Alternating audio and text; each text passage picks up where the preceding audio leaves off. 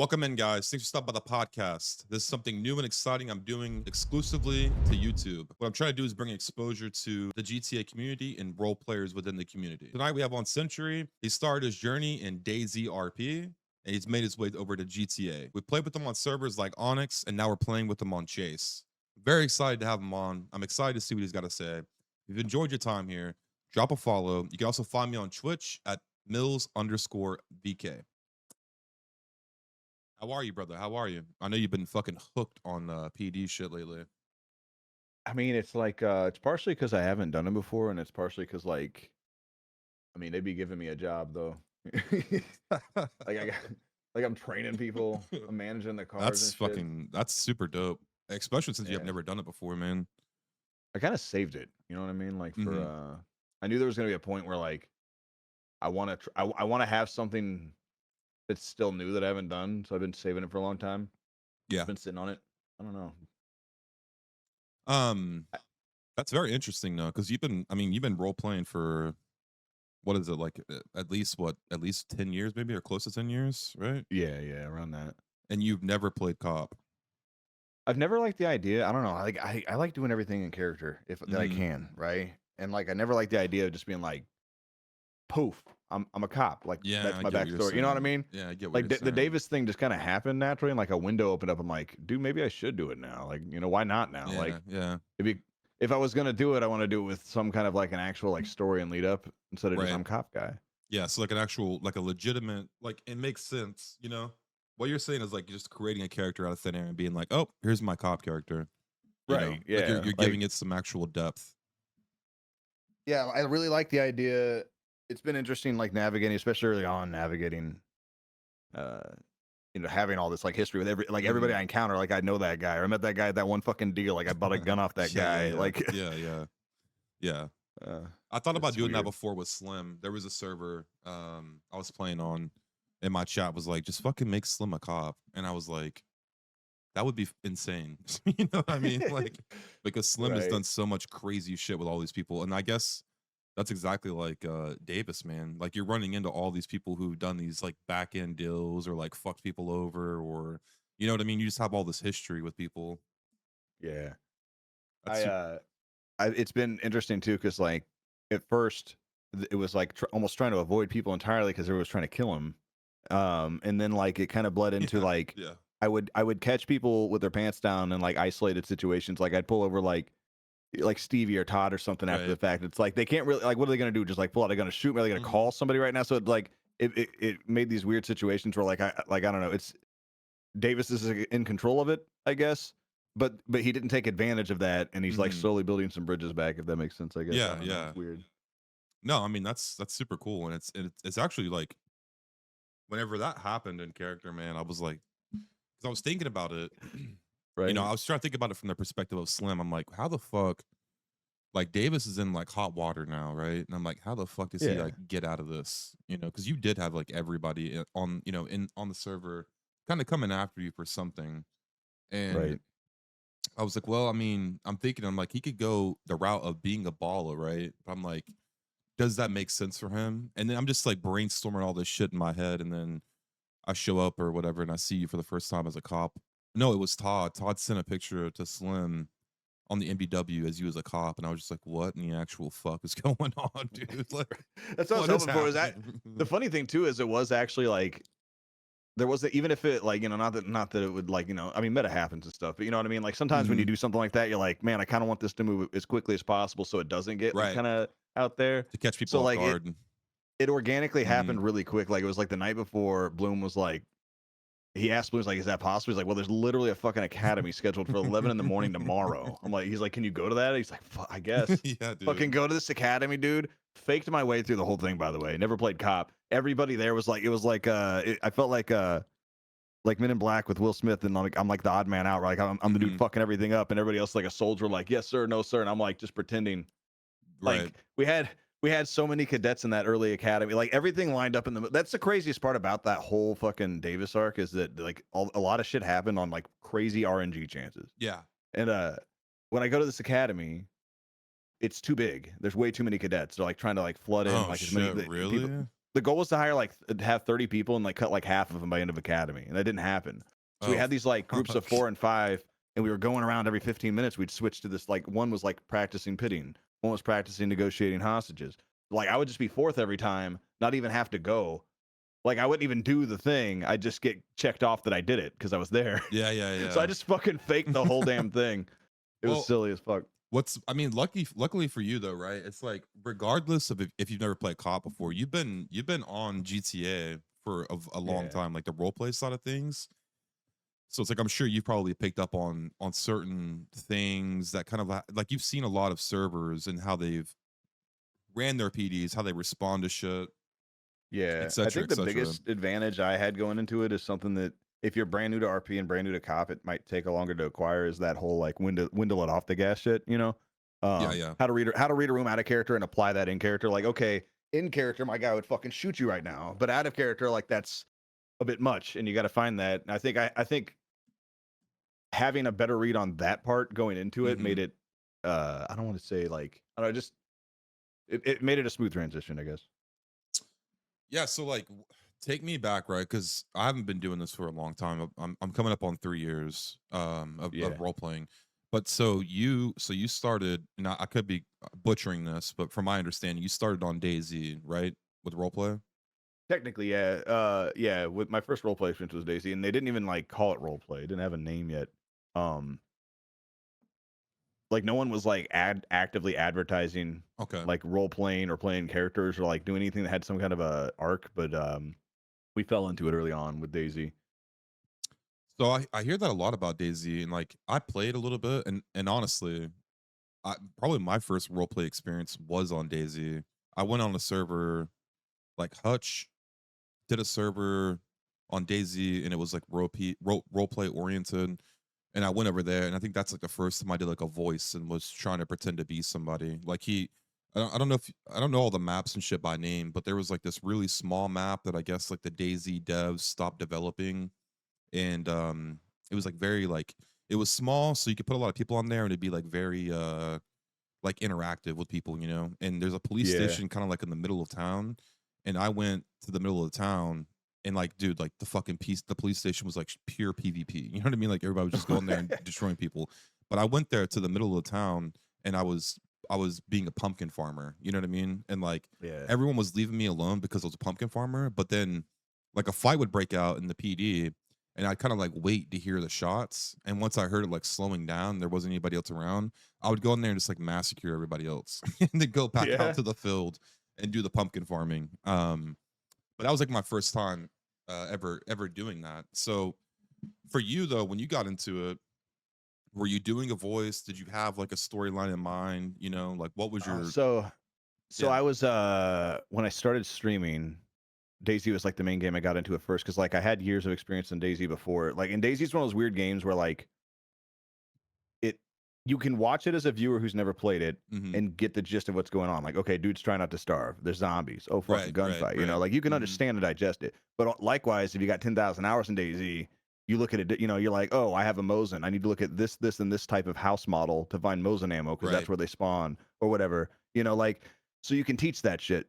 So when I got into streaming, like I you know, I had like an educational mindset, right? Like I knew I was going to be streaming to nobody, like at the first, you know, for the first good chunk of whatever that I was about to try to do. So I was like, I'm going to try to be educational. You know, I'll explain like where the fuck I'm going in game. Why Oh, like, I was get going what to you're talk. saying. I get what you're You saying. know? So yeah. So like you were making like almost like guides, like Yeah, making like almost it was almost like a okay. live guide type thing was my style going into it. I would just like early on, I don't know if I got advice or I don't know where it came from. I was like, I don't want to have any dead air. And I did it to the point where it's annoying almost.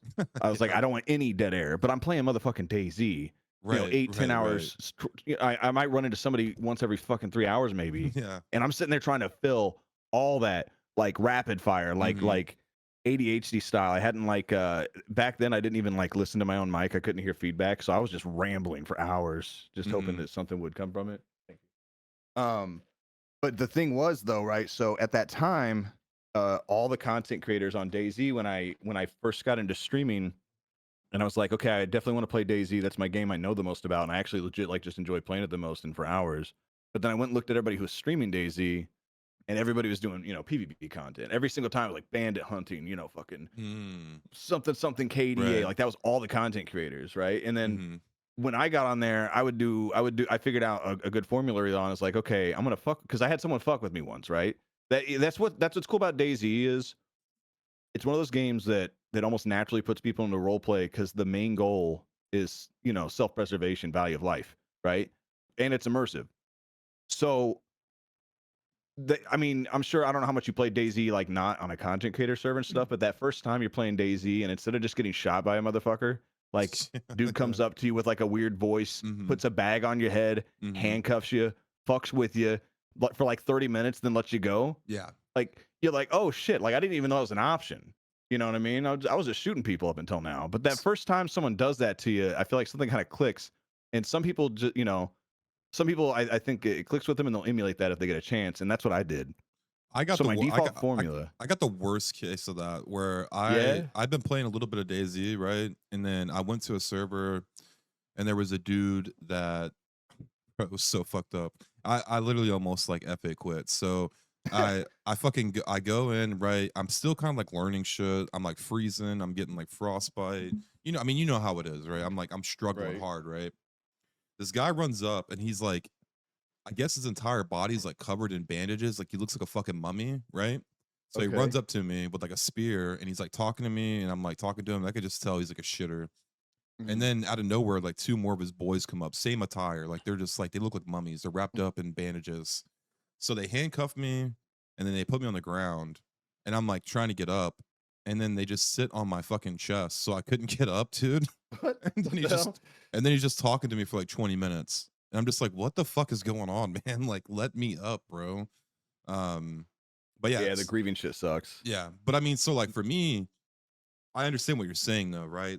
I mean, obviously I got the bad experience of that when I first started playing, Yeah. but something like that, right? Where it's like you're doing more than just shooting somebody. You know what I mean? Like Right. you're giving them something else. So you're talking to them, you're kind of inviting them in to have some type of correspondence with you You're making versus yourself just vulnerable. right, If you go up to somebody in DayZ and say, "Hey, dude, what's up?" I can just turn around and shoot your ass. The Mhm. fact that like now you have to think, why the fuck would they do that? Right. What's to gain from them making themselves vulnerable to me like that? What a dumbass. Mm-hmm. And then you shoot him and loot him. But then like you realize yeah, like 3 weeks later, a month later, you're like, when I think back of my interactions on DayZ, which was like my main game I played at the time, like lifelessly basically. Right. You'd think back all month, the encounters I remember weren't the sick headshots. Those are a dime a dozen. That happens every time I get on. The times I remember, like, oh, that one fucking guy I met at that hospital and it was storming at night. Like, I remember that shit. And so yeah, I set out to emulate that. So I ended up having, instead of everybody else doing all PvP content and like Bambi hunting content, I just had two defaults. If I'm geared, I'll go PvP and go ham. But if I'm naked, I'm just gonna try my best to fuck with people and try to get them to kill me. Like I want people to shoot me while I'm unarmed. I'm gonna fuck with people, and that's just basically where everything took off, I guess. No, it's super dope. Yeah. And I could see that too. Like I could see how whenever role play isn't a thing yet, and a server, or not a server, but a game like DayZ, it makes sense that it would kind of start there, because like you said, it's so easily digestible to just anybody. And then it's already kind of like an open world. It's very similar to GTA, you know what I mean? Like, so Right. there's the mechanics around it and everything else, but there's the capability of kind of projecting and producing a story versus what you talked about where it's just running around and just shooting people 24/7. Yeah. That's cool, man. That's super cool. So you started there, you did your little thing on DayZ. What made you switch to GTA? Oh, dude, I didn't really necessarily switch to GTA. So I went on a hard pivot, man. So I started streaming DayZ. Mm-hmm. I streamed that for I want to say like 2, maybe 3 years, like almost exclusively. It was either DayZ or potentially like Arma 3. And that was like my first 3 years. And I'm talking like stupid ass hours. Like I was doing like multiple 24 hours a week. I was like grinding, like on the hard grind. But it paid off too, because with these like long marathons, right? So I'd end up going, I'd be live in that like 4, 5, 6, 7, 8 a.m. hours that everybody else is off. And I'd keep finding myself on the top of the list on DayZ. And like it's still like that now, but back in the day, if you were the first person in a category on Twitch, you were just constantly getting people coming in and out, right? Right. you're constantly getting that like what is that, like that hourglass effect of like viewership. You know, a lot of people Mhm. kind of coming in, clicking and going, but you're catching most of it. So that I would find myself like number one on the category for a while, right? And I was getting to the point where I think I had like around like between like 1,500 and 2K average like every stream Shit, dude. at Holy those fuck. hours. Yeah, That's and I got lucky enough too where a lot of the big guys would just raid me after. I mhm. just kept getting like snowball. It was just crazy circumstance and places and stuff, and people were digging the role play thing. They hadn't seen much of it. I just started leaning into that. But then there was this one time where I was playing DayZ with some people, and then DayZ was like fucking up. There was a really bad update. I don't know if you were there was for like 6 months you could basically just hack with impunity, Oh and it was shit. Okay. awful. Game was Okay. broken. So my friends, all my DayZ friends, started dipping out to other games. Like, oh, we're gonna go play Counter Strike. I'm like, fuck yeah, I'm gonna do that too. And now keep in mind, right? Like my whole streaming career up to this point had been nothing but DayZ. I hadn't dabbled in variety. I was feeling myself because things happened kind of quickly for me. Man, I went from like 2K average on DayZ to like a good 120 as soon as I Dude, switched to CS, right? it's so And I'm that's like, so scary, man. it's terrifying because like Yeah. I was like, fuck. Well, I was like, I knew that I'd have a drop off, but Yeah. like that scared the fuck out. But what a Mhm. fucking dumbass I was thinking how well does DayZ translate to Counter Right, Strike, right? right. Like little did I know how, Counter Strike is a competitive game, is its own like island of viewership. There's all these things. But dude, I don't know. I did the bad thing and I did that. I leaned into it thinking like, nah, fuck that. Just ride it I'm out. gonna keep Yeah. I'm gonna ride it out. So dude, for like a good couple of months, I just plummeted my averages Yeah. and shit on CS, and like I realized like fuck, this isn't working. Like Mhm. uh I don't know what to do. Like Daisy's cool and stuff, but like I really hate I was like, I thought to myself, like I'd rather if I'm gonna continue doing this like long term, I want to do it like and be able to do what I want to do and Mhm. not feel like I have to do something or I don't want to do it at all. Yeah, Like yeah. not hard. I know what you mean. So so somehow I got lucky and Rainbow Six Siege came out. And for whatever reason, just new game, maybe some translation from like Arma because it was more tactical and stuff. I got really lucky and struck a chord with Rainbow Six Siege. So I pivoted into like FPS and shit for a while. Um, and I hadn't role played for a while. I hadn't played Daisy for a while, but I was itching for role play. And I can't remember who I saw doing it first. I dabbled in some Armor role play, but I don't know if you've ever done that. It's not. I haven't, but I heard it's. I mean, that's like the story I hear from all the people, like all of the OGs in the Yeah, RP is like Daisy, Arma, GTA. You know, it's like a progression system for people back then. It's like the Arma they did one or stuff. the other. They did either Daisy or they did Arma. You know. The Arma stuff was cool because it was like proto development. Like there was like you in Arma, that was the first time you were like, let's drive out to a hidden place, plant some weeds, some weed seeds, they grow, we bring it Mhm. back and like you could do that in Arma. You couldn't do that shit in GTA because the early iterations of GTA RP was just everything was just text. Oh no Your whole shit! life was just Really? text. Oh, dude, your bank was just text. You just went like slash bank. That's how you accessed your bank. So Like slash withdraw, slash give. That was it. so Arma was more advanced. So Oh, Arma, developmentally, hell yeah. yeah. So Oh, dude, Arma was like the boom for that type of shit. Than what you're saying, right? cities, like whole ass custom cities, custom maps. Like there were people were modding in like like Maseratis and like real life cars and shit No into shit. Arma. Oh yeah, that was happening way early on. That's But it super looked dope. fucking janky and it played like dog ass though. Okay, That's the okay, problem. And it okay. was so unimmersive Yeah, okay. because everyone had like those big ass like what are those like burrito backpacks, those Mhm. gigantic military back. You couldn't. I don't know why in all that You couldn't get development rid of that, yeah. you couldn't get rid of looking like a weird default soldier in PC. I don't know. That's People put funny as Hello Kitty shit. skins on, and that's as far as they got. So people are fucking driving around Maseratis in, like, this town and, like, growing wheat, but they look like a fucking GI Joe, Yeah, everybody, basically. the cops, and everybody looks like a fucking SWAT member or something. Like the Crimson, everyone just looks the same. The only difference is you could change the color of your helmet and maybe your shirt. It was silly, That's but there interesting. was a lot of cool mechanics. There was a lot of stuff, man. I mean, Arma has helicopters. Mhm. It had the really good gunplay on top of that because it was like what you have now, right? You guys on GTA, it was the proto version of that. You got people like growing drugs and stuff trying to hide from the Right, cops. right. The cops would catch them, shoot out. But then Arma just has really good gunplay. Everything else was jank, Yeah, because but people dug I it. guess when you look at it from, like, that from that perspective, though, I guess that's the base that was the base of Arma, though, right? Was the Yeah. shooting, and then the other shit came, like, later, like the modding and the RP side of things, kind of like DayZ, I guess, too. Whereas Arma and DayZ were based off of like a flight simulator engine at first, so they all had like physics and ballistics baked in. no shit. Yeah. I would have never. I Arma would have was never also known probably that. the first. Arma was probably the first two. They ended up having like modded proximity chat through like TeamSpeak and like a bunch of plugins and shit. So Arma was the first time you had like 100 people just running around on a server modded with proximity voice. And on GTA, it took forever to get past 32 slots, and even then, it was jank as fuck. I mean, So Arma had a huge advantage early on. that's the same with Red Dead too, if I'm not mistaken, right? They still have that issue with voice, right? For VoIP, don't they? I feel like some servers still make you use TeamSpeak or something like that with Red Dead. Yeah, last time I played Red Dead, I still had to do TeamSpeak and salty chat and stuff. Yeah. That's kind of Yeah, crazy. so they do it that way. They do it that way. They use some of the same mods that Arma used to use. That's very interesting. What do you think? What do you think?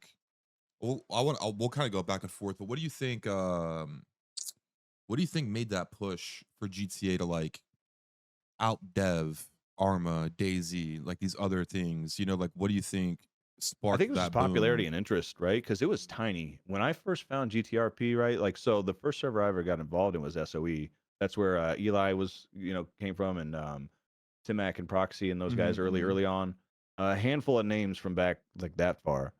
But the thing was, they were so like they were literally just a GTA single player session. The way the modding worked, my understanding early on, is it stitched together 32 single player sessions. But like, I mean, when's the last time you loaded up, GTA like story mode, right? Like, you remember how it is when you're walking around, like the Yeah. NPCs interact Yeah. with you. There's shit everywhere. Like all that shit was still there. Like it basically just kind of stacked 32 people on top of each other, but it would crash. The biggest thing is it would crash. There's no way the server would stay up more than maybe 30 minutes tops if you were lucky back in Damn, those days. really? Yeah. And Holy everybody fuck. just spawned in at Ultra Street train station. So the whole server every 30 minutes would all be in the same exact place together. And then like the server would go down. Mm-hmm. You would rush to try to be the first in and not get stuck and not be able to get in because there wasn't even a queue back then. You were either in or out. You just had to spam it. Everyone just spammed it to death. That's why it kept going down. Yeah. So there's no queue. There's only 32 slots. Everyone spawns on top of each other at Ultra Street Station. You would basically pair up like you. Let's get in the car. Let's go. You try to go as far as you can, get as much RP as you could before the server crashed, and everybody just rubber banded back to base. And repeat. Yeah. So it felt like with 32 people, it felt like the city was fucking full all the time because you were just in crowds, and it was crazy. It was weird early on, but there was no tech. There was no mechanics at all. It was just text. I mean, I know, right? So like when I started streaming on Prodigy. Like that was like my start place, right? Like I started streaming, I started role playing there. So what was like the name of your server? What was what was the GTA server for you when you first started? It was State of Emergency. So it was I think it was a bunch of cops out of Texas, like IRL law enforcement, and the only development that existed was like the very little bit of development around cop stuff. Like you could it wasn't even cuffing, it was just at the early escorting. You would just escort everybody. I don't think you could put them in cars, and there wasn't even cells or anything. You just slash jail this person's user ID and a time enter, and then they'd be like hard locked, like you're shackled. You couldn't move. You were shackled in a cell.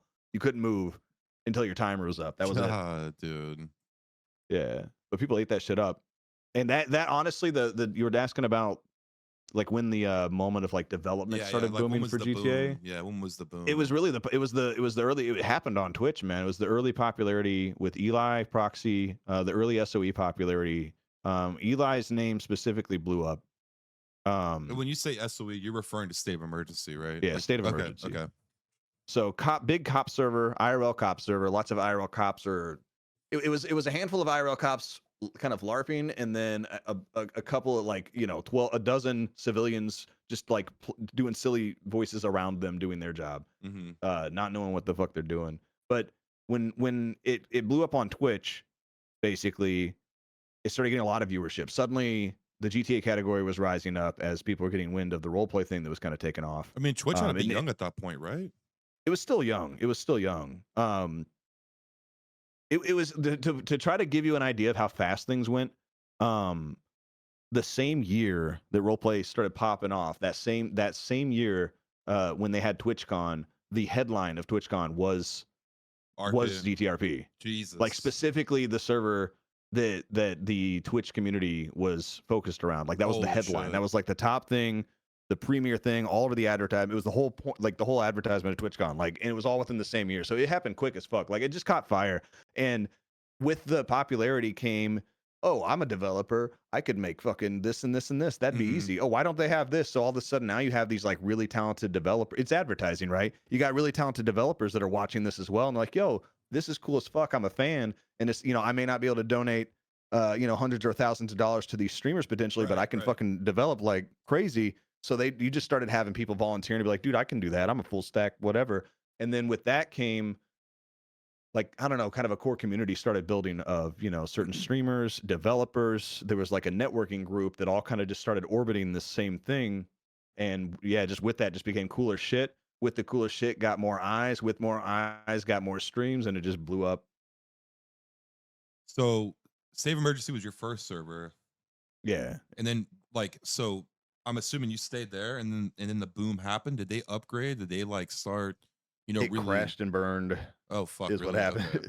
So socially, okay, so the stream stuff got popular. I don't remember the exact names of the people and stuff, but so basically the guy, my understanding of what happened was the guy who was like the head honcho of the state of emergency server, he naturally started really disliking the attention in the streaming thing, right? You would get people coming in just straight trolling, you know, you would get stream snipers and shit. Okay, He was getting fucking pissed about that shit. He was so tired of that. It got to a point where the guy literally said, if you can find any reason at all to ban someone who's a streamer, do it. That was the order that was given, essentially. Yeah. So it got to the point where they just started banning everybody for any reason they could think of. If they would comb through every second of everybody's stream, and if they found anything that was, you know, that's defined as a rule break, you're out. You're just gone. Banned. No meeting. Nothing. They were just purging. So people were like going through VODs and shit, trying to find. Yeah. Admin team going through VODs, scaling through VOD. Like nothing's been reported to them. They're looking for reasons to ban people, and they're gonna find them. They're gonna find them. Yeah, of course. So basically, they purged a bunch of streamers, content creators. There was a huge clash of like, well, the guy who's technically in charge and in power and has the final say is really clashing against the streamer thing. So naturally, the streamers kind of formed their own thing. They said, hey, fuck it, we're going over here. The developers are going to follow us. The viewers are going to follow us. Seemed like a win-win for everybody because the other guy wanted it gone, the extra attention.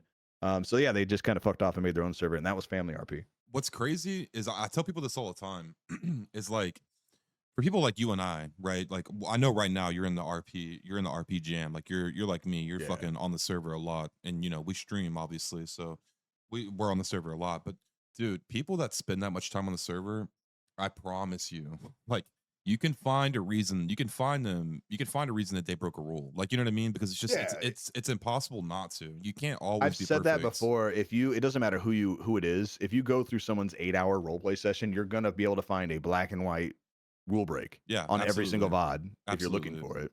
That's not how it works, because all the rules, there's a gray area, right? Every major roleplay rule, every golden roleplay rule does have a gray area surrounding it, but it takes experience to be able to navigate when things start getting into that gray area and potentially pull it back, right? That doesn't come until later, whenever like a lot of people have been through like 2-3 servers.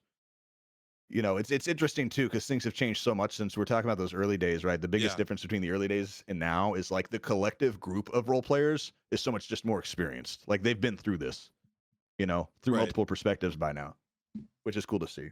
No, it is, and you can tell too. Like whenever I meet someone, you can kind of get a sense of where they came from. You know what I mean, or where they like really they kind of like they planted their feet. Because there's with each server has its own vibe. So it's like you have to come in, you have to adjust to whatever that one is, and it takes a little bit for that to happen. It's not something that happens like right away. And so yeah, I mean it's very interesting. Like when I run into certain cops and shit on Chase, and I could tell they're kind of like newer, right? I'm like, oh okay, like this person came from here, or like if I run into a Civ or like a Crim and I'm talking to them, I can kind of get a feel for where they came from. But I like that personally, though. It's almost like you have the ability to kind of see someone's like history kind of up front. I mean, it's not always the case. There's a lot of people who you know, are just amazing role players and they can just adapt and adjust super quick. But it's nice. Weird because it went from, so I was talking about those early days where like the server would only be up for like 30 minutes and then it would crash, and then 30 minutes and crash. So right, like you didn't have time to worry about like, oh, is someone gonna stab me in the back? Is someone gonna like take control and not give any Mhm. back? Is this, you know, you didn't have to have this like trust thing. It was just like, yo, let's just whatever the fuck happens doesn't matter. 30 minutes from now, it'll be Right, right, all right, right. whatever. And then finally, when we finally got some actual like development, right? And then we went from 32 to 64 slots, which was crazy shit. You know, things started kind of locking in. Suddenly, like the shit that you did kind of mattered the next day, right? And then Mm. now that came that like, yo, I got to put my guard up a little bit because, like, you don't know anything about this Right. person. You're running into them for the first time in and out of character. You got to kind of size them up. Like, are they the type? Because some people legit will just they don't know how to give and take, and that's fine because maybe they're new. But until it sucks to find that out too late. And now all of a sudden, this dude's got like full control of the situation, not letting it go. Mhm. It's just That's you like want. yeah, that's the biggest thing, man, for me, right? Is like everything that happens for me in character, it's like it whether it be a quote unquote loss or a quote unquote win, there's RP that comes out of it. And there's just Right. there's a lot of instances, especially I feel like as I'm continuing to stay in the genre and continuing to role play, I'm kind of watching it change, a little bit. Yeah, Where it's like people are afraid to fucking take a loss. Like they're they afraid for are. their character to take a loss, like as if it's going to affect them personally, like out of character, right? See, that's the thing. That's that mid ground, right? Like I feel like when they've gotten their feet wet a little bit, they've gotten some role play experience and stuff, but they still have that like they're so terrified of loss and they don't know Hmm. how to navigate loss, like you're saying, that like yeah, but there's I feel like once you've been around, I don't know if it's an exact point or whatever, but I think we were talking about running into experienced role players earlier. Yeah. When someone's really been going like 7+ years, you can tell this motherfucker's been through some shit.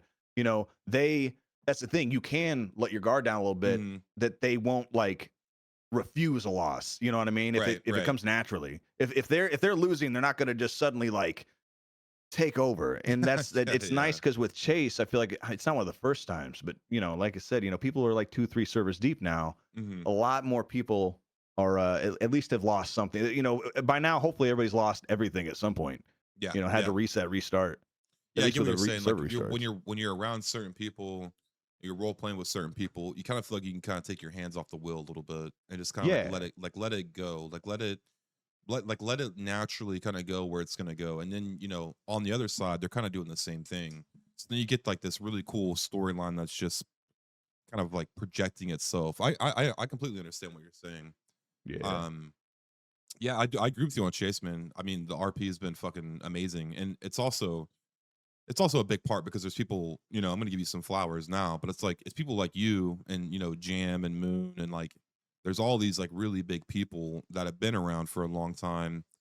I don't want to say that set the tone for the server necessarily, but like you guys have more of an effect on the server and at a whole than I think you guys probably realize you do. You know what I mean? Like if the server was full of people who just didn't have the fucking experience, right? And we're in these yeah. positions and in these places in RP, then it's like you would kind of come to like a stalemate almost, where it's like everyone's kind of butting their heads and trying to figure out what to do and where to go. And I don't know, there just seems like a lot of natural flow, but that's also because I'm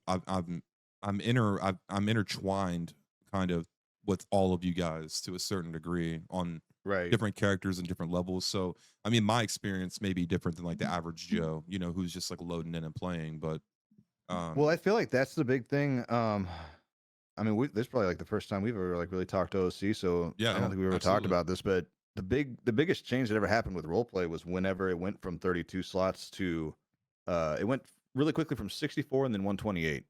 That's a Um, massive jump. dude, the thing was it was such a culture shift. And I mean, I'm sure you can respect this as someone who tries to manage a group of people in RP, Hmm. right? When you have a culture, right? You got 30, let's say you got 30 on your roster and you bring in, two people. Hmm. Next week you bring in four people. Those people are going to be like welcomed in. They're going to be kind of molded to what already is Right, there right, right. culture-wise, right? But if all of a sudden fucking I don't know, dude, like 60 motherfuckers showed up wearing Yeah, purple saying, "Hey, I yeah, want to yeah, yeah. join," and they flood you, your Hmm. original culture is going to be diluted, right? The Absolutely, original thing you had, it can't maintain. There's no way absolutely. with Yeah, that it's much not new possible. influx. Yeah, yeah. And that's what happened with roleplay was we went from those 32 slot buggy ass servers that were resetting every like even whenever family RP was at its kind of well, I guess family RP that's really the pivot point because that's so SOE happens, it implodes. Mm-hmm. Family RP launches, which is basically the streamer server ran by streamers and a bunch of friendly developers of streamers. It starts gaining traction right about a month, I think, like 3 to 6 months in. That's whenever the big change happened from 32 slots to it was 64, and then literally like a week later it was 128. And then What do you like think? What do you within that think same made time frame that? was queues. What do you think that? What do you think made that server pop? Like, what was it that Um, changed, or what was different? I mean, Family RP was just like, I mean, it was definitely, it was the most popular, it was a soap opera basically, right? It was the most popular like content, GTA content in the world at the time for sure with the numbers, especially into family. I mean, it was a viral thing. Um, it was one of the first times, like outside of say like Ninja going on Fallon or something, where some stuff from Twitch kind of bled out, not to the mainstream, but to the more overall, like it bled into YouTube. It started bleeding into, short form content and stuff that was forming at the time, right? You had like your Instagrams and like you had all these different social medias popping up, and people would see clips of like Eli yelling at motherfuckers, drill sergeant style. I don't know if have you ever had an encounter with Eli? No, I haven't. I have not. Have you ever have you ever seen any of his stuff from back in the day by chance? Dude, I'm so oblivious when it comes to this RP shit. You know what I mean? Like, Okay, I'm so. well, he has he basically plays the part of a drill sergeant. I almost someone like you I think would really appreciate running into someone like Eli because he scared the fuck out of you, like in and out of character. That was like he would yell at you like you're a child, and you would feel that way. You know what I Oh mean? fuck. Okay. When he pulled you over, like he sounds like a drill sergeant, and he would fucking like go off on you. Like what? Like he would go. Like if you like smacked a local dude, he'd chastise you like you just fucking killed someone, and you'd feel bad. Like there was just clips of him going off on people, pulling people over, mocking them on the ground and stuff. And the thing was, one of the biggest, Lyric joined.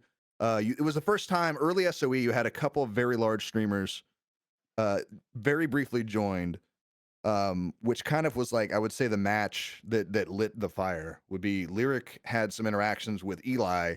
Those interactions went viral as hell. Mm-hmm. And Which brought this is still technically like this is still pretty early, right? yeah, SOE, still SOE. Okay. Then again, kind of Lyric has a small stay. He's a variety streamer, so he's not no life in it. He gets in there, enjoys it. Some other people pop in, enjoy it, but they don't stay. It's still new, it's still early, it's still janky. They get stream sniped like crazy when they get on, right? So they kind of dip. I couldn't even imagine how it was back then.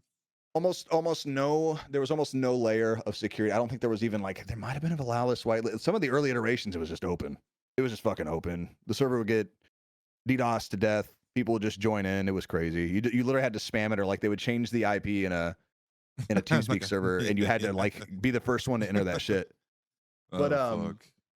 but dude, yeah, Eli was that shit just blew up early on. It was just about the time that like a bunch of different clip type websites started popping up. Twitch was getting bigger, and then yeah, so the streamer server rolls over this development stuff, and again, so it 32 slots to 64. That's double. Yeah. And then you double that. And then you got to remember though, here's the problem, right? The stress was we got to fill these slots now. Not only do we have to fill these slots, but we need to fill a queue. We need to fill. Before we had a couple of hundred people having no problem constantly filling 32 slots. Right. Now we look, our server looks dead and empty if it's not 128. Why not? Why isn't it full? Other servers are full. So then the pressure became we got to fill. So then it became like let's just get as many bodies as we can in here. Applications like open them up. And it got weird. It got really weird in the middle there. And that was a huge shift where basically like a lot of the result of that ended up being kind of this the fractalization that ended up being like now there's no pixel, now there's prodigy, now there's chase, then there's purple. Like that kind of split was all these like subgenres. Some people wanted silly, some people wanted serious. Right. Some people wanted Oscar level shit. Some people just wanted to, race. You never know. But we got all these different servers now, which it's a good thing and a bad thing. Yeah, I was thinking. I was talking to my chat like a couple of days ago, man, and I was just kind of going over like all of the people. I'm sure your list. I'm sure you have the same type of list that I do, but it's like you run into all these people right on different servers and shit, and you just think to yourself like, "Fuck, dude, you know how crazy it would be if they were just all on the same server? Like how insane the RP would be." You know? It would be because it was for a short time, and it was fucking where a lot of this fucking came from, and it's it sucks that it can't it can and it can't happen again. Mm-hmm. But you know, I mean, I got to be honest with you. Right now, from what I get, the general vibe is the hope that NoPixel 5.0 as a launch might bring enough people together at the same time that it'll be something like that. Mm-hmm. But who knows? I mean, it's cool to see the blend of people that are on Chase right now is a crazy blend of people that I haven't seen for a while. Some names that have popped in and out that I haven't seen in a long time, and it's really good to see them interacting again. Yeah, yeah. I mean, so would you say that NoPixel was like the first server to actually do that, to like have everyone together? You know what I mean, like in the same I house? would say it's probably family, just A because family. Okay. it was early family, because family's where it had a really big split. There was a really big. I could honestly talk for like 2 or 3 hours about like what happened on family, what went wrong there, because I was pretty involved in it. But long story short, when it you say started involved, out. do you mean like you were Yeah. involved on the back end of things, like staff, dev? You I know, wasn't ever. I think family wise, I was never staff or anything. The highest like staff accolade I ever got, whenever earlier NoPixel 2.0, I was in what was called the Trust, which was basically like a super tiny admin group. oh shit. Okay. I was in there for like 3 or 4 months, but that was it's kind of hard because timeline wise. But family RP, I was never staff, but I was Like in communications with people and shit to try to help them, kind of yeah. thing. Yeah.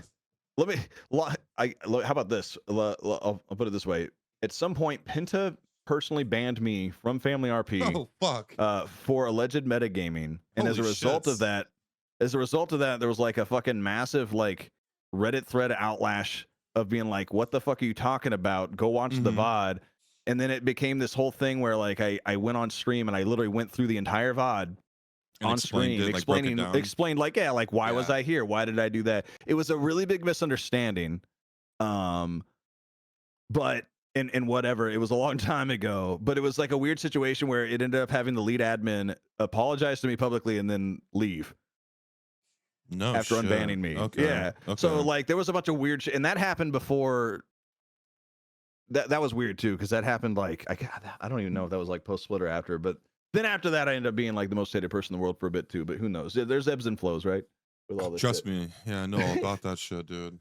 I know all Yeah. about that shit. Which is fine, right? Like, Oh yeah. dude, people like when you stream. Again, this goes back to just streaming a lot and just being around a lot. I stream a fucking lot, and I've had Yeah. people in the past tell me that I stream too much. You know, which is fucking stupid, right? I'm not gonna name any names on who that was, but Who would say that? I was around some content creators for a little bit, and they were like, "Hey, man, you stream too much. You do subathon hours. You're not doing a subathon." I'm like, "What the fuck are you talking about, dude?" I'm like trying to grow my shit. But Right. anyways, You're like probably the what? only person I've seen do subathons and actually be on for them. Yeah, Double, you know, like I and do try, them, man. But right? with people though, like it goes back to like the concept of breaking rules and stuff.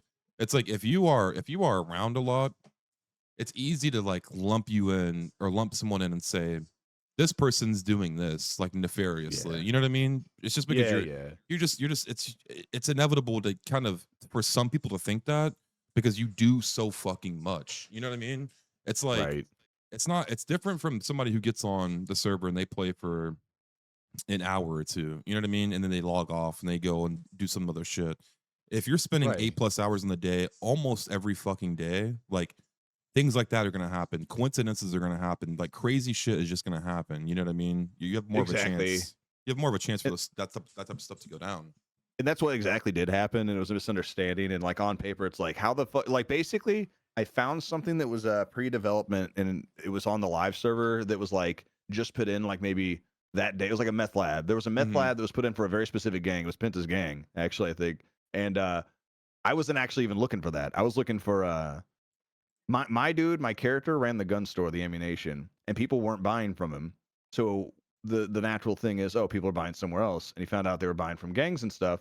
So he followed them to the docks. He noticed they were coming and going from the docks. So I spent one whole day combing through every part of the docks, like in each cargo, on the ships, everywhere. And then I just accidentally found this meth lab, and like how like on paper, like, oh, okay, he just finds this thing a day later, fucking ban that guy. But Dude, dude, it was weird. well, I'm laughing at that because you were around when Onyx launched, right? Yeah. Okay. I want to, dude, when you would talk about fucking crazy hours, man. So I wasn't there, and when Onyx first launched, I came. I want to say like a month or two after, like after the server launched. So I come over, playing with some people, and in the back of my head, right, because I briefly, like very very briefly, played on. It's not even like really worth a mention, but I played on 3.0, 3.0. But what I was though is I was a watcher. I watched before I started streaming, before I started role playing. I used to watch Summit, and I used to watch Bosch a little bit here and there, and I watched, ironically enough, Penta here and there, right? And Yeah. so I knew, like, again, going into it, like, you only know what they tell you, right? So going into it, I'm like, oh fuck, DW wise guy, right? Like this is gonna be next level hidden puzzle crazy shit.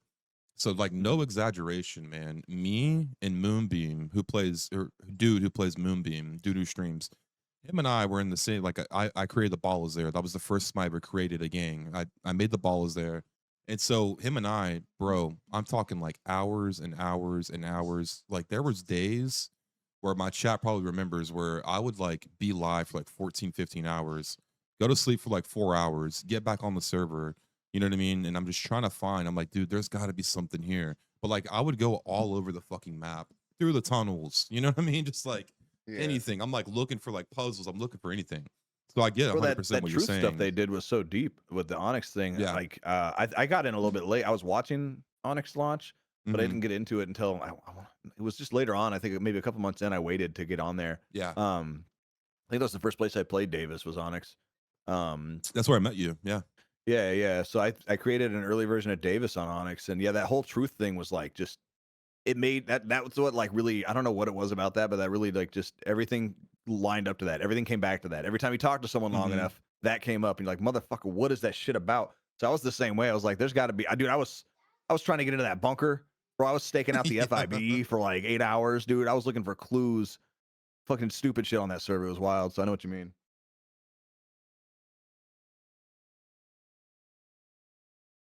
What happened to your? How did your stint on Onyx come to an end? Sorry, I was letting my kid out. Oh, you're good. So yeah, so I mean, for me, man, it really just came down to, I fucking hate saying this because I feel like I'm kind of like being negative, and I try not to be negative about shit on stream, but I mean, Yeah. I'm also very honest about things. So for me, um, it got to a point where there just wasn't a lot of development on the server, and Yeah. I was in communications, like heavy communications with Wise Guy and Mantis, and just trying to do what I could, like to help kind of keep the crim shit alive and keep it going. And it just got to a point, man, where like there just wasn't anything else that you could do, because we played on that server for so long. And I kind of give credit to Onyx for this. It made me a better role player, like 100%, like without a question, Right. because there wasn't a lot of mechanics and there wasn't a lot of shit to do for the crims. I mean, when I first started playing there, house robberies weren't a thing. You had weed grows. You had Oh wait, sorry, you did have house robberies. You had weed grows, house robberies, and you had weed deliveries, and that was it for like months. Yeah. And so with that comes like imagination and like role playing around things and creating things within RP and stuff. But it just Right, got yeah, to you gotta make shit when there's nothing there, you gotta make yeah, something, you right? just have Especially to. for groups. Yeah, exactly. But it just got to a point, man, where it's like, you can only do that type of shit for so long, man, until you just don't, until you just can't do it anymore. So that's kind of what happened with me. It got to a point with that. I got a ban, but like it got overturned like really quickly. Mhm. Um, like what was the original? It was so myself. It was myself and the blocks. I don't know if you remember the blocks or not.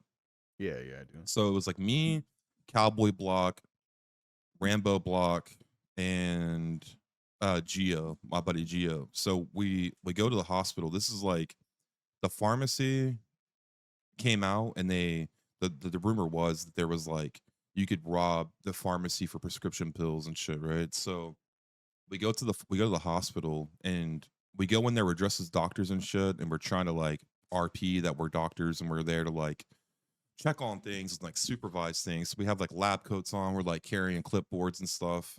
But I mean, you know how this is too. But everybody's going along with it except for this one person.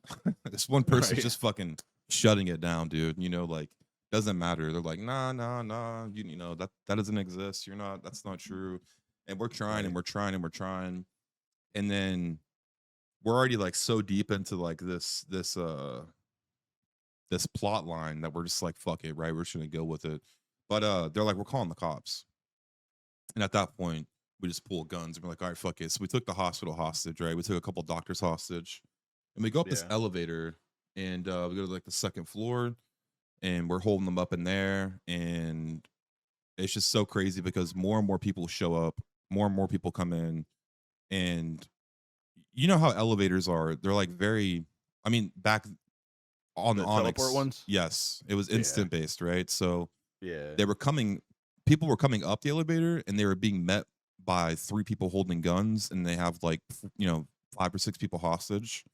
So Right. there's not really a way to like let them, I guess, counter it. You know what I mean? It's like they're coming up, they're appearing, boom, they're in front of you. So cops Right. started coming up, and this whole fucking thing, dude, it turned into like us initially taking like 5 or 6 people hostage.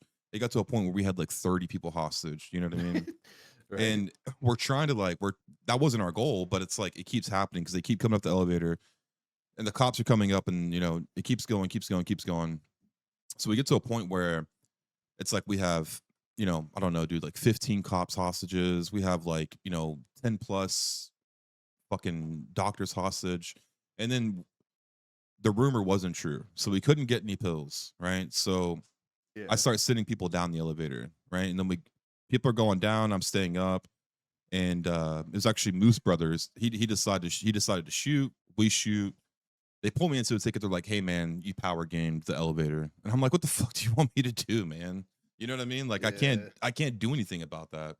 So I got a Kind of a ban. I weird was one. super mad. I was super pissed. It got overturned, but with that overturn or with that ban, I just kind of like started kind of bouncing around, checking other shit out. You know what I mean? Right. Like roleplay wise or in general?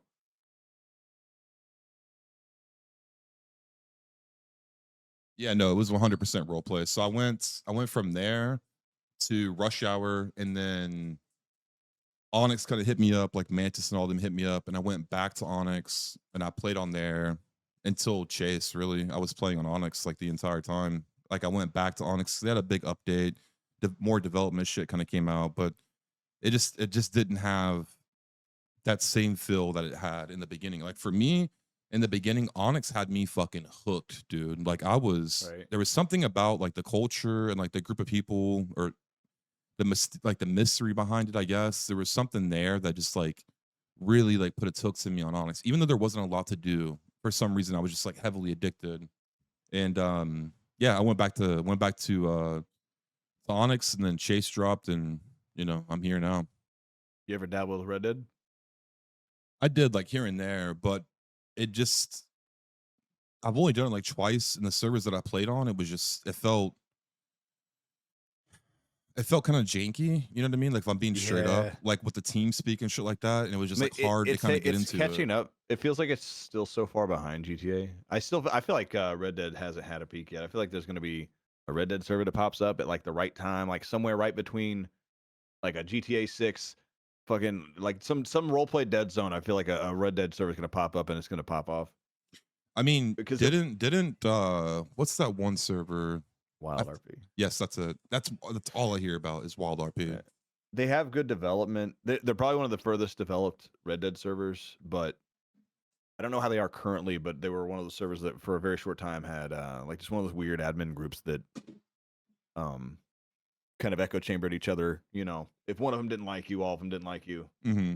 You know, kind of thing. It turned into Dude, that. those groups are gnarly, bro. Those like It happens all the time, and like mhm. I don't want to call it an amateur server, but every time I've seen a young server try to like grow, there's like a filter, a test they have to pass that is like you can't let a group of 5 or 6 people get in Discord or TeamSpeak every night and just start criticizing the shit out of everything in an echo chamber. It just nothing ever good comes from that.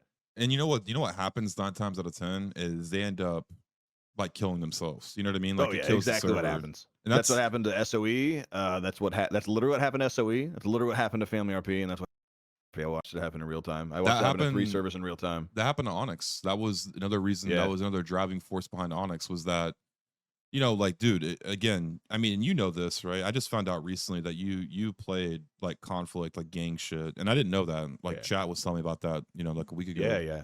But that's another thing, dude. Like, when you're in conflicts and when you're having these gunfights and stuff like that, you're riding that line like basically 24/7 of rule breaks. You know what I mean? Like, yeah, of course, you're right on that. You're in that gray. You live in that gray area. Yeah, so it's like, you know, that shit for me, like when I look at that type of stuff, I'm like, okay, this needs to be taken into account way differently than somebody who's playing a civ or a cop or something like that, and that does something and they fuck up, right? Like if you kind of like skirt that line or you kind of step over that line on accident here and there, it just needs to be like, oh, all right, well, look at the circumstances around it. You know what I mean?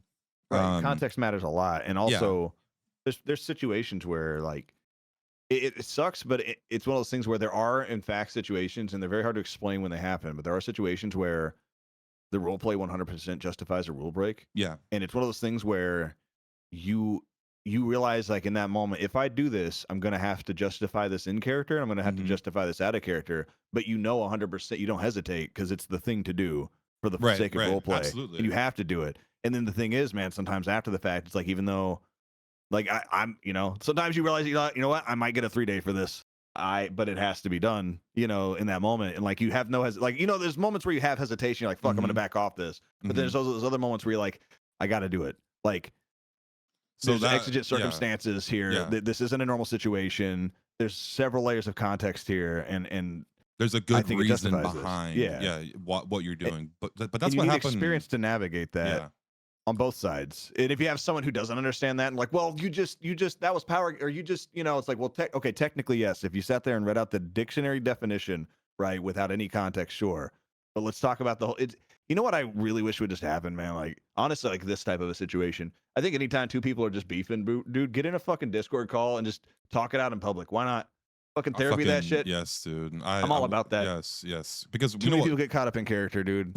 The character bleed is so fucking real. Do you know what the issue is with that too? Is that the amount of misinformation that gets spread on so quickly from chats and stuff. Yes, dude. Like, dude, like I'll gun you down or something, then one motherfucker will come from like my chat over there and be like, oh, like, you know, just say something to jab you in the fucking kidney while you're already pissed, and now you think that's coming from me. Yes, dude. Like, motherfucking, I hate that shit so much. But now all of a sudden that's the narrative for 2 weeks. Yep. Me and you were gonna sit there being pissed at each other for 2 weeks because of like what somebody said through a game of telephone.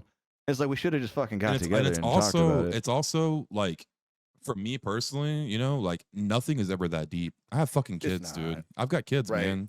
It's like when I leave GTA RP, of course I still think about it and I think about some shit here and there, but it's like I'm not gonna get off and like be fuming or be fucking pissed off about shit. You know what I mean? Like I dipped out of my peak on NoPixel. The most average viewership I've ever had, the highest sub count I've ever had, literally just walked out of NoPixel because of that exact thing, dude. I'm like, dude, I'm not about to get off work like making my kid's day worse because of this fucking game right now. Like, it's cool, it's fun, but it doesn't matter that fucking, like, I love it and I care about it, but it not to the point where it's going to negatively bleed and impact my like real life day to day. Like, you got to draw a line, and that's the line. But some people, though, man, they get to this point where like maybe it's the first time their content's ever gotten traction. You know, maybe they've cut hours on their job or quit their job altogether. They don't know how to handle that. You know what I mean? It's like, can I just stop? Like, you've put yourself in a position where you can't just stop. But I mean, dude, I was like, I knew the moment I walked out on like I was playing Rod Ottoman Peak NoPixel at the time. I was like, there was just a point that happened where I'm like, dude,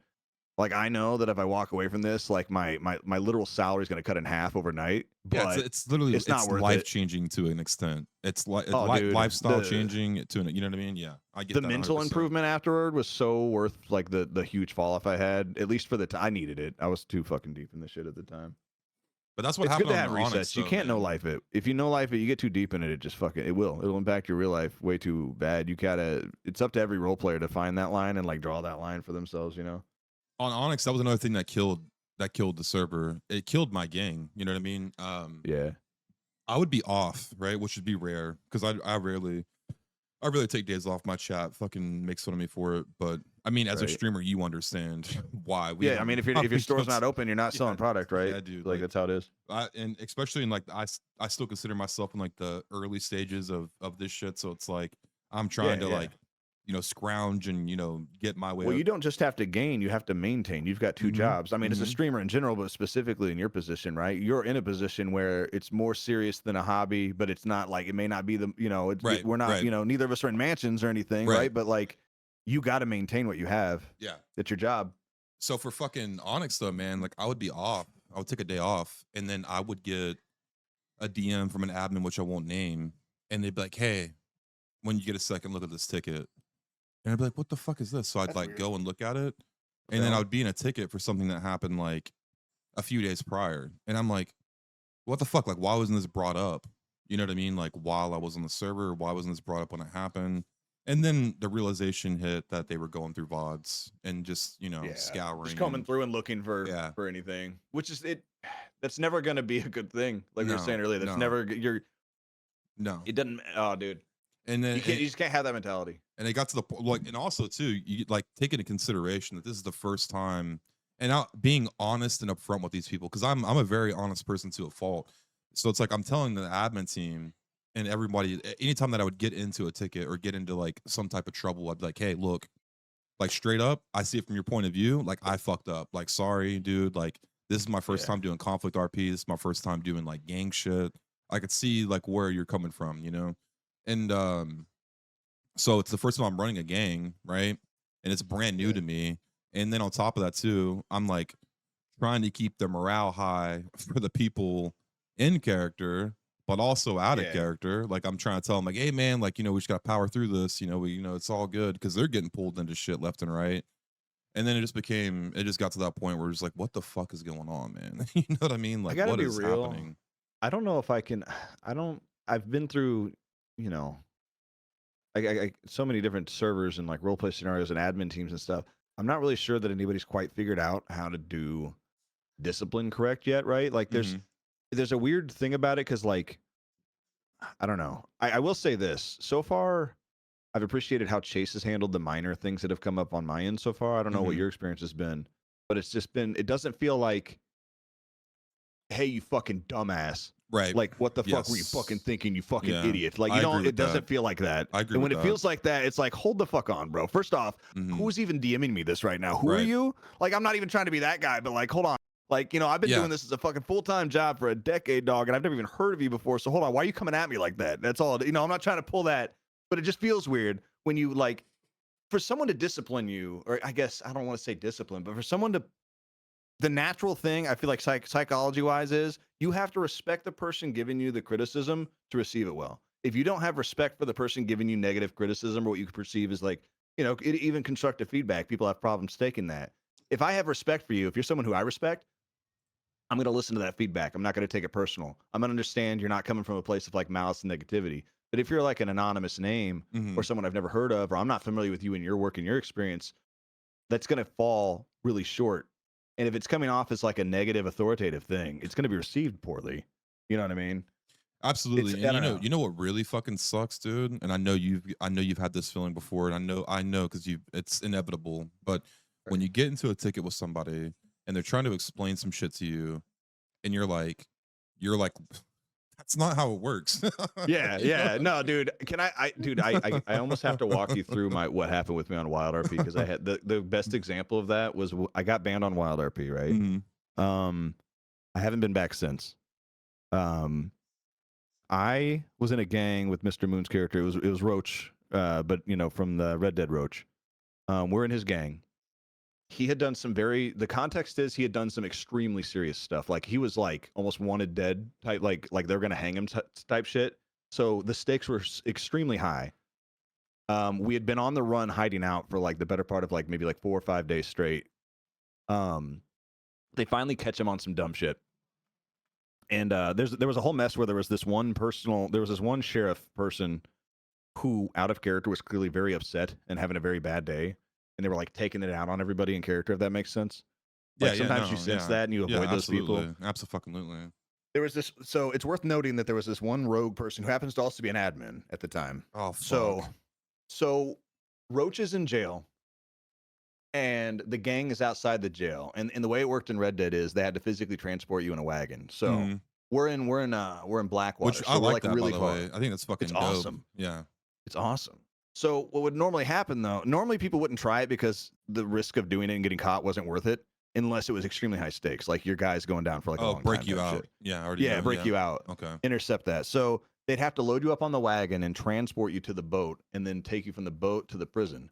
And the rules of the server were, once they make it basically to the prison, then it's kind of like they're home free, if that makes sense. Okay. Like you weren't allowed to fuck with the prison out of character rules. Like Yeah, yeah, no, I get that. Like almost like a green Um, zone situation. yeah, but so we had the situation where we had we kind of figured out this strat that no one had figured out yet. There was these fucking oil wagons from the oil area, whatever the hell. And if you you shoot them, they're kind of like the big orange things in GTA. They blow up, right? So I have a bomb. We parked it next to the police station, and we had a guy hogtied sitting on it, a hostage. And the thing we were Ooh. trying to say was, if you don't let him go, we'll We're gonna blow this him guy up. Yeah. I have my gun trained on this guy. I'm gonna go blow him up. Suddenly, a couple people start shooting at us, like some of the deputies. They just start shooting me out of nowhere. It's crazy. So I blow the guy up, and I blow up the police station along with it, whatever. In the scramble of, and then I run away basically because they're shooting at me now. They just opened fire. It was crazy. It had to do with that one person who was short-tempered, kind of pulling the trigger early. But regardless, I hate that. Yeah. so they were trying to end it basically. They were like, "This is stupid." They wanted to end it. I was like later on after the fact. But anyway, so I get away. And in the chaos of the explosion and shit, they decide, okay, they're going to move Roach. They're going to move him. Here's our window. So they load him in a wagon. And out of character, I didn't know this at the time. Out of character, they decided to take him the long way, like up north, way up to like Van Horn and stuff. If you're familiar with the map, the normal thing they do is they go down to Saint Denis, the big dock where like the casino boats and shit, and that's where they go, and that's what's expected. But there's two ways they can go. So we had like one guy go to the normal place, and then I went to the secondary place that they might go, and I waited. Now we made it very clear, and I'm sorry this is long, just cut me off. No, dude. No, I'm enjoying all this shit. So we made it very clear during the initial like situation, like, yo, we're not gonna stop. Like this, like we are not going to stop until he's either in prison or we have him. Like we made that clear to them. Like this is on. So anyway, shots are already fired. An explosion has already happened. The transport is happening. From very, very far away, I see that they've made it to that secondary small maybe place, that dock, and they get on the boat and they start casting off. And I'm thinking, well, I gotta be honest with you. So out of character, I'm thinking at that moment, like that's kind of lame for Moon, because he's, basically that he had this exciting thing that was maybe gonna happen, and it turned into like a 45-minute horse ride to a dock. And then just to prison. There's like the climax is not there. There's no climax there at all, right? So I come up over the fucking hill. I can see them on the boat, like going toward the prison. I start firing shots at them, not to kill them, not to try to hurt anybody, right? But for like the nipping at the heels. Like we barely got away. They're still there. They're still trying, right? Dude, after the fact, like you said, kind of stews. 2 days later, I get pulled into a call, and they're like, "Hey, talk us through what happened there or whatever." And I'm explaining basically what I just explained to you, and they said, "Yeah, well, look, that was RDM. You're being banned for RDM." Oh my God, and I'm like, "Hold on, what?" And they're like, "Well, you see what happened there is, of course, for to kill someone you have to initiate." And what happened was when they left what was it, Blackwater prison, when they left initially and made that travel to the boat, enough time had passed that you needed to reinitiate there, and you didn't reinitiate. So that's RDM, and we're banning you. And I'm like, hold on, I didn't kill anybody. Yeah, dude. I was like, how can you RDM someone without the D? Like, there's no, I didn't. But they were just like, no, like they're like, read the rule. The rule says you need to initiate before. I was like, I know what it says, but that's not what it means. Right. But I can't argue with this person because they're like the head of the server. And guess who else is like, right behind him, that very angry person as well from the night before, who was on the other side, the angry cop. The angry cop admin was like in their ear as well, being like, and then they did this. Yeah. But they couldn't find a reason to ban me. So they just said, oh, that was RDM when you shot at them from like a mile away while they were on a boat. Yeah, like you And, said, and then they were just finding a reason to get you out. yeah, Yeah, and I'm just yeah. like, it was at that moment I realized, like, as much as I like the server, the people, You I can't was deal with balls deep that. in the story. I'm Yeah. like, my definition of like what the rules are and what roleplay is so incompatible with like the leadership. I was like, there's no way I could ever come back. Like, you could appeal in 30. I'm like, nah, I'm good. Yeah, because you would just constantly deal with that type of shit. You know what I mean? You're like, once you kind of Yeah. get that label on you from somebody within that team, it's Oh just man, having to watch your back, thinking Mhm. dude, what's worse than than like an admin echo chamber group going through every second of a VOD is knowing that they're doing that, knowing that there's a target on your back, and be like, Yep. I have to watch everything I do and say. And now instead of being impulsive and doing the yes and thing that we're supposed to be doing in role play, I'm hesitating with every step forward, which could potentially miss a beat or you know what I mean? That fucks everything up. If I'm sitting there watching Yes. my back and second guessing every decision I make, it's no way to role play. So I'll just be honest about that situation. Like, I mean, exactly what you just said. I can't say it any better. That's exactly why the gang on Chase stepped away and took a break and went elsewhere for a little bit because it Oh just yeah. got, yeah, dude, it just got to the point where I'm talking. And the thing is, too, is like every person in the gang, aside from like 2 or 3 people, they were all found on Chase organically, right? So it's like a lot of these people that are in this group, the Ballas here, they've never done gang RP before, and there's quite a few of them actually that have never even role played before. Like this is their first time Yeah. role playing. This is their first server, and I was talking to them about the fucking CHF stuff, like the war, you know, because we had one war, then it ended, then another war started up, and it was a lot more long winded and kind of, in my opinion, kind of like lost the plot a little bit. Yeah. But you know, there was a lot of tickets flying and shit, which just is inevitable. It happens to. I mean, it just fucking happens. So I was talking to them like out of character because we have a Discord and stuff where I kind of like, you know, we all stay in touch and communicate and shit. And I was kind of Yeah. asking them like, you know, like I had them all on a call one day and I'm like, okay, like what do you like, what's going on? And it was, you know, the majority of them, especially the newer players that are new to role play and new to gang stuff, they were just like, I don't know what to do because I feel like I'm constantly worried about what I'm doing. I don't want to get pulled into a ticket. And I was like, Yeah. okay, well, hearing that from like the majority of them, I was like, all right, let's go. Like, let's, you know, I have another server that we can all go to right fucking now. Everybody's whitelisted. Just go over there, have fun. You don't have to worry about anything. You know, you're not gonna get in trouble. You're not gonna get pulled into a ticket over there. Just, just go get back to like as a group because they all wanted to stay together and play together. I'm like, just go back over Yeah. there and just do whatever the fuck you want. You know what I mean? Obviously within reason, but it's like go do whatever you want. Go have fun. Go fuck around and like let's just kind of like this let this shit kind of cool off for a bit. On Mhm. top of that too, Slim was on a hut, so it's like Yeah. So you were kind of on a forced break. yeah, I'm on a forced break and I didn't want to do what I did on Onyx, which was run the fucking gang from prison because I did that on Onyx. Right. I did that for I was on a hut the longest hut that I'd ever been on and still to this day. I was on a hut on Onyx for 31 or 32 days straight. And that was like prime me building the gang and like storylines happening. So I was like logging in on Onyx and spending 8 hours from prison, fucking having gang Yeah. meetings in the fucking visitation. You know what I mean? Like talking to these guys Right. in visitation. And How do you then feel? Did you see the new hut changes? How do you feel about those right now? I think it's well needed, right? Like I think I haven't really issued too many huts as Davis, and then I don't think I've ever received a hut, so I don't know what it's like. You got more experience with that than I do. I was curious how you feel about it. so right now within the Ballas group, I believe there's 6 members on a hut. And they've been on Yeah. huts for longer than I want to say like the earliest hut is 5 days, and I think the longest right now might be approaching like 13 or 14 days. Damn. Um, so yeah, I mean, like the way that I've always viewed huts is I like okay, as a criminal, I respect and I appreciate whenever whatever it is that I'm fucking doing has consequences and has weight behind it, because Right. otherwise it doesn't feel like there's no point in me fucking playing, right? Like I Yeah. don't like there's no point in me doing crim shit if there's like not that I don't want to necessarily say adrenaline, but there has to be like that substance behind it because otherwise it's just fucking boring and I should just go do something else. Um Yeah.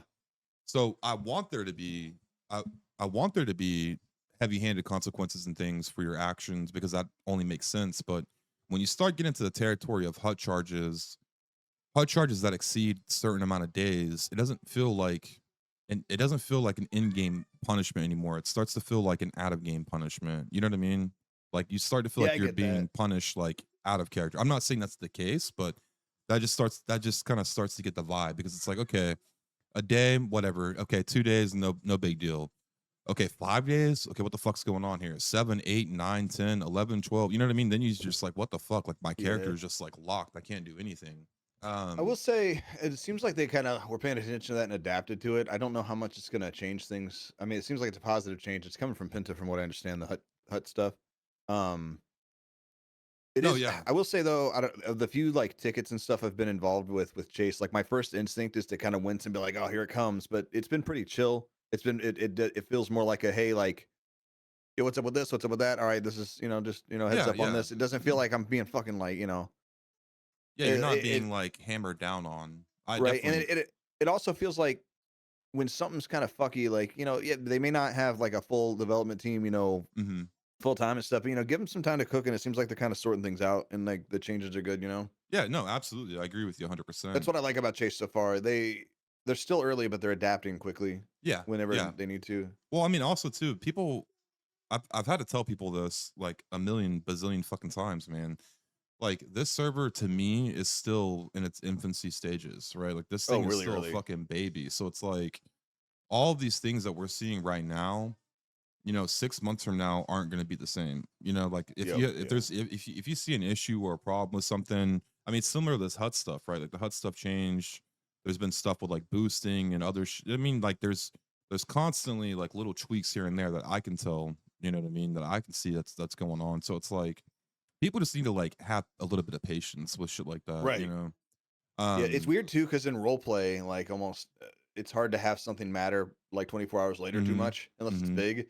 But then at the same time, it's like you got to wait 2 weeks for some like crazy change to happen, maybe even a month. But like in character, that's Yeah. 30 Yeah. fucking years, dude. Yeah. Yeah. That we Yeah. had to wait for this. It's Yeah. weird. It's a weird disconnect in and out of character for some people. Um. Yeah. I mean, 100%. But I think that's where people like yourself and others that are like seasoned, because I mean, think about where you came from versus where we're at now, and Right. how much has changed. And of course, like technology has gotten better, and there's more shit to do, and there's more mechanics and so on and so forth. But it's still like what we have now is still fucking crazy in comparison to what we had 2 years ago. You know what I mean? Like even for me, when I look Yeah. at things, I'm like, oh shit, like I didn't even know that was possible with 5M. Like pushing a car, like just small things, like going back and forth with a local about what price you're gonna sell them a drug and shit. Like all of that stuff is like very, very unique to me. And I could see that it's, That's what I like about Chase, dude, is like every time, like especially early on, I was like, man, I wish I could. Oh, I can do that. Like you just think like, oh, it'd be cool. Like you right. should be able to do this, and you're like, oh shit, you can't. They did think of that. Like we didn't have mini mechanics, but the things they did put in were well thought out. And Mhm. with the technology advance, it sucks that like a lot of like you said, it'd be cool to have like some of the it'd be cool to have like a family reunion and have everybody in the same room together again, like role play wise, and it's Mhm. fractal.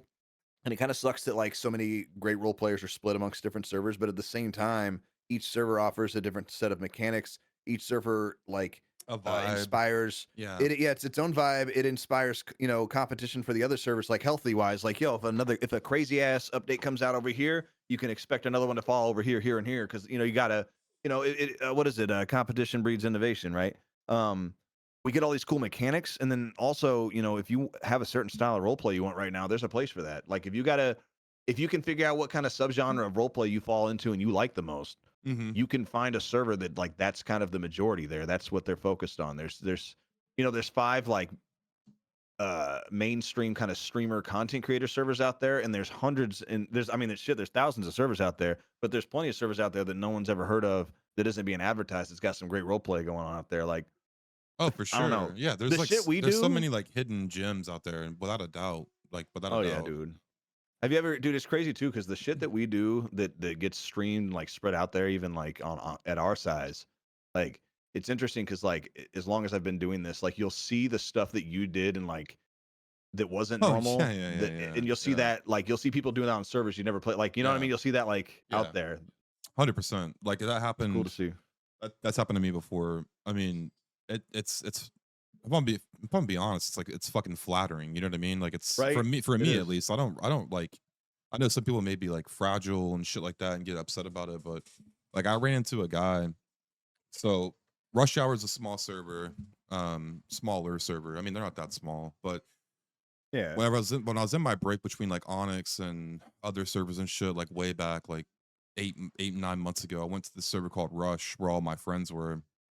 I was playing over there and stuff, and I was still kind of bouncing back and forth between there and Onyx. And I've been gone for a while, and I come back, and I come back, man, and I'm like meeting up with a friend over by like Mission Row, and we're like talking and stuff in an alleyway, and this guy comes up, and it's like him and someone else, and so back then, like how Slim's wearing like the pink gloves and shit now, like that was kind of like Slim's like origin, right? That's why I'm kind of doing it now, because like I'm trying to bring back like the old core of Slim.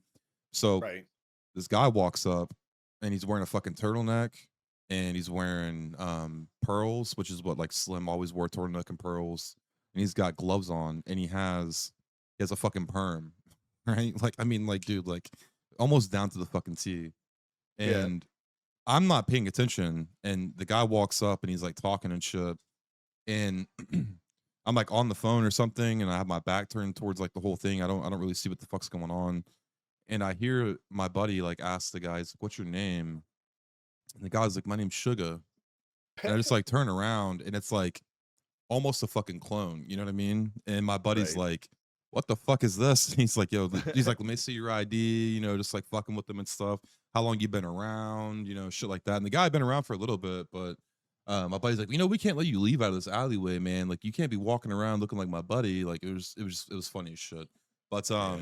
I mean, seeing that and then seeing like certain like heists and things that like I've done, and I see other people doing it now. It's just it's cool because I don't know, man. It's just different. It's unique, and I think we all, as a community as a whole, we all play a role. Even if you're not Yeah. a Yeah. streamer, like bumping into somebody randomly. Like that's how many I've met so many people in RP that I still talk to this day, and like every once in a while they'll come, like Chase, the perfect example. There's this guy named Lasagna. Um, well, his character name was Lasagna, and I gave him that nickname. So Mhm. me and someone else, we were like bored as shit one day on Onyx, and we were like, "Fuck it, we're gonna do taxi." And the thing was like, we're like, but what we're gonna force people to do is we're gonna pick them up, but if they don't tell us their deepest, darkest secrets, then we're gonna drive them to the opposite direction of where they want to go, right? So we'd get them in Right. the car and we'd like talk to these people, and we're like, okay, like just small talk bullshit with them, like, what's your deepest, darkest secret and shit like that. And then, a few people didn't cooperate. So like one person wanted to go to like the courthouse. We drove him all the way down to the fucking docks and made him get out of the car, like put a gun on him and shit, like get out of the car and drove away. But then we grabbed this guy, and immediately, like, how it is when you come into contact with certain people, you're like, oh, this motherfucker can role play. You know what I mean? Like this Yeah. Yeah. I person's love got that. it. So we When pick you up immediately let your guard down in a yeah, situation, you're like, yeah. okay, okay, we're good. So we picked this dude up, and he's got like this soft voice, and he's just like he's got his hold to a character, and he's funny. And we're like asking what his deepest, darkest secret is, and he's like talking about like super soakers and ranch and like all this like crazy shit. So Right. like long story short, that person I like recruit that person to the Ballas. They ride with me there. We go to like unscripted purple. They come with me there. Chase, they come with they came with me over here. It's like that's why whenever I'm driving around on Slim or any of my other characters, if I see someone walking down the side of the road, like I pull over and give them a ride or like ask them or just try to like engage with everybody I can. You know what I mean? Like, cause you never know who you're gonna run into and like what that person has to like offer you, like storyline wise. My two favorite characters, well, I guess my two main characters right now, I guess that I'd be known for is Ron and Davis, and that's what I liked about Davis is we just did taxi shit. It's like, dude, you just meet so many people, like Yeah. so many, dude. I had like fucking I don't even know, dude, like 100 goddamn names in my phone the first like week or two. Just added everybody, every single person I met, I like add them and shit. Try to like just basically try to like matchmake them like, oh, what are you into, what do you like, try to get a feel for them. You can tell they're kind of new or whatever, or like you can tell that they're leaning towards something. You try to help like guide them there a little bit, just drop them Hmm. off in the right place right next to the right people or something, like just try to help, like I don't know, Dude, it's just cool. Yeah, I like love meeting people who are fucking new to RP. I fucking oh like, yeah. bro. I will take. You give me like, I mean, that's what Chase is. You give me a gang of like 10, 15 people who have never role played before and they don't know what the fuck they're doing. I'll take those 10 or 15 people any day of the week over 10 or 15 people who just have done a lot of gang RP and they're kind of stuck in their own ways. You know what I mean? Because it's like I Yeah. learn from them, they learn from me. You know, like they'll give me ideas and examples of things, or like the creativity with them is just it's more flowing. You know what I mean? Like they don't know what's right and what's wrong, you know, to a certain Yeah. degree. So it's like they kind of like, I don't know, man. I love that shit. And they have like Dude, like studying that RP like passion. as like an art form is really interesting. Being able to be it's one of my favorite things about like doing all this stuff is like just being in a position to be able to observe shit like that. Like yeah, someone Mhm. who's new to RP, like getting like knowing what it is that they're like going through and about to go through. And like it's like watching like your friend's face as they see like your favorite movie for the Yes, first time. dude. Like you're waiting for that Yes. like you're Yes. waiting for that like reaction in their voice. Like you see them slowly let their guard Hmm. down and start to get more immersed. And then it's just like fuck yeah, dude. That feeling is cool as shit. Yeah, dude. And it really and I want to like something that you mentioned, right? You brought up something about like the discipline on servers and no one's ever gotten it right and shit. Yeah. One thing that I think has always been needed is, especially like now that I've been doing a lot of like conflict. I guess I mean like I don't want to necessarily say gang stuff is conflict, but I mean it is by nature, especially the way that Right. I do it. But there's some people who, and I'm not hating on this, but there's some people who play gangs or they run gangs and they're just not very confrontational. But that's okay. But like the way I run my You gangs got are, that's what I did. Whenever I did my gang stuff, I did a stint as the Vagos lead. mhm, I led the Vagos, and then I tried to build up the ball. I was mainly just trying to build those two up because at that time at No Pixel, it was it just wasn't Green there. Gang. Yeah. There was Green Gang specifically. They had like 6 active members. They had Mm-hmm. no one contesting them in the South Side at all. And there was like one major like mob type gang. It was basically Chain Gang in the North. It was the Mm-hmm. Green Gang in the South, Chain Gang in the North, but there was no other. There was just nothing. And there was this big drug mechanic getting pushed, and I was kind of like instructed essentially, like I was talking about how I was in that like The trust. admin group for Yeah, sort of yeah. the trust. Yeah, within that like group, essentially, it's kind of like, hey, this like drug mechanic and stuff is about to come out. Like Basically saying I like, was like, hey, oh, we need help with this. You know what I mean? yeah, Like, like yeah, yeah. I was trying to think like, okay, I was like, I'll start at my goal was to start at the Vagos so that it could run on its own. I knew that I was going to perma. My goal with both my gang leaders was I'm going to be the most annoying like you're going to want me dead. I'm Right, going to right, be that right. annoying Right. guy. I'm going to be in your face. I'm going to catch you. Like I'm going to fucking I'm going to, I'm going to be all up in your shit to the point where you want me gone. And Mm-hmm. then like about a month or two in, whenever the gang can sustain itself, I'm You're going to gonna, let you yeah. fucking perma me, and everything that I've been saving up in my house and my stash house, I'm just gonna give you. Like that was Ooh, my okay, plan. okay. But here's my problem. I had a really hard time ever getting that far because of what we are talking about, people having the guard up too much, right? With Yeah. conflict RP and stuff. I don't think anyone understood, like, yo, my end goal here is to like give you a huge dub. Like, I'm gonna give you hundreds of thousands of dollars worth of like shit in my house. Like, I was literally gonna perma and be like, slash me drops key to house and give it to them, like, Right, type right. shit. Yeah, Like, yeah, yeah. I'm literally willing to take the biggest L possible to prop you up, but they didn't realize it at the time. They just thought I was just being a confrontational fucking dick. They thought I was just being like, why is this person fucking with my shit? Why is this person fucking with my RP? Like, fuck this guy. He's coming at me, right? Like that's how Yeah, they yeah, yeah. felt. But there was Yeah. just no communication there. But it was like that happened several times, so I never really got that far. But the good news was you can't script that either. Like you you can't. can't be I like, was waiting for a hey, good moment, but they yeah. never, people weren't thinking outside of it's me versus them, it's me versus them. They Mm-hmm. weren't I don't know. It was early on enough, I guess, but that was my initial intent, but the problem was it never really got to that point because people I don't think could read that well enough. Yeah. So then I realized, well, shit, I'm just gonna have to like stick to the original plan. Once the Mm-hmm. gang's sustainable, I'll prom out, and then whatever on to the next thing. You But know, man, I got to be honest. for me, What? man, like when we're talking about discipline and shit, when it comes from like Yeah, mods and admins and stuff like that, one thing that I've always thought was needed is having someone like you need like when it comes to like tickets and shit, like you need specific people, in my opinion, you need like specific people to handle specific things. Like in yeah, terms of like gang shit, I've always felt like there should be someone who's has experience in gang like RP and can understand it. So whenever that ticket comes across, they can see it for what it is. Versus like Yeah. if you have an admin who is judging two different tickets, right? Like one is NVL for this fucking civ, the other NVL is for this person in a fucking gang war. Like those two Yeah. are the context behind those two are entirely different, and the weight behind them is entirely different. So it's like they need to be True. judged differently, you know? Yeah, I feel like things I could see I've not been in the position very often or whatever, but I could see myself as an admin being like just lumping I could see myself lumping all purple together, all green Mhm. together. It eventually all south side together and just being like another one, whatever, just kind of giving Yeah, it the same amount. Not I wouldn't be looking at each situation individually specifically. I would just be like next, like yeah, swiping on it. yeah, Uh, absolutely. How about I got a question for you, all right? So for the biggest issue I had back when I did gang stuff, and I can see you kind of have it now. What do you think? What do you think is? I feel like it's really hard to. There's no resolution. It's very hard to come to a resolution where both sides are happy, right? Because you either A, steamroll them, B, Mhm. they steamroll you, or C, you both kind of just awkwardly somehow in role play mutually agree to just stop fighting each other now and you're cool. Yeah. Like it's like how do you like what is the conflict RP war? What's your ideal in game for those type of things? What do you think is a way to like? What do you think is a path to Hmm. That's a an good actual path question. to end?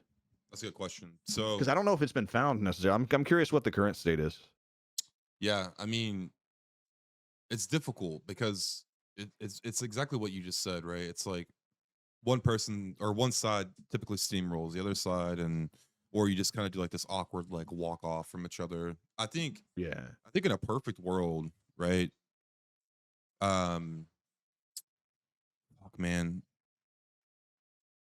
because right now on Chase, which is new for me, is there's a conversation uh with there's a conversation with or we're doing a OOC conversation, right? With gang Mhm. wars, where like you put people in this group chat, and there's an admin who kind of oversees it, and you talk about things like OOC, like, hey, here's our win conditions, like, what do we want out of this, et cetera, et Okay. cetera. So there's actual win conditions kind of being put out now. Is the Well, thing? now there is. So this Okay. last war that I was in, it wasn't until towards the end of the war already, where like Okay. the win conditions were set up. But like with that though, man, then it becomes this is an issue I'm having with it is you then have to relay this type of information to your fucking gang, right? So you have to Right. bring outside information in game and you have to do it in a That's way weird. that makes sense, right? So like Because another see, that's weird too. Because right, like in a perfect world, that exact meeting of what's the should be win in condition would character, happen in character, but it right? can't happen in Right. character. Because what happens? You come in there, you're strapped, they're strapped, everybody's waiting. Who's going to pull first? Who's going to shoot first? Whoever pulls first and shoots first automatically has an advantage in the situation and gets to win early. So now you have to trust the other side, who you're kind of in and out of character, kind of adversarial towards, to not fuck you over in that moment. And it's like Well, you can't do that. yeah. Well, what I will say though is I've had that. I've had those conversations happen in character. It just hasn't Yeah. happened here on Chase yet. But I mean, but to be fair, like the way that I look at like the CHF war that's happened here, I view that as like one war. Even though it's happened twice now, it's like Yeah. it doesn't feel like it's two separate wars, right? Um, but I've had that happen on other servers. Onyx, I had that conversation in character like multiple times, different gangs, where it was like it's like, hey, what do you want out of this? Right? It's Right. more of like of how it happens. It's like, okay, well, like this, okay, so this went down. I'm just gonna use a dumb example. Your buddy, ran over my buddy when he was getting into his car, and now we have this problem, right? So, like, what do Mhm. you want out of it? Like, what do you want me to do? Right? And then the other person will say, like, oh, I want you to pay, 50 grand, right? And you're like, Yeah. no, fuck that. I'm not gonna pay 50 grand, right? And then it's like, Yeah. okay, well, fuck it. And the war happens, right? And then so then it becomes where this number of $50,000 seems like what is going to take to end that war, because it's like Right. it's like something with substance on it. So Right. in the past, it's like a war would go on for a couple of days or maybe a week at most, and then it's like maybe one side's winning, one side's losing, whatever. And then it's just like, okay, let me kind of touch base with this other person. So then I would like touch base with that gang leader and say, okay, well, like, hey, are you still wanting the 50K? And they'd be like, yeah, I want I'm just using this as an example, right? yeah, still want the 50K, and then you would just go give them the 50K, and that would be the end of the war. You know what I mean? Right. But it's like all of that type of shit happened in character when you start to bring this OOC stuff, because it happened so many times like recently with this war where it's like I'm trying to like I'm on the fucking server and I'm like tabbing it, like I'm on the server streaming and I'm having to like fucking tab out to like answer questions in this OOC chat, right? Right. And then the information I'm getting from the fucking OOC chat, I'm then having to try to turn around and then relay that to my gang in character. And it Yeah. just got to a point where like it wasn't happening, you know, like it was happening, but it wasn't happening the way I wanted it to. And I felt, Right. if I'm gonna be honest with you, I felt gross about the shit where I'm like, there's people that are getting ready to go out and they're going to go hunt a group, and I'm like, okay, but you can bring X amount, and I haven't Yeah. left the fucking block. You know what I mean? Like I'm It on the doesn't make fucking sense, block, right? dude. Like, where did I just gain this information from? Like, where did Slim gain this information from? Or like something else is Yeah. happening. I'm like, no, they can do that. And they're like, well, how? And I'm like, because we talked about you know what I mean? Like, Yeah. no, we talked It's about so it, you know, weird. like Dude, it's weird as fuck because in every other video game scenario, the end game is a score of some sort, right? mhm, And in our scenario, we're trying to play in character. At any point, anyone could die, but mhm. realistically, out of character, the game we're playing, it's a game of it's a game of PvP with no technical score, where the consequences are death, but not really. Yeah. Like it's what Yeah. like what is this that we're doing? It's a weird thing, and it's not even like a dig on like I don't expect everybody to fucking perma out of every goddamn gang war or Of anything, course. but Right. like where like you were saying there needs to be substance, right? That 50K, that's kind of what the whole Mhm. fucking war is anchored on. Until that debt is paid, it's just fuck you, fuck us, fuck them, Right, right? right. Um, dude, like yeah, like but I mean, what do you feel about actual territory? Let's say this, right? Like let's say if there was like a that's how they resolved it on DayZ is they resolved stuff by there was an actual map, right? When you looked Mhm. at the map in game, there was a line drawn like it was an area that was colored in green that was like the so and so's territory, right? Mhm. And it's like if you warred with them and you lost, they gained a little bit of your I territory, love right? that. And I then love that. you know what I mean? Like I love that. they could do that visibly so well by having like flags, sneakers hanging from the electricity lines, Mhm. tags, spray paint, the NPCs spreading. With the spread of territory can Yeah. come, okay, drug sales are now fucking worth like 25% more because you just gained 20% area. Like, and at some point, if say, let's say green steamrolls purple 10 times in a row, well, fuck, now you got to move. You got to start a little blip somewhere else and try to spread from there. Maybe you can come back later when you're big enough. But right Yeah. now, but the thing is, now what happens when they get too big, right? They get too big, you can't maintain all that. Now they become a weakness by being so large, No, I and it love kind of that. equalizes itself. I think that's like, bro, like that is, and doing it in a manner in which it's not okay. So look, I'll tell you this, right? There's Yeah, in the OOC conversation that we were having, right? CHF was like, well, we want the Ballas off of Grove. Okay, that was like one of yeah, their demands. And I'm like, guys, like what you're asking is something that's like so fucking unreasonable. Like, how do I make that make sense to like my gang? You know what I mean? Like, yeah. you're asking in an OOC chat, you know, and you're demanding in an OOC chat that if the Ballas lose the war, that they fucking that they leave their home. You know what I mean? Like, that doesn't Yeah. make any fucking sense. But if it was what you're saying, where it's like they take a piece of it, Yeah, not all like you would understand like, yo, yeah, man, we're fucking down bad. We need to yeah, like build up and play defense. Like we need to be Sparta right now. that Like, makes so much more sense to me, you know, and that yeah. also eliminates a lot of issues where it's like you don't have to necessarily worry about. I mean, I guess there's still other things that can happen where it's like there can be another resolution, right? To Yeah. like payment or something that can be set up prior to that. But it's like if you don't agree to something, a piece of your fucking territory is going to be taken. So you Yeah. better like if you don't want that to happen and you want to fight for that, then you better figure out another solution towards You that better problem. it would also like the thing is like you're saying, man, anything that could encourage those situations where, hey, let's actually have this conversation in character. Like let's have that Switzerland. Like honestly, man, one of the Hmm. coolest moments in roleplay was that meeting that Davis gets pulled into, into a fucking small room just full of gangbangers, like the fact, dude, in every other encounter with Green at all or anyone Todd's side, like I was immediately getting shot at. I couldn't get a second a word in at all. Every like 6 times in a row I got gunned down without a word in. And that scenario, Mhm. that like Switzerland moment was so super intense. Like to be, to be face to face with someone and be like, dude, let's actually talk about why the fuck, what's your problem? More meetings like that. And I mean, shit, dude, any kind of consequence for, because you got to lose something. Because if you go to war, Mhm. you're risking something as well, man. Like hell, I mean, realistically, right? A lot of your people might die, man. You got 50 gang members, 10 people you care about might fucking die. You don't want that. Like you want to avoid that, but that's something you're risking. But like without that tangible risk, I mean, yeah, what's the point? You need I'm something so there. we had a few ballas actually perma, and that was really cool Yeah. to see, like, that they were willing to do that. They were willing to, like, kill the character and move on. But, one thing I will say about that is I don't know if you remembered or if you even experienced this on Onyx, but, like, homicides, like, murders and shit and, like, Yeah. deaths were taken, like, very fucking serious. Like, the investigations and stuff were, like, extremely thorough and so, They like, should be. there was, like, multiple times where, like, it's so funny that this would happen, but I would make a one lifer, right? Because someone would be on a fucking hut charge. So I'd make a one lifer Yeah. and I'd be like going around the city and like fucking around with people. I would always run into my gang, right? I'd always run into the fucking ballas, okay?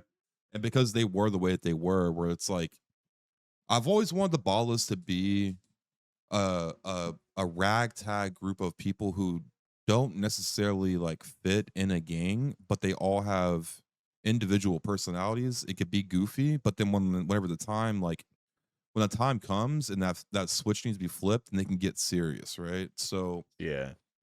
I would always run into my groups or my gang, and there was a few times where like they killed my one lifer, Yeah. and they ended up getting fucking hut charges from it. Nice. And it's Yeah, like that's the thing that sucks too. Is like technically speaking, I do like, especially if yeah, like someone like actually permas, because Mhm. I've permed a couple of characters thinking like, that'll hopefully that'll show them a Right, little bit, and right, nothing right. came from it. Wasn't Nothing even a came, fucking yeah, investigation. yeah. Didn't even have a funeral. I'm like, okay, well, fuck it then. Why did I even perma? Like I've had that There was happen. a balla that happened recently during the CHF war. It was like I think it was during the first war, and so they came down with like shotguns and shit, and they like basically like Yeah. bombarded us, right? Well, he goes down, and like I'm down, and he's down next to me, and like he's slash meing brains blown out, and I'm like, oh fuck no, like you know what I mean? And Yeah. then like the EMS and shit get there, and they're like trying to work on him and stuff, and I'm like, okay. I'm like, all right, this is where like the fucking cops are gonna show up and like things are gonna get like super serious. No, you know what I mean? Like Yeah. Yeah. he just gets taken off and brought to the hospital. Which I mean, look, I'm not trying to like hate on it too much, right? But it's just like Yeah. with that type of thing, if someone, which I know no one can like no server can be perfect, right? There's always gonna be instances or things that happen where people kind of fall through the cracks or things fall through the cracks. But it's like for me, the way I think about permas is like that's a big decision, right? Like if you're gonna Yeah. perma, like I feel like the other side of that needs to Well, I kind mean, of I've always thought like, yeah, I mean, if you perma someone, ideally your character committed murder, right? Like if you went and murdered someone accidentally, like you went to the gas station, some dude pulled a knife, you fucking shot him, mhm. right? But it didn't, now you're sitting there questioning like, was it self defense and shit? Yeah, yeah, Right now, yeah, yeah, your whole yeah, life is now in yeah. jeopardy. Just shot someone. Like, yeah, Mhm. they're dead, but your life is now, no Yeah, value of yeah. life goes two different ways. You know what I mean? Mhm. That's why you don't like, rob a bank without a mask on because you value your life. Like it's not just the teller you're pointing the gun at; it's your life you're potentially throwing away. You're taking a risk. Yeah, what did you think about that scene? Because I heard later that you crashed a couple times, but whenever we stormed the PD with fucking Oh, shotguns and dude. grenades. Dude, no, it was good. It was crazy timing because like literally, I guess Samak was on the phone when he said Mhm. something. He wasn't on the radio. Nothing came out over the radio. Right. And but then Ripley gets on the radio afterwards, like, dude, I just had like Mac just said something really weird over the radio. I'm like, dude, I was thinking to myself, like, I just fucking saw him. Like it's just me and Mac hanging out in the station. Like I just saw him. He's out in the fucking parking lot. I look, he's like, I just see his little blip slowly walking to the parking lot like he's going to his car. And Yeah, I'm yeah. still thinking, bro, he's fine. What are you talking about? And it wasn't until I got like, I think almost all the way out the door. I'm like, oh shit, he's not fine. But it was actually badass because I don't think I don't know if you guys knew the layout or whatnot, but like because I can like lock a door and like loop all the way back around technically. And Mhm. you guys were like right behind me where somebody saw me go through the doors, but then I looped around to the other side and I don't know, it was cool. It sucks that it like ended the way it did, but technically, like, you know what I mean? Like, Yeah, every time there's an officer involved thing or whatever, I think it's different now. Technically, the new HUT rules would have made that dude. play out a lot differently. I want you to understand that I staked out that fucking PD for like 4.5, maybe 5 hours, dude. Like, and then Yeah. when we finally, but I'm just like, all right, fuck it. You know what I mean? Like, let's do it. Cause it happened a couple times where I was like, all right, fuck it, let's do it. And then something would happen at the PD, right? And I'm like, okay, hold Dude. on. And we would wait longer and longer and longer. And like, I had people like driving around looking for you. It was like, bro, it was so intense. But Dude, my luck was so stupid high. Like, I wasn't even like, I was just 100% ready for like 2.5 straight weeks, like to perma off the mm, smallest thing. And I just kept getting like god tier levels of RNG in my favor every turn. It was crazy. but we go like we make our way in, and bro, like the amount of fucking cops, because I guess you guys were doing training or something there or some It was a shit. lot. It was a lot. Dude, I was like, oh, we're fucked. Like, we are so fucked. You We are went so down fucked. so fucking quick. They went out, the call went out on the Yeah. radio. Every single person here, train your sights on the driver's head. And Dude, as soon as I say, I think like 30 people shot you in the face at the same time. it was so instant, dude. It was so fucking instant. It was like a flash, man. I'm like, okay, if I can just get, I'm like thinking to myself, I'm like, okay, if I can just like Get hit the mobile, car maybe? a little bit, you know what I mean? Like, because of how the mechanics Yeah. are in Chase with the recoil and the damage and stuff like that. I'm like, if I can just get a little bit down the road, I'm gonna be all right. And then like I'm holding Mac there and I'm like, all right, don't fucking move. And then I go to like start the car and then boom, I'm like, oh fuck, Oh, it's over, dude. it's so. But I mean, hey, it was a crazy. It was a cool thing, though. It was a fucking cool ass scene. Yeah, And I honestly, mean, that was potentially like seconds away from going completely yeah, differently and in your yeah, favor yeah, too. yeah. And like, dude, that's the thing, right? Is like, I know that. I mean, you know how fucking chat can be sometimes, right? Like they were Yeah. fucking. I'm their guy. I'm their fucking streamer. So like, it went down the way that it did, and then they get mad, and then it's just like I gotta tell them, like, look, man, you know, it is what it is. You know, just like Yeah. fucking roll with it. It's cool. Yeah. Because I mean, for I guess as a viewer, for them to like see that in that extent, right? Like of planning it out, waiting, planning it out, and then like going through for it to end the way like Yeah. as quickly as it did. I can see the frustration, but then also from my side of things, from role play experience, it's like realistically, right? Like It I'm was a gonna be gamble. honest, like I didn't expect to like once I got in the fucking car and I didn't have you, I knew Yeah. that I wasn't probably gonna make it out. Also, like the idea, like we came in there with handcuffs and shit, right? So like in a perfect world, that scene was supposed to go down where we had Y- handcuffs. We go in, we handcuff the first cop, we get his handcuffs, you know, because I had more, and then we handcuff Right. everybody in there, and then you know we escape with you, right? And then take you Right. somewhere. Like that was the plan, right? But obviously with role play and with fucking stories and stuff, nothing goes as planned. So Yeah. even if I would have had you, like the only way that it could have the only way that it could have worked out, I guess, is me shooting you in the fucking PD, but then getting it, and then that doesn't make sense. So like, I probably wouldn't have done that either. But like, I wouldn't have been able because like I wanted the idea was for Slim to take Davis somewhere. Like, I didn't want to do like a quick Yeah. shoot you and then run away thing. You know what I mean? So it's like, That was one of the benefits I had too, is because since this like money was in play and stuff, it's like if you just kill him right away, you yeah, don't get any information or any money out of it. right, You almost have to take him somewhere else. So that was almost my insurance as well. yeah. But that was dude. All right, so bro. I mean, I know. I'm sure you seem like a guy who's watched a lot of movies, right? Yeah. You ever seen the movie Inside Man? No, I'm not. All right, so it's like they rob this bank, and what they do is when they go into the bank, they make like all of the hostages dress up the same, right? So they're all wearing like these like painters outfit. It's like all white with a face mask and stuff. So they have Yeah. all of the hostages dress up in the same outfit. So on Onyx, I me and like again not having mechanics, not having the ability to like do things and et cetera, like imagination. So I'm like, okay, we're gonna rob the fucking evidence locker, right? We're gonna rob the evidence Yeah. locker. So this is like on the fly too. This is like within an hour, right? The guys are Yeah. bored and they want to do it, and I'm like, okay, well, let's rob the evidence locker. So I put together this plan, right? And I'm like, "All right, fuck it. So we all dress up in like as close as we could get to like PD uniforms, right? But we're all wearing black masks, Yeah. like, and We grab a cop that's off duty, and then we go around and we grab. I think we grabbed like 4 or 5 hostages, right? So we go to the PD, and all of the hostages are dressed the same. The only person that's not dressed like us is the cop, right? Yeah. So it's like it's 4 of us and then like 5 hostages that are all just the same. Before we go in, I quote unquote emptied out all of the guns, right, for the hostages and duct taped it to their hands. So the hostages are all They walking look around with like pistols, out, right? yeah. And they're stuck to their hands. So long story short, man, like we get like 2 shotguns out of the armory. All the cops are like surrounding the fucking PD.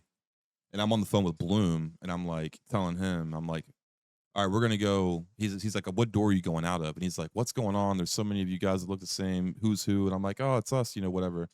And I'm like, okay. Yeah. He's like, I want you guys to go out here. And I had 2 cars parked outside, right? One was the actual getaway car, and the other one was like a ploy. So he's like, okay. I'm telling him like, okay, we're gonna go out this door, and we're gonna go here. And he's like, okay, I'll have the cops ready. So I hang up the phone and I tell everybody, right? And so I have the hostages go to have them go to the deploy car, and then we go to the real car. But when the hostages walk out, they all have their guns drawn. They can't put them away because they're duct taped to their hands, Right. So we actually were able to get into the other car and drive and like have the cops shoot at us and shit. I mean, that ended with them just fucking shooting us down too, but at least we were able to like somewhat escape. But that was Yeah, like, you kind of got to see like the whole plan come to Yeah, fruition. yeah. At least that was satisfying. That's cool shit. what It's do you hard to got do like? stuff like that too in the moment with while you're live, man. Especially like because of all the but it's hard. It's so hard to do stuff like that. But it's like when you do it, and even if it partially works out, it's you still get that payoff somewhat. What's a story like that for you? Like, what's something that you've done? Doesn't necessarily be like a heist or anything like that, but like a Oh, moment in man. RP. One of my bigger moments, like I had a lot of moments where my peak stuff that most people knew me from was Ron Ottoman on No Pixel, the news guy, and mechanically I was at a huge disadvantage, right? Like so, I don't have any kind of police radio. For the longest time, we didn't really have a dispatch, and if we did, it was like super heavily delayed. So like you couldn't rely on it. By the time you got to any call, it was like 20 minutes after. It was just fucking gone. So I'm in a fucking van, this slow ass fucking van. I don't carry a gun, right? I can't shoot you. I can't hold you up. The only way I can ever get any information out of you is by gaining your respect, basically, and your trust. So I have to do that with everybody. So the thing is, by gaining a little bit, I get like little tidbits of information sometimes, maybe, or I'd like be places staking out as the news guy, like watching shit from a camera. But I would find myself in some of the most ridiculous, like, how the fuck is he here right now? Like, people would like straight up be like, "There's like he has to be like metagaming or stream sniping." Right. It's like, but then you go back and watch my VOD, and I've got all the fucking receipts of like there was this led to Of the that. I saw actual this car speed by storyline. like Yeah. like, and then they can't say shit like, oh, okay, well, like, I always like kept my receipts, because I knew I'm gonna ruffle feathers if I'm like getting into people's shit potentially and getting them in trouble potentially as like a news guy, or if I'm snitching or whatever. But yeah, I mean, I had this. It's hard to explain, but I had this moment where, and I don't remember the exact lead up, but it was Chain Gang had some kind of a hostage going on. It was a really big deal. Like they had Air One out and shit. They had the whole police force looking for these guys. Like they had shot at crazy shit. They're in a really fast car, and this was so at this point the trains were developed on No Pixel. But I don't know if you were there whenever they put the trains in, but they were fucking bullet trains for some reason. They went like 700 miles an hour. You couldn't. Like, we even fucked with it and put like 15 semis on the track. It just went straight through them like butter. Like, it just didn't give a fuck, this train. It's just a bullet train that's invincible, right? So this train is fast as fuck. It goes around the whole island. So somehow or another, my news guy trying to keep up with all these crazy ass buffaloes and like S tier race cars that these guys are running, and they're doing like car swap, this swap, that swap. They're doing all these crazy things. But somehow, as my news guy, I caught wind or got the smallest clue in the world that yeah, what they're going to try to do is I realized they're heading to the bridge, like the big bridge in the Gulch or whatever, where it's like the train track bridge. So I was like, and I was like, fuck, they're trying to lure us onto the thing, and they called the train. They have somebody in town who called the train. and they're trying to lure us all onto the tracks. And that's exactly. But I realized it like last second and like turned everything around, like called it in. All the cops, the entire police force was following these guys on the train track. So into the tunnel, I'm behind them in the train. I was gonna say I could probably get the clip for you, but I'm behind the train. This train's a bullet train, and I realized like last second, yeah, the goal was they were gonna jump off and parachute off the bridge, leaving the entire police force to get fucking plowed by this train like nuke. And the fucking timing of when I pull, like, so when you pull up, it's hard to explain this. There's guardrails on both sides. You can't pull off to the side. If your car's on the track on this bridge, fucked. you're fucked, right? Yeah. So yeah, I pull in, and the millisecond that I get out of my van, like as I'm closing the door of my van, the train just comes through, plows like 20 cars. They all explode. Every cop on the force dies at once. The other guys are like helicoptering off or parachuting off, and the only person who's alive left is Coyle's fat ass cop, who like gets up from the rubble. And we get it all on film as the news guy, and it's like the greatest breaking story. Well, I got a clip for you. Yeah, I want to see Andy's that. probably got it for you. I mean, so Andy, throw it to Mills if you can. That clip. that's crazy. Like, so But you said no, that so was like good. what 3.0? That was like probably, I don't know. It was like peak. It was, I don't know if that was 3.0 or 4.0. It was probably 3. Like peak 3.0. But the main thing, we got the craziest shit on camera all the time, and that was one of the coolest ones. We were always in the right spot at the right time as the news guy, and we got lucky. It was all crazy odds. When you were doing your conflict shit, right? Yeah. Obviously mechanics and stuff like that were different than they are now. But like, what was something when it came to drugs and shit? Like, what did you guys do? You know, like, what was your? The plan that we came up with, that I don't know if it ever fucking actually came into fruition because I was like out of the game before it got put in. There was a discussion. The discussion was to have it like, okay, so each gang is going to have like access to a drug somehow. Like one gang has pills, one gang has heroin, one gang has weed. Fuck it. It doesn't matter who, doesn't matter why, whatever. Right? And then you all three have your territories, right? But hear me out, right? So for this week, let's say the Ballas have heroin. Heroin's your drug.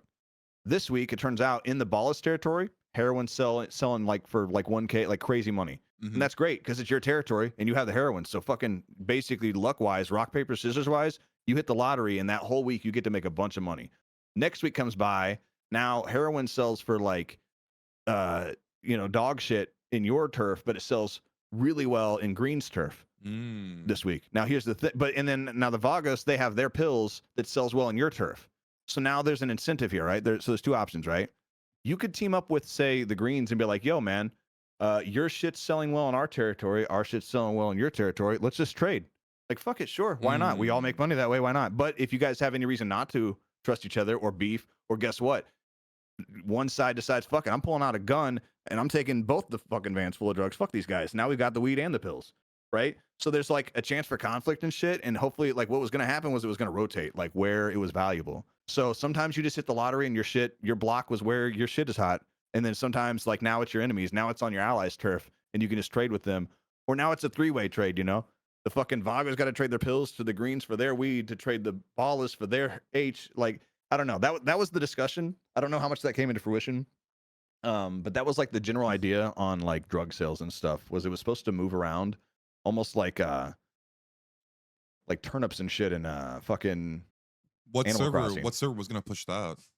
That was supposed to be 3.0 at some point. It was late 3.0 into 4.0. It was an idea that got pitched, but then like I think like the following week or two after that, I think I got to pull it out of a lot of stuff. So you know what'd be crazy about that? Another counter would be that if to start it out, right? I mean, obviously the mechanics of working around that would be crazy, but is if the location you had to, like, let's say you had to go pick up your weed, you had to go to this location to get the van, right? Yeah. And then that gives people the opportunity to counter it. Yeah, I mean, there was a whole manufacturing thing that could be countered, like away from your block that you had to transport it to. Like you had to go there, do it, bring it back, right? Yeah. And then you had to stash it. So there was all these like layers of like counterability. Yeah, that was supposed to be built into it, but I don't know if they ever did that. I don't think they did. They went gang sprays and local selling. Oh, is that what they did? That's what someone in chat said. What was it? What did they say? They said they just went with gang sprays and local selling. I'm not sure exactly the details, but dude, yeah, that Meth Lab RV, that Meth Lab mechanic on was it Ignite? No, I think it was on Onyx that they did that. Or no, was that Ignite? They never did it on Onyx. Yeah, on Ignite I they had heard this weird about it. meth lab I heard thing. It about was it. actually cool because you had to like get all the shit, put it in a thing, and if you fucked it up, the camper would explode and the cops would get called to your corpse burning in a meth lab. Yeah, that's super fucking cool. Yeah, there's been a couple of different iterations, but I don't know. It's weird. It's hard to balance. It's hard to balance, right? Because you don't want to give people. Too I feel like much. the consensus for a little bit on Chase that I was getting was like, yo, man, if you're a gangbanger, like the gang $1 a day, like at least for a minute there was like kind of easy money, until things were regulated, I guess. But how much can you give versus how much, now, like, I don't know. You gotta. Yeah, I mean, I think for a while on Chase, I think it's still like this now, but it's like, and I could be completely fucking wrong. But from what we can see, is like how much you push on your block is Yeah. it raises the prices up of the drugs and shit. Mhm. But it's not enough to incentivize like infighting yet. Not infighting, What if but conflicts. what if it was a combination of the two mechanics? What if we were talking about that territory mechanic, right? The bigger your territory like actually spread like is area wise, the more money you can sell for there. But again, like if you got a guy selling all the way on the end of Grove and all the way on the end of Forum, like you're spread the fuck out. You're spread really thin. You're weak Yeah. for attack. You're the biggest. You're making the most money. But at a certain point, it regulates itself. Like, I don't know, maybe with the expansion of territory comes the increase of price, and that's another reason to fight for it. Like, hey, whoever's got the biggest turf, I mean, you have more customers, right? Yeah, I no, don't know. I think the territory idea is like, I think that's I'd probably love to see turf. that's probably I'd love to see some kind of turf one of the mechanic. best ideas I've heard for fucking gang stuff, because the whole idea, at least for me anyways, is like you want to have this organic conflict that happens. Oh, You the know, Kenny found the. what you don't want to happen is something like, I mean, it's okay for like you to formulate these reasons, I guess, to like have a reason to fight somebody or push someone, but if there's like organic things that are like baked in, it kind Right. of helps Then that's drive better. that, you know? Yeah, yeah. And that's the thing too, man. Like, shit, dude. Like, yeah, if you're there's sometimes just I mean, the one thing that's missing from roleplay in general is reasons to submit. It's almost always better to just we might as well fucking try to like just gun down the other side versus submit. Like it comes with the cops and with other gangs, but again, that also comes with like a trust thing as well, right? Like I don't know. It's always weird because in most situations, at least in character, it's more advantageous to shoot your way out of a situation than to potentially talk your way out of it. And then everybody's just always on guard as a result. But I mean, if you have something to lose as a result of that not working out for you, then it adds weight to the situation, which adds hesitation, which kind of creates a window for roleplay to happen in between the fighting, right? Yeah, I mean, another thing too is like, well, bro, I can't stand the fucking shoot.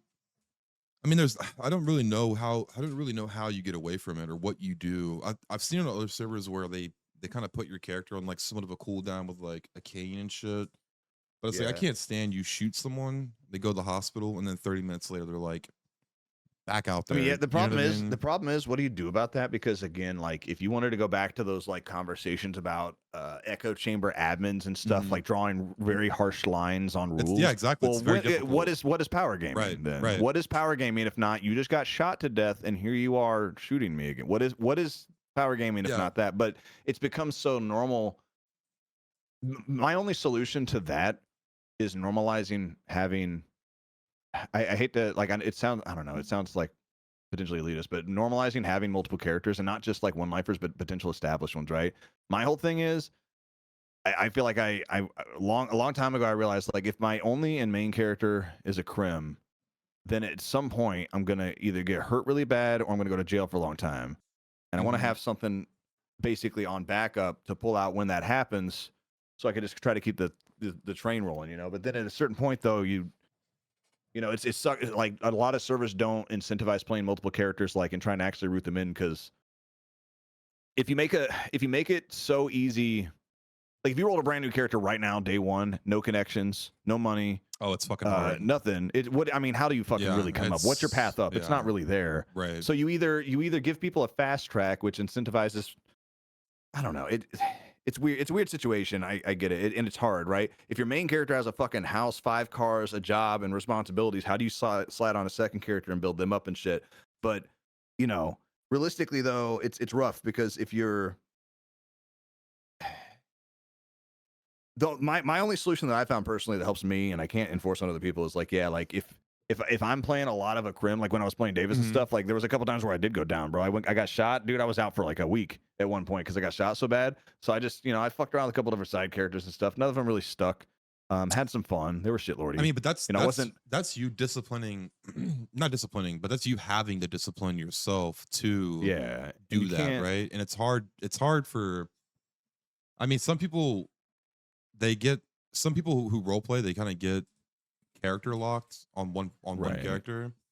Yeah. So it's like what the one thing that I saw on a different server was they had an effect where like you got shot down and if you went to the hospital you got a crutch and like that you had Right. to walk around with and you couldn't even raise your gun if you wanted to, like That's one solution I've heard. you were Another like out of solution is commission that for like 30 minutes or something like that. another good solution. There's two other solutions that I have to that I've heard. One of them that I've thought of, and one of them I've heard from someone else. And so one solution is that I've heard is like, what if doctors acted like judges and nurses acted like cops, basically, right? So they basically, they take an idea of what actually happened. Like if you got fucked up by a local or a cougar or whatever, lol, get out of here, right? But if Right. you were point blank executed with 30 fucking shots, guess what? We're diagnosing you into a coma, like a sentence almost. You can role play from the Yeah. hospital, but you're out in the same way. And in a way to stop it from getting abused is, the nurses take you in, a doctor approves it, like a judge would approve if it's a long, if you're going to be down for a long time, like in a coma, or if you're going to be, they end up diagnosing you with, then a doctor would have to approve it, right? It's not just like anyone can just hard lock you. But basically, treat injuries more like jail was one option, and then another option that I thought of was a way to encourage people to play multiple characters. Like, imagine if you logged into a server, and here's an idea I've had for a while. Imagine if you logged into a server, and let's say there's 90 slots, okay? And you see three options. You see basically crim, civ, and government, right? Government can be anything: lawyer, doctor, cop, whatever. Crim, civ, government. There's three factions basically. If you want to be on that server, you're required to have at least one character in each of those categories. And here's the reason: you log in at prime time, Saturday night. You want to play your crim? Well, guess what? There's already 30 crims on the server. To regulate it, we need more civs. So the crims are blocked off, right?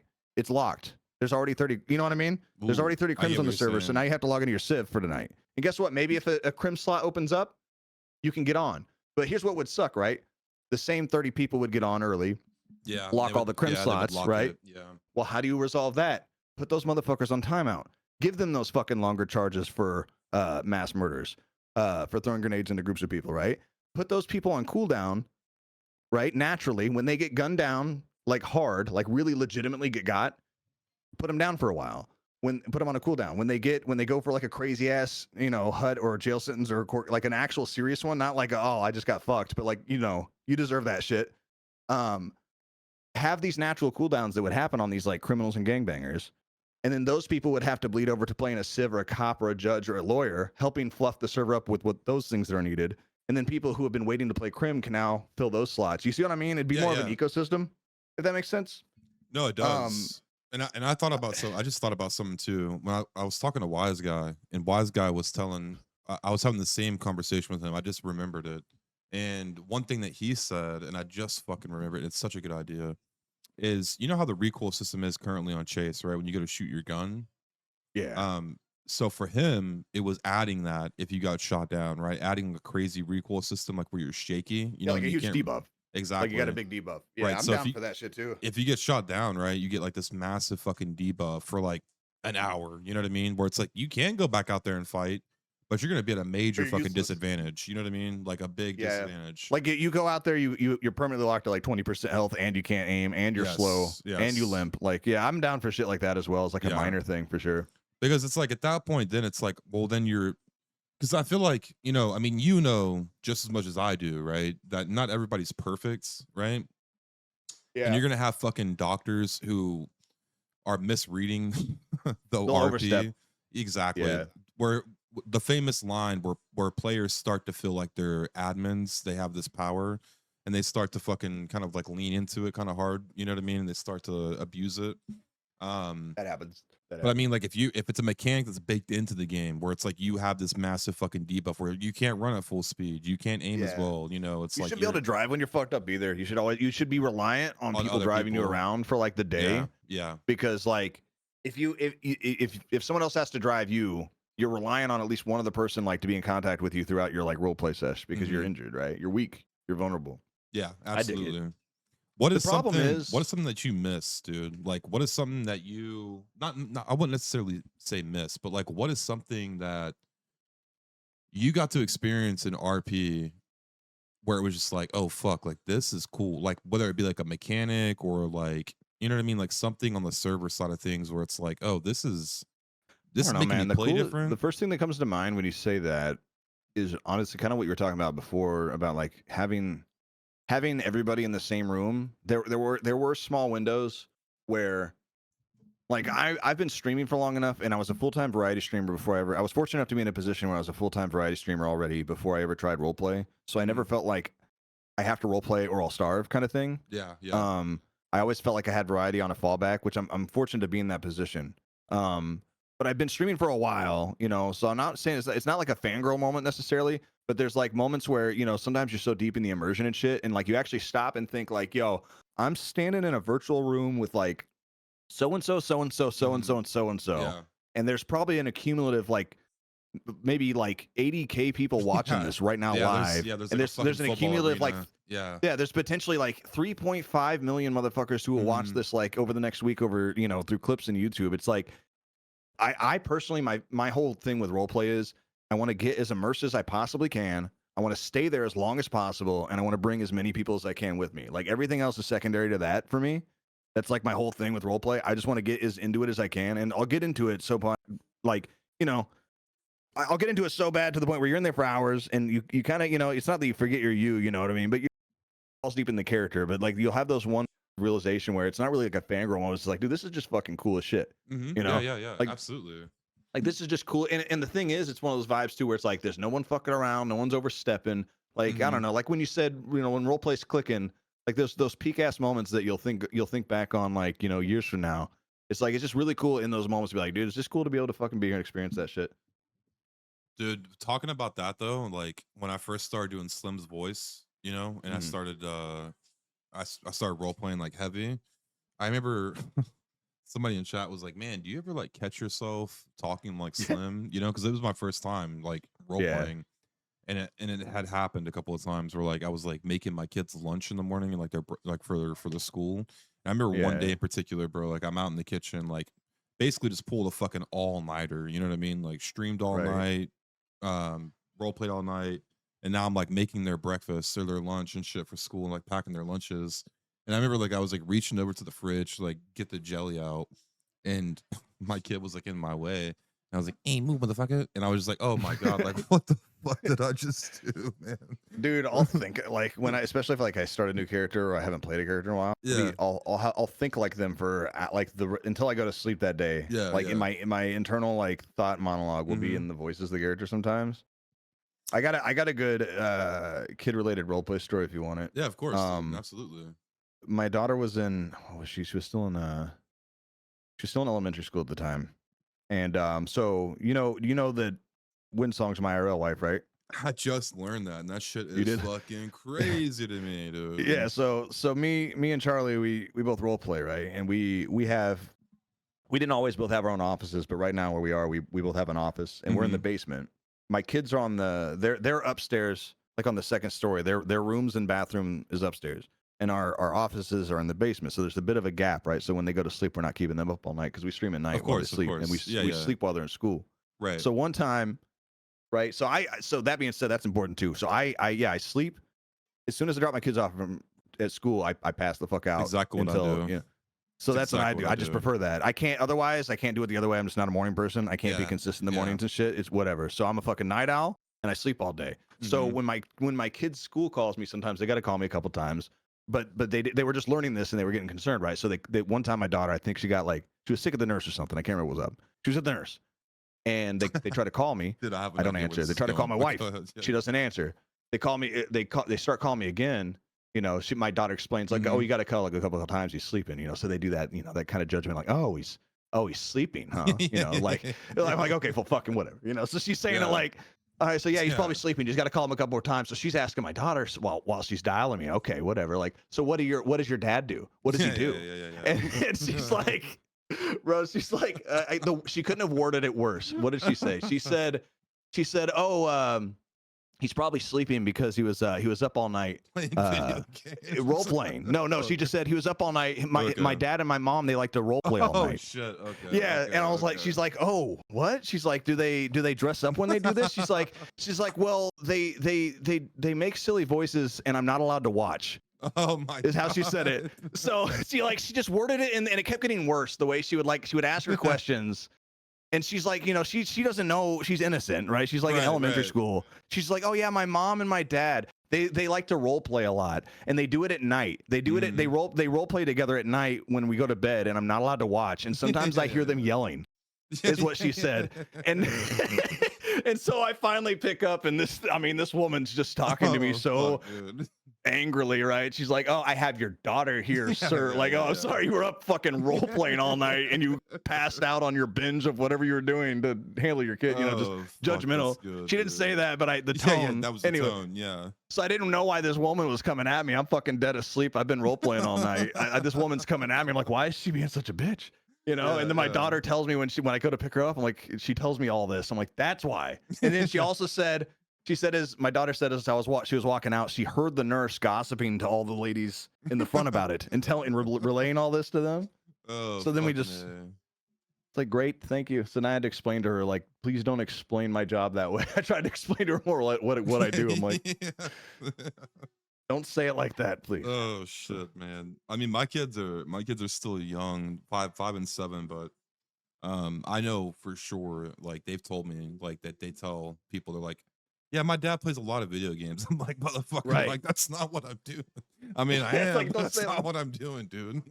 Right. It makes you sound like such a piece of shit in the wrong context. Yeah, man. Like, God damn it. Yeah. But fucking A, that's hilarious. This shit. But I just learned that you and Charlie were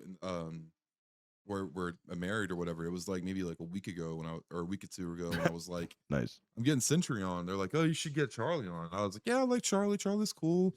I was like, yeah, I might reach out.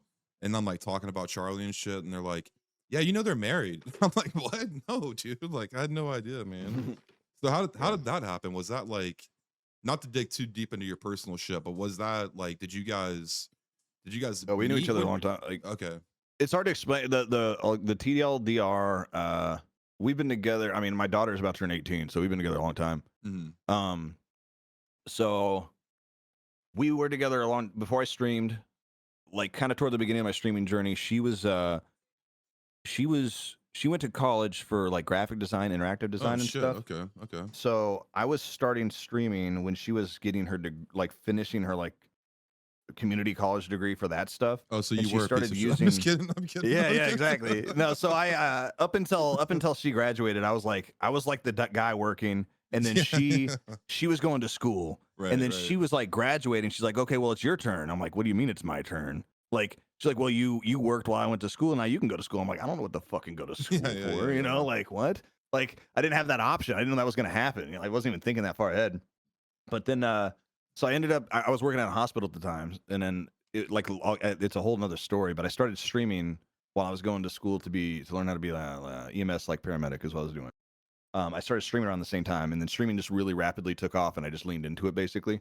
But Charlie, with her interactive design degree she just got, she used my stream as like a guinea pig to like make overlays and shit, and like make like a full brand, like full like logo brand, everything's cohesive, and like being a super tiny streamer and like having like all that that like a lot of people had to pay like thousands for at the time. There's no AI and shit, there was no Fiverr, right? So now I've got like a personal like graphic designer basically. She just started using my shit as a guinea pig, right? So she was involved in my streaming stuff early on. That helped me, it definitely helped me get eyes on my stream early on. Branding's like a pretty big thing in marketing, right? Yeah, it's massive. So that we've been kind of my streaming journey began like she's been involved. As I started doing streaming and stuff, she's always kind of been like, just like she would help me with like admin stuff, like community stuff early on. She edited videos early So on. kind of like, and I she mean, like would, a team, like a team. Yeah, yeah, Basically. just basically, exactly, yeah. So she was like kind of assist on that and support on that. And then I think it wasn't until I got into GTRP she was just like, she just loved it. She just fucking loved everything about it. She did like theater in high school and like, Oh, okay. Perfect. you know, all this stuff. Yeah. Right, yeah. So she just, you know, just started doing it herself as well. She got on, her first server was NoPixel. She got on, there was a really weird window where it wasn't cool to go to NoPixel. There was a window where Family RP was still the dominant, popular, and streamer server, and NoPixel was considered like the reject server that you only went to if you got banned from Family. Really? Like it was considered, yeah. There was shit. it was okay. And that window is actually when I came over to NoPixel. So one of the first people who came over not having gotten banned. Like I didn't crash and burn. I didn't have anything. It was after the whole Penta thing happened where they banned me from Meta, apologized. I just kind of wasn't feeling it afterward. I felt like that walking on eggshells feeling. It's difficult. So yeah. I voluntarily was like, you know what? I'm just gonna go see what the fuck's going on over here, man. Like I know a lot of people call it, like, you know, the shit server, or like it was just really clowny. It was very GTA Online-y, and it was. But they were trying at the time. They were right about to do, I think they had just done 3.0, or they were about to do 3.0. It was late 2.0. So yeah, they were at the end of their cycle. They were considered the reject server. I decided, because I just don't like the walking on eggshells feeling I had on Family. Like I was kind of one of the first people, and I was a decent size. I was about twice as big, like stream wise, as I am right now, probably on average. So it was, you know, I wasn't like the biggest influence, but I was, you know, it was noticed when someone like that. You pulled some weight. Yeah. When someone like that at that point, at that size, made a move like that, people were like, oh, so he didn't get forced over there. He went over there. Oh, and another person did. So Medi did first. Medi was like the first person who like voluntarily went over there. And I saw what Medi was doing. And I wasn't seeing all the shit that people were saying. Like, oh, this is shit. Like I was seeing good RP. I was like, no, fuck that. That looks good. And you know what? I just want a fresh perspective. I'd fucking went over there. And there was, I don't know, it was probably like a 3 to 4 month window where it was still considered like the reject server. It wasn't full. Like anyone can get in. Like there was no queue to get in NoPixel. It was actually crazy. It's hard to think about, but there was like, the server was like half full maybe on a good day, like at peak. Jesus, that's crazy to think. That is really crazy to think about now. And luckily enough, you know, like I got into that and stuff, and then Charlie Applied got in there, and then, you know, she just like proved herself. Like we hardly ever had any interactions for like the first couple of years because our characters just didn't really, well, they kind of did and didn't, but like she went out on her own and did her own thing and proved herself to a lot of people. And like at this point, she's like whitelisted with like the highest prio on like every fucking server, you know, because of her own accolades and stuff. You know, she really leaned into it and got into it. She fell in love with roleplay. She came into NoPixel early whenever they weren't cool as well. And you know, there was a cool group of people that formed at that time. Like, you know, like the outcast, like the group of outcast thing. Like everybody at NoPixel was kind of an outcast for some reason. You were either banned, you were like shunned, maybe you were wrongfully banned, and people just like, I don't know. It was like a big group of outcasts. Like the misfit group, you know what I mean? Like to an extent. Okay. It was like a misfit group, and and Charlie was a part of that. And honestly, she just fucking took off on her own, and she's been doing great. Now she's the goddamn governor, you know, look at her. That's, dude, like that's so dope though, because having, I mean, personal life shit it's so bizarre for like the other person who doesn't quite understand. You know what I mean? Like, I mean, that's pretty much our life, is like we just geek the fuck out about RP like after work together. It's cool as fuck, actually. Yeah, that's super sick. So for you, like, I mean, because you pretty much got to experience NoPixel before it became what it is now, right? So you got to see it before it became, I mean, it's hard to even like put it in words what NoPixel is today, but it's like, I guess like the number one, you know what I mean? Like to a certain extent, it is kind of like NoPixel still it's definitely the number one most known. So if people who aren't actively involved in RP know about NoPixel, there's people, dude. When I meet people and I try to explain, like when the question comes, when you're traveling and stuff, you know, the question comes up about like, what do you do for a living, or you know, what brings you to this, you know, whatever. You know, you try to explain streaming. It's way easier, instead of trying to explain what Twitch is and then I'm a streamer and how I make money as a streamer and that's my job. It's way easier to be like, have you ever heard of GTA Roleplay? And most people are like, yeah. I'm like, that's what I was like, do you know? I was like, I'll be like, have you ever seen the news guy on that one server? Like, yeah. I was like, that was me. Like, oh shit. Like, it's way easier to explain that than it is like the whole other angle, if that makes sense. So it's like, I don't know. So, but like for you though, right? So for you to see it grow and change into what it has, you know, and like obviously go through all the growing pains and like I guess like the vibe changes and shit like that, right? Like what, Yeah. like kind of like what's your perspective on that? You know, like what's your perspective on? I mean, it was what I was talking about earlier, man. The biggest vibe change that happened for the negative was whenever they opened too many of the floodgates at once when they were trying to fill both slots and queues for the big server bump. It flooded the culture, and it's not that anyone had any negative intent or malice, but you can't maintain this incredible. Like there was like a very very fragile house of cards that was built that was like the spaghetti code we were working on, the legality of what we were doing, because like there was always like back then you got to remember there's like threats that like Branded 5 is going to get shut down. shit. Yeah, Yeah, all that well stuff. there was all these like Rockstar lawsuits and stuff before they ended up buying. So every day this whole thing may be fucking gone tomorrow, right? So like that was, you could feel that like no one knew what was going to happen next. It was constantly evolving.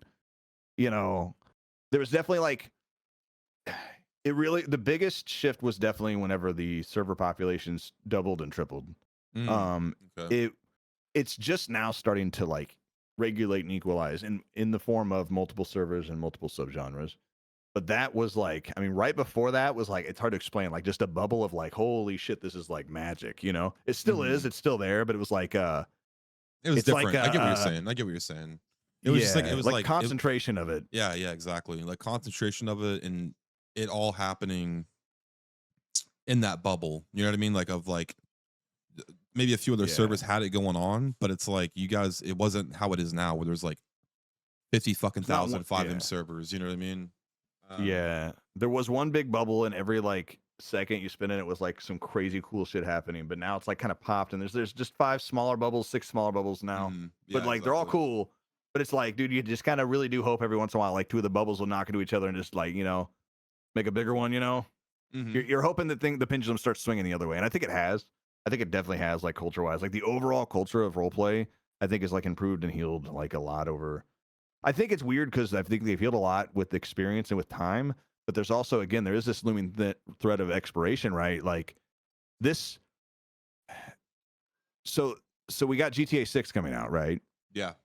And then we got obviously like a year, maybe 2 before PC. Then we got maybe like a year, like let's say a year, maybe 2 before like development catches up to the point where we have anything resembling we have now on GTA 5, right? Okay, hold on. Let me stop you there. Let me stop you there for a second. I want to dig on that because I want to ask you, right? So with NoPixel being kind of, I don't want to say partnering up with Rockstar because I don't necessarily know like what everything entails, but I mean, obviously we know they got Rome first, right? That was leaked. That was, I mean, and you're aware of that too, right? The Rockstar online modding engine and shit. So we know they had access to that. And the rumor is right now is that with 5M Enhanced coming out, that's what 5.0 is going to be released on, is the 5M Enhanced, right?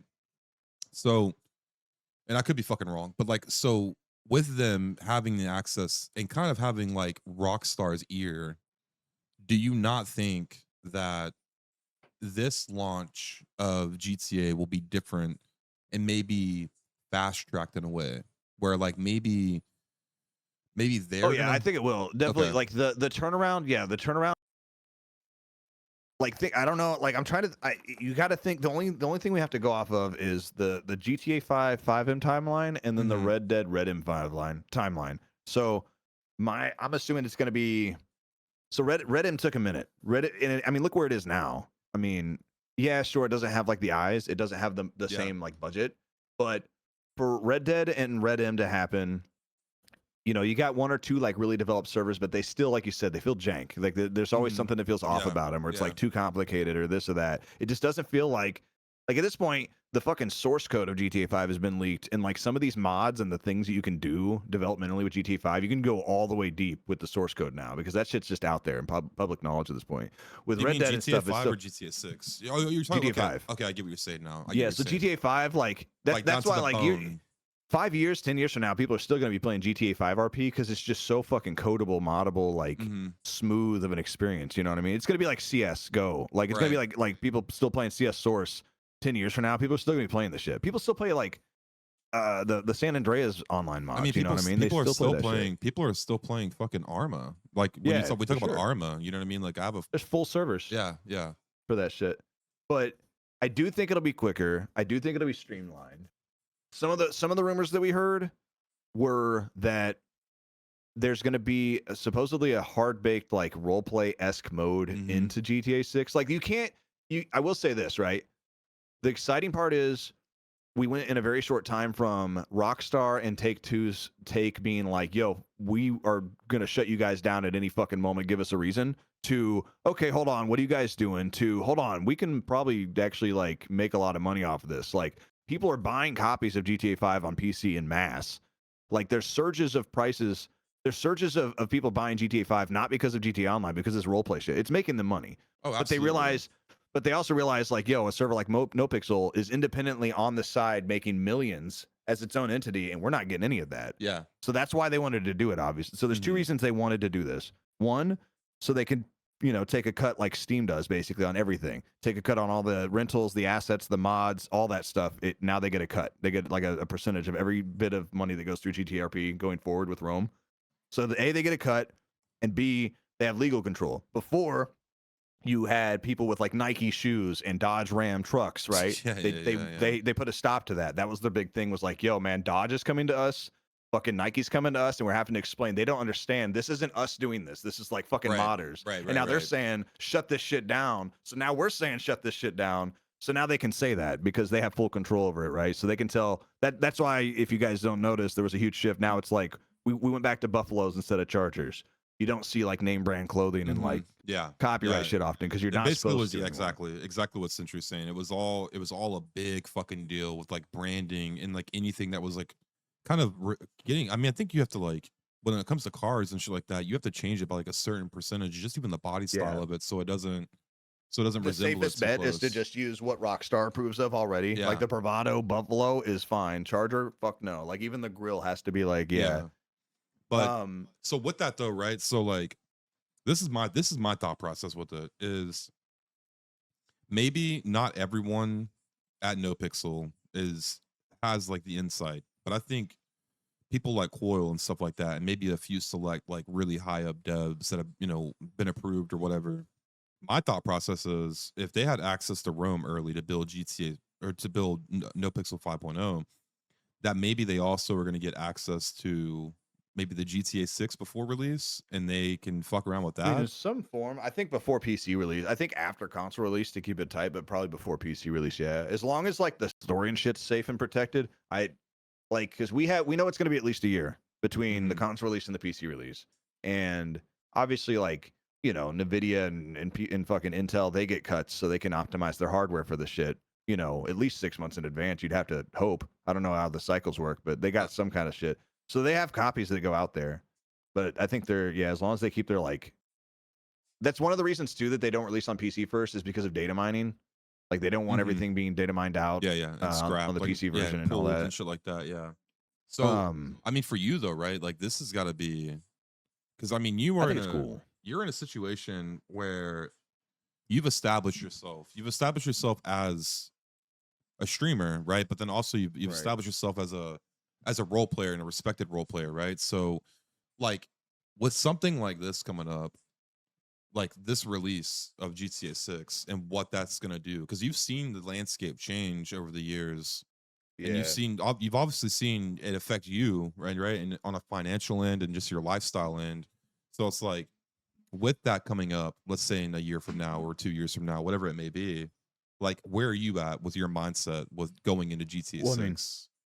So I know for a fact that like there's no way, like you said, they're people they're watching this shit. Hell, dude, there was a TwitchCon where there was everyone was mingling in this meeting that was supposed to be like just a general GTA like meeting thing in a big room, but everyone was mingling with their friends and stuff. But there was this one guy in the corner of the room that had a Rockstar shirt on, and I went and talked to him, and he was a Rockstar guy, and he was there. He's there you got Rockstar employees at a TwitchCon at an RP event, like they're aware of it. They'd be stupid. They'd be bad at their job if they weren't aware and paying attention to this thing.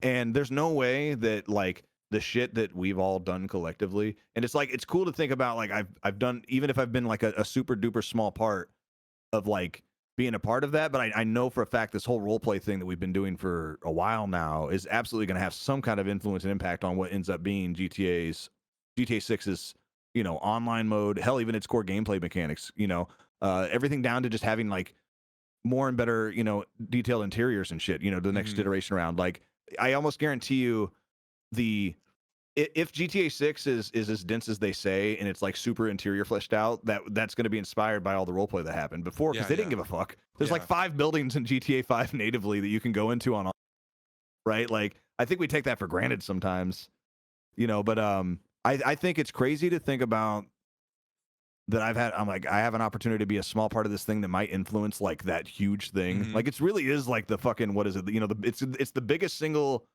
entertainment product that humanity may ever fucking release, as far as we know, right? Like, that's pretty fucking crazy. Yeah, it really is.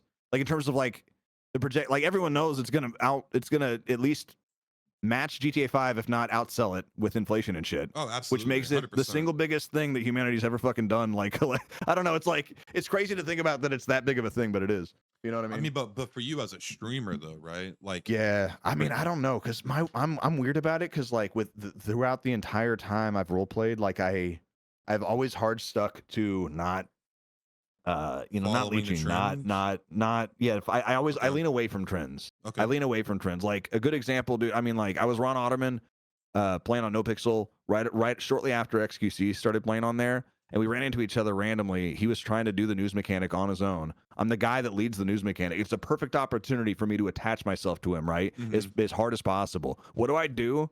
I tell the guy to fuck off because he's an amateur, right? Because I'm there. I was here first.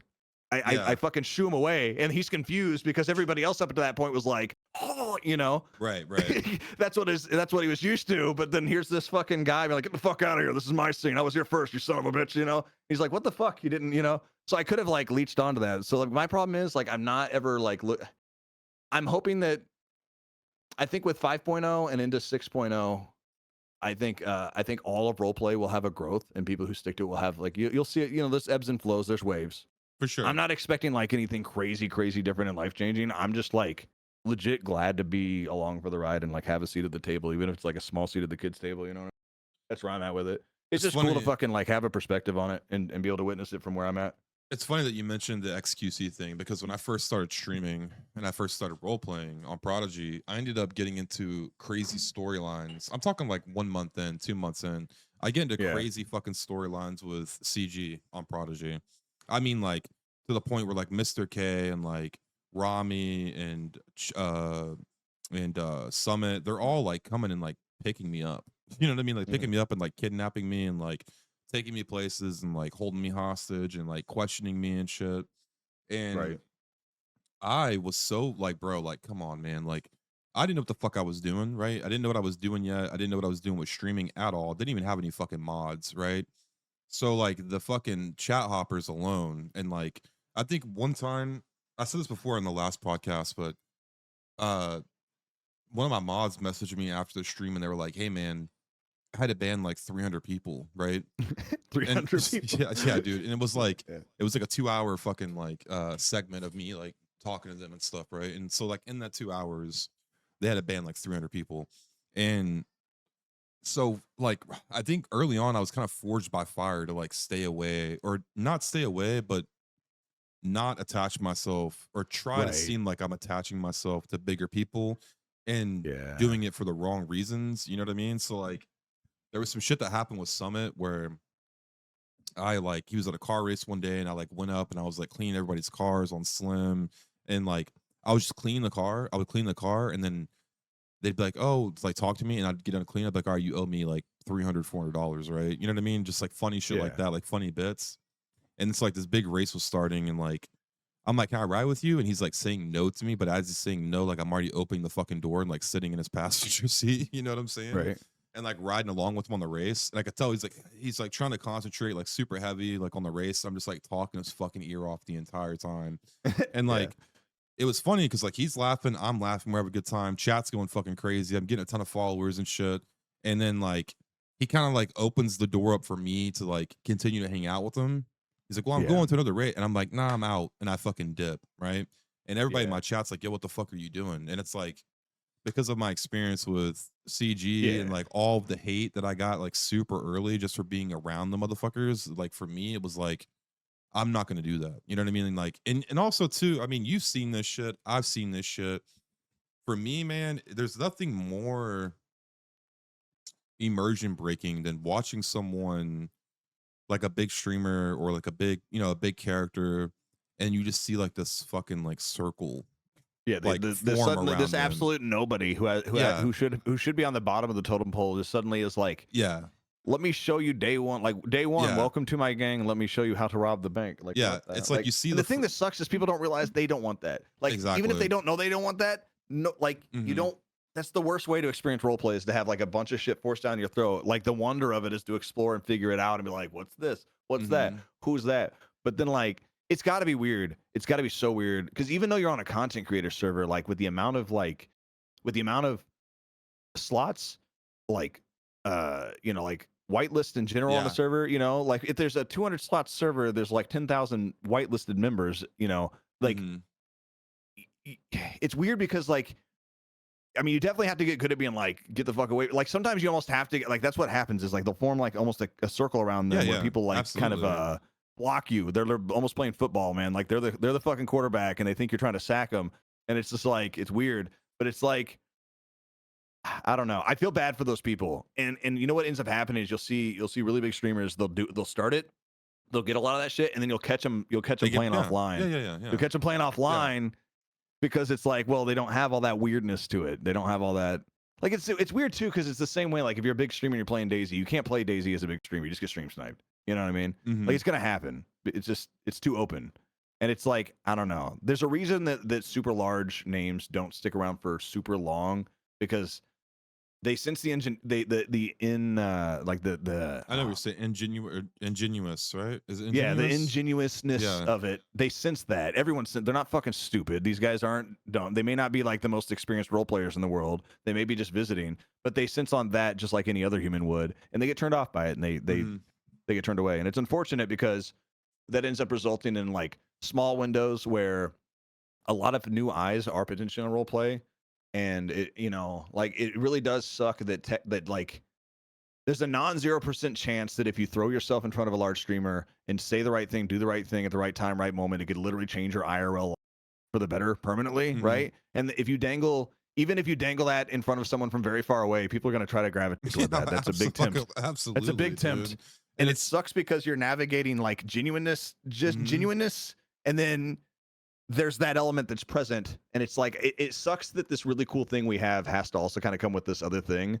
But I think as well, time's gone on, hopefully we balance it well, better. I what's don't know. crazy too about this is that when it comes in terms of like growth, right? GTA, because of it, because of like you have so many content creators on a server, you have so many streamers on a server, like the ability to grow your fucking channel on GTA Oh, compared it's the to it fastest way to yeah. grow a channel than anywhere else because it is a shared audience of like Hmm. I don't have an audience of like, you know, 400 a night or like 10,000 a sesh like for an entire like you know, you got your live views, your VOD views, you got the after, but there's the aftershock. Like your a clip of you might pop up in someone else's TikTok that's not even Hmm. related to your shit and then that goes up. You don't know. Like it's just the shared audience perspective is actually the coolest part about GTRP. Like if it wasn't with the toxicity that comes with it, which it fucking sucks, you know, the hopping, the pressuring, like, you know, the whole streamer hierarchy thing that is there, whether you like it or not, it is there. Oh, it's fucking there. It's there, It's dude. always It's there. It's there. always there. There's always going to be an OOC element of this person is like like way out of my league. Like I'm Hmm. gonna, you know, I'm gonna fucking, you know, let them, you know, it's their thing. You know, I'm not trying to fuck their shit up. Yeah, Um, exactly. and it's a respect thing, you know, it's not like a bully thing. It just happens naturally, like with the socialization we have. It's a weird thing, but I don't know, man. I think as time's gone on though, like bigger personalities have gotten used to how to navigate that. They plan on being like temporary, so I feel like they can take bigger risk and do bigger like they can actually play a whole fucking. I kind of envy them as well. They can actually play like a really good, you know, in a 2 to 4 month span, you could play a really good arc and like actually kill off a character or perma them or something, you know, and really get a good session, Yeah. you know. Um, but it is cool though. It's cool how it's constantly evolving, and every time the wave, like the role play wave, like goes up and interest rises, or there's a new big release, and new people kind of join and stuff, it's cool because every time that happens, it's better and improved. Like, you know what I mean? As it goes on, it feels. The one thing I feel like I've learned with fucking RP, and this being, I haven't been able to. I mean, like I've taken my breaks and stuff like that here and there because it just happens, right? Like servers, things happen on servers. Like, all right, fuck this, I'm gonna take a break. I'm gonna step away. Yeah. But like for me, I'm not at that point yet where I can do variety streaming. You know what I mean? Like Right. I'll just fucking kill my channel, and that's okay. Like I've accepted it. I'm okay with it, right? But Yeah. I think one thing I've learned, or one thing that GTA RP has taught me more than anything else in streaming, is the ebbs and the flows, like, and just Yeah. riding it out. You know what I mean? Like, You can do it long term because I mean, for people to want to come to something, someone has to build it, and the mhm, people who build it are just as important, if not more important, than the people who come to visit. Of course, you know, you gotta build something. It's the motherfuckers who hold shit down between the high the, you know, the good times. times. Yep. Yeah, that are the, you know, like you're like the ones that weave the fabric. You know what I mean? Like ChaseRP has a lot of scrutiny, man. There's like whole ass like fucking hate Reddits about shit, every Yeah, single it's thing that happens on crazy. ChaseRP. Meanwhile, I'll be playing and be like, I'm having fucking fun. I don't know what the fuck everyone's talking about, bro. Exactly, I don't dude. even know all this drama's happening and Yeah. fucking 50,000 view clips are getting like I'm not even like I don't even know what's going on. I'm like, what the fuck? Like Charlie showed me like this is this whole ass fucking hate thing. I'm like, what the hell? I was like, I didn't even like I'm I not seeing any of that. I mean, you know how it is with conflict, dude. So like I get a Yeah. lot of fucking I get a lot of Reddit shit, but I don't watch it until one of my mods will ping me. You know what I mean? Like Yeah. I don't really go on Reddit and like do that. But every once in a while my mods will be like, hey, you know, take a peek at this real quick.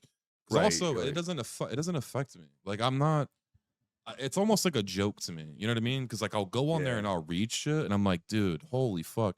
You guys are so lost in your own sauce right now. Like you have no idea what's actually It going sucks on. because you realize you have to come to the realization at some point with like the whole Reddit thing is like there it doesn't, even if you were 100% in the right, even if you were 100% justified and everything, whatever the fuck, and everybody else is wrong. There's just so many people saying so much different shit that there's no possible way that like any amount of energy you expel in that direction is We'll going to ever add fix value it. to you. Yeah, It just won't. exactly. It's just Exactly. like there's so much misinformation. There's so many motherfuckers that are just straight up dead ass wrong about something. Like, dude, I got a clip saying the exact opposite of what this motherfucker's saying, but there's like there's 30 motherfuckers back in this guy. I'm like, I'm not even gonna read this anymore, bro. I'm not gonna read this anymore, bro. So like It was you've been a part of this shit, right? I mean, and you kind of like briefly spoke on it that you know you had some time where you had hate and stuff like that. oh At dude, what yeah. point did you come to that conclusion of like, okay, it doesn't matter what I fucking do, or was that just something that you just naturally had? You know what I I mean? mean, I feel like I had that early on. Well, let's see. I'm trying to figure out when I don't know when that first kind of like clicked more. It was early on in roleplay, if not before that, but through streaming. But definitely roleplay like enforced it. Like roleplay really quickly enforced it because like I said, you know, when Family RP popped off, was created and just started quickly popping off right around the same time, like we were coming out of like like kind of Facebook, Twitter's like kind of, you know, getting a bit old era, and all these new things were popping up. Like shit's spreading like fire a lot quicker Hmm. now. All of a sudden, you know, you'd start to get that feedback, and at first it was great. It sucked too because you got like conditioned to like really like wow, just almost nothing but overwhelming positivity, and then all of a sudden it just turned dark as Just a fuck out of wave, yeah, nowhere. just a wave of Like just everybody was terrible so shit. vulnerable and like just like ooh, let me read this. Ooh, like dopamine bubble. Like what a like not even your shit. Just seeing like people talking positively about like the server or role play or a character you know or you ran into. It's, you know, this is fucking cool as fuck to read. You'd be reading it and reading it. It feels good. And all of a sudden it just started getting like, you know, just you know, too big. It gets too big and it gets divisive. And when it gets divisive, you know, it's just how it is. And I don't know. I feel like I'm trying to remember exactly when it was. I think it might have been whenever I fucked around and, you know, when I was talking about when I flopped from DayZ at like 1,500 to 2K average viewers down to like 150 on CS Go. You know, I was like, you know, I had to like, I was fighting with myself, thinking like, oh, like you make the mistake as a streamer. I feel like at that point Hmm. where it's very easy to get it's easy to be like, oh, I'm gonna get resentful, like to the people who didn't show up. You know what I mean? You're early on. You're like, I'm doing the same thing. It's not me that's doing something wrong. You know, it's them for not showing up all of a sudden. You know, it's there. And then I feel like some people, I've seen so many people go into a spiral into that thought process, and then they basically their content, their stream just ends up becoming them complaining to the people who are there and showing up and supporting about the people who aren't and Dude, don't. dude, And it's like, and that's then the it's just worst thing you that could to do. death. Yeah. I've seen so many people their careers end because they just go into a death spiral of that, and it's like you can't please everybody, You can't please like everybody, and also though, it's like one thing I learned is from other people being having the privilege of being around other streamers, right? Like yeah. coming into fucking RP and then immediately being around like all these bigger people is one thing I learned because I would watch it, like I would get off stream. I'd be like, oh man, like I had a bad stream, and I'd be like flipping through Twitch, and I would see someone else like complaining or like bitching about stuff, and I'm like, oh, that's not a good look. I'm like, oh wait, am I doing that? You know what I mean? Right, right. Like I can't do that. Like no one wants to fucking watch that because it's like Yeah, you'll you get the gotta. attention real quick of like you'll gain like this massive audience of people, but then you have to realize that they're there for like the wrong reasons. You know what I mean? Like Oh, they're dude, not. and you realize they're trying to bait you. And Yeah. dude, the biggest thing is the whole like once you get something taken out of context, dude, you'll say a whole 3-minute sentence that's very important. They'll take 30 seconds of that 3-minute sentence, and then that's what gets like that's the first impression. Yeah, That's exactly. and now they send it to somebody implying, even though you didn't say it in the clip, that you were talking about them or something. Now you've got it's like, dude, it's just like it doesn't matter. It doesn't even matter if I like police what I say. You just got to realize like expectations, right? If I stream like an average 8-hour stream, right? If you took any fucking like we were talking about micromanaging, people's VODs for like rule infractions. If you sit there and took every single thing, I'm trying to fill dead air, mind you. I'm trying to role play. I'm trying to entertain. I'm trying to fill dead air for 8 hours, right? I'm gonna fill it with just whatever the fuck comes into my head.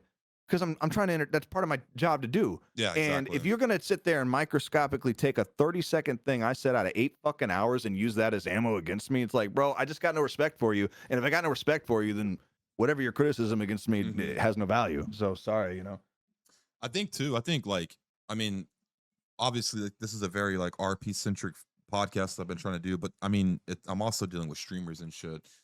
Yeah. I think having it's so fucking different from. And I don't mean this in like a bad way. It just is. But it's so different for us to do what we're doing compared to what we would do if we weren't online. Like if we weren't streaming. Like obviously like the level of role play would still be there, but it's like it's different. Yeah, you're like always on in a way. Yeah, like the spotlight's always on in a way. Exactly. Which is a good thing though. But that's the thing though. I found, I feel like early on I was lucky enough because my one of my early characters was like extremely vulnerable and like weak, not trying to be like, Scarface and stuff, right?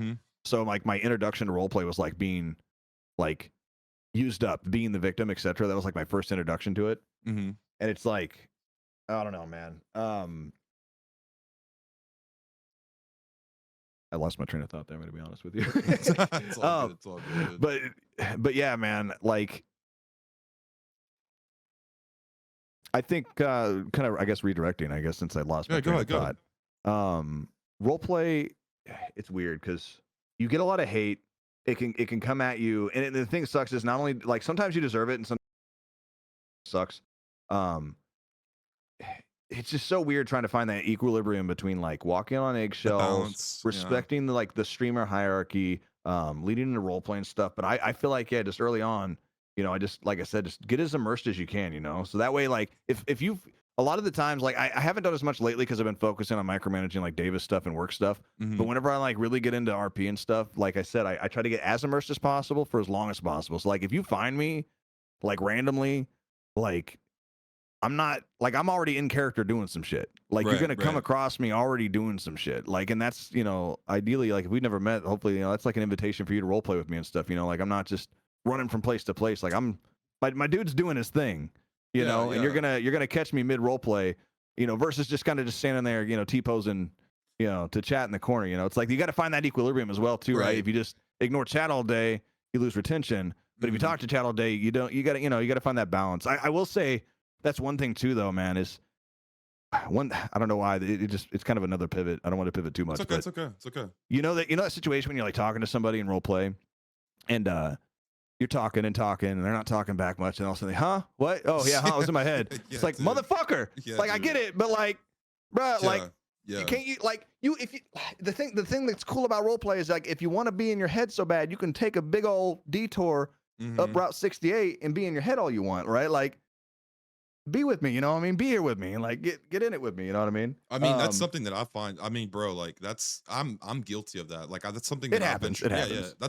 But like that's okay, right? Because it's it's not okay, but it's a good point that you're bringing up. What I mean by that is like, Yeah. as a streamer, you know, You got to it's find a like, balance. exactly, because we're trying to retain audience. We're trying to make them feel important and respected as they should because they're spending time with us and supporting us or whatever. So it's like you're trying to do that, but then you're also trying to, like you said, stay completely Right. immersed into what it is that you're doing and also give, because you're like me. I'm a very like yes and enable, you know what I mean? Like enable the role Yeah. play as much as I possibly can. And sometimes you get yourself in a position where somebody comes by and drops a fucking 50 bomb and you're like, yo, what the fuck? You know what I mean? Like, Right. and you want to talk to him for a second, or something happens and you want to talk to him for a second, and you kind It of like, sucks too, right? What's the trade-off there? Like the dude just dropped 50 fucking subs on me because he enjoys what's currently happening so much. So should I stop to thank him and derail that? Right, Or should I right. continue the thing that I just got essentially tipped for doing? yeah, exactly. It's hard to balance that. Exactly. And I think like,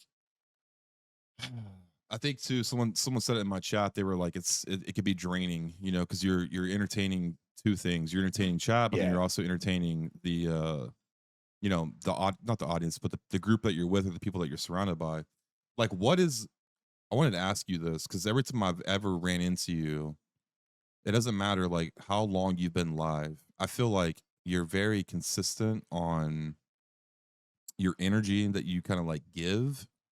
Like, what is your trick? Like, are you popping fucking monsters? You drinking caffeine, or is it just like conditioned? You know what I mean? Dude, honestly, fucking routine. Yeah. I'm not even like a hardcore, like, I don't know, it sounds stupid, but like, I mean, dude, like, I just got to make sure at least I hit my hours of sleep because, yeah, I mean, we've all been, I mean, you know, you're guilty of doing all these like subathons and stuff lately. Of course, you know, your sleep is like you have a newborn. You just sleep when you fucking can, Yeah. and you just go when you're up. But I did that, and I did that for the longest time and stuff.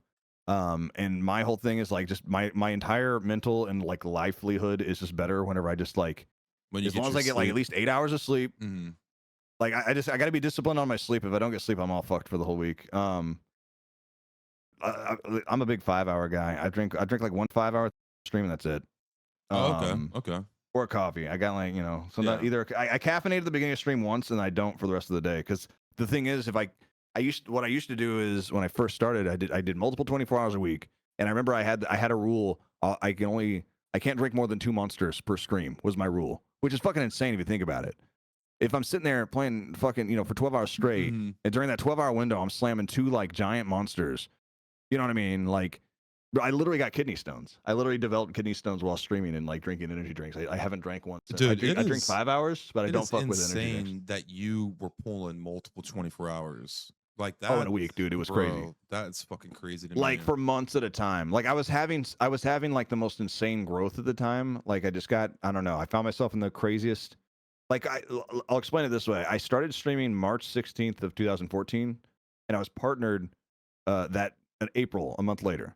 Jesus, and that was back whenever there was no affiliate, and like there was like when I got partnered, there was under 4,000 Twitch partners total when I got partnered. Was it the same type of requirements now? Do you know? I mean, it was way more. It was like something like, oh dude, I don't remember. Like you had to have a couple hundred consistent views.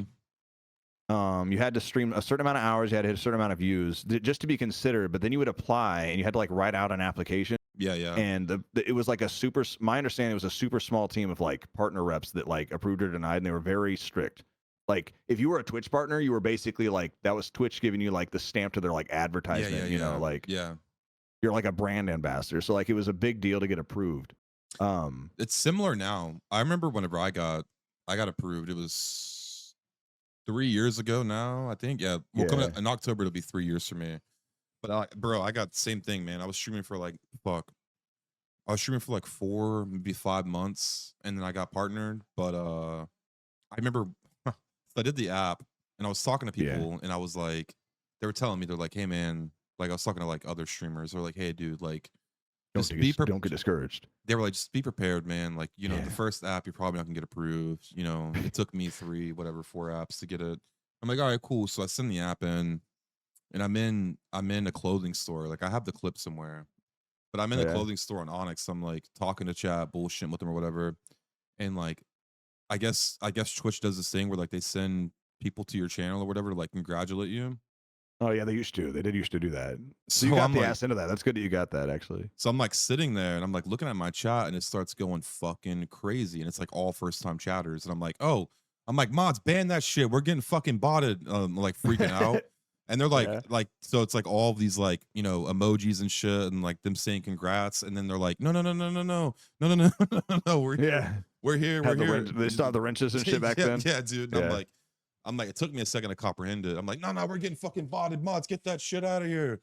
It's like in my head, I'm like, I just submitted a fucking partner app. I don't want to like, you know, I don't want to fuck this up. But Right.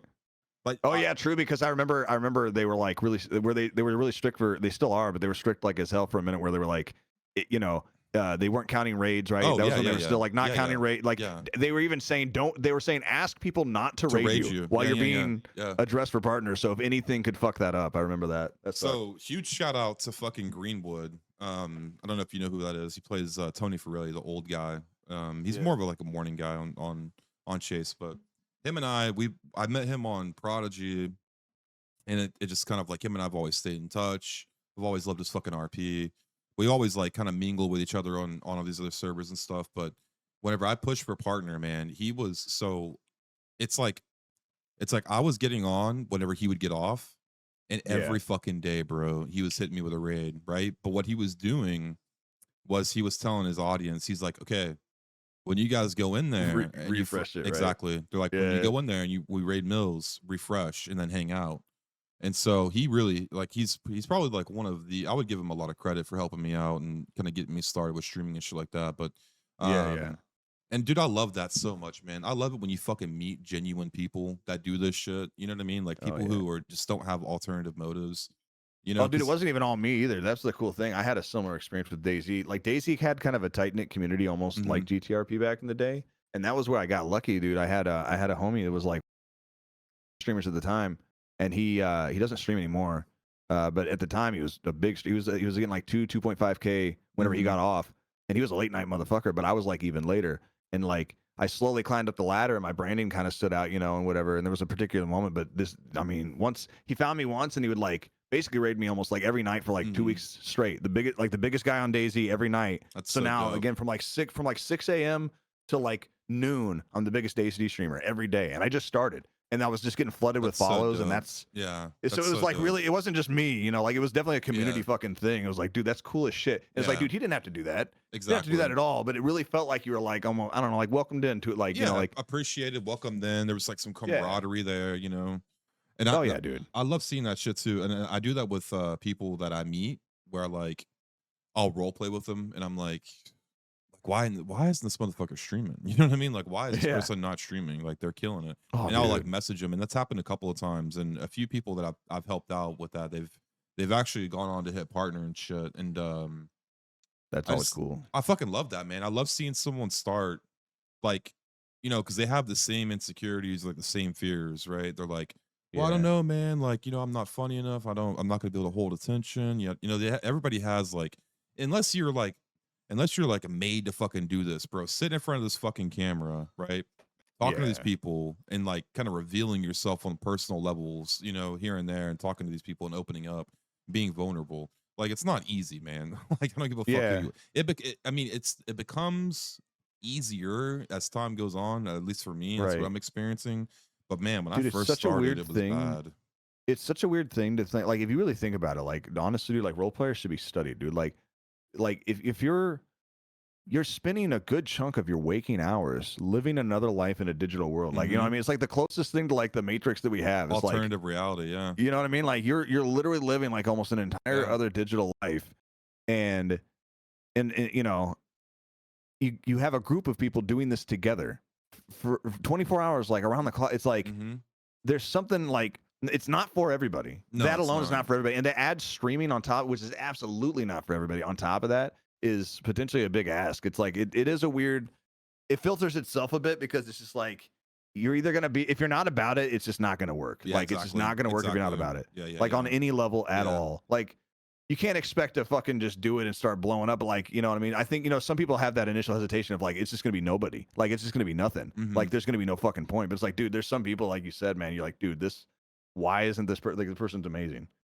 So one thing that helped me too, and I'm not even like a fucking spiritual dude or anything like that, but like manifesting shit. You know what I mean? Not Oh yeah, necessarily manifesting it, but just like kind of telling myself like it's, you know what I mean? Like you're good, dude. Just ride it out. You're good. You're good. Because I mean, yeah, bro, like you can feel the energy if you go onto someone's stream and you're like hopping around and shit, and the person's just like dead. You know what I mean? They're like, nah, yeah, yeah. today, guys, I'm just, you know what I mean? It's like, bro, like no one, and it's hard, man. Like it's hard because when you're streaming, I mean, I don't know, because you said that you had this experience with DayZ, but like, I mean, other games, and you're streaming other games, you're not gonna get the Reddit. You know what I mean? Like Right. you're not getting the Reddit and Yeah, the other bullshit, the chat hoppers and stuff that you get with this, because then it's like yeah. you're dealing with GTA RP, which in itself is, you got to have tough skin. You got to be able to like navigate that. But then on the backside, you're dealing with the other shit, the Reddit and everything else. Dude, yeah, you were saying earlier, that you don't feel like you're not in a position to do variety or fall back on variety. The thing that sucks is, man, like once you've role played that, like as someone who I do have a variety audience, and I'm fortunate enough because I built that up over, fucking a decade plus, right? But I do have that.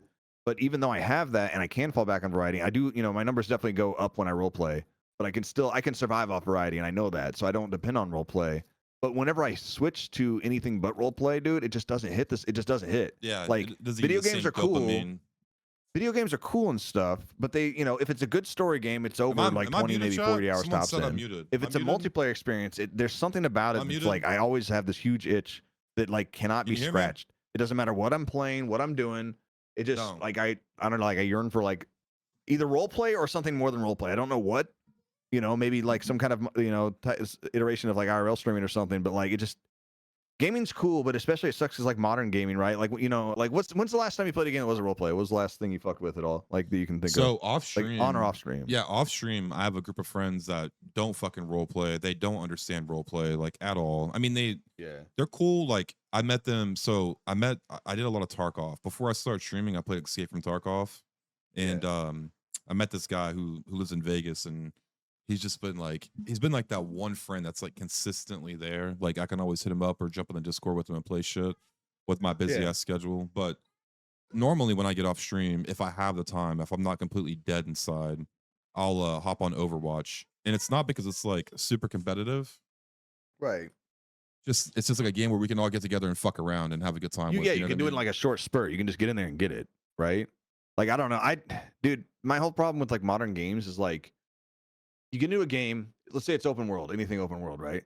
Like the level once you've had literal fucking once every NPC in a game is a real person that can fucking talk to you, it's really hard to go back to like NPCs, right? Yeah. Like and then like every game's just like there's a shit like go here, like walk 300 meters here, talk to this guy, take the thing, go there. Like it's like there's no where's the spontaneity, where's the fucking like where's the what if, where's the unknown factor? It's like I know exactly where this is going. I don't know, it just doesn't, nothing hits. Like I've done so much variety and nothing sticks since anything has like really like grabbed me and pulled its hooks in on a video game. You know what I mean?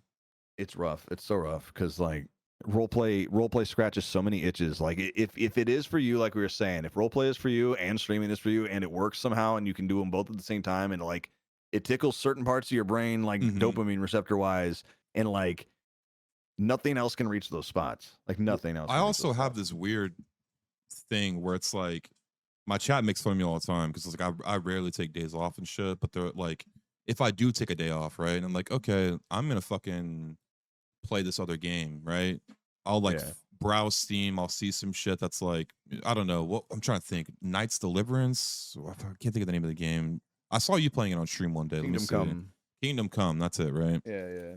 So I Kingdom Come downloaded Deliverance. Yeah, I downloaded that shit, but it was like way late. It was like way after the wave. People were playing it and stuff. But I was like, all right, I'm gonna play this shit off stream, like here and there.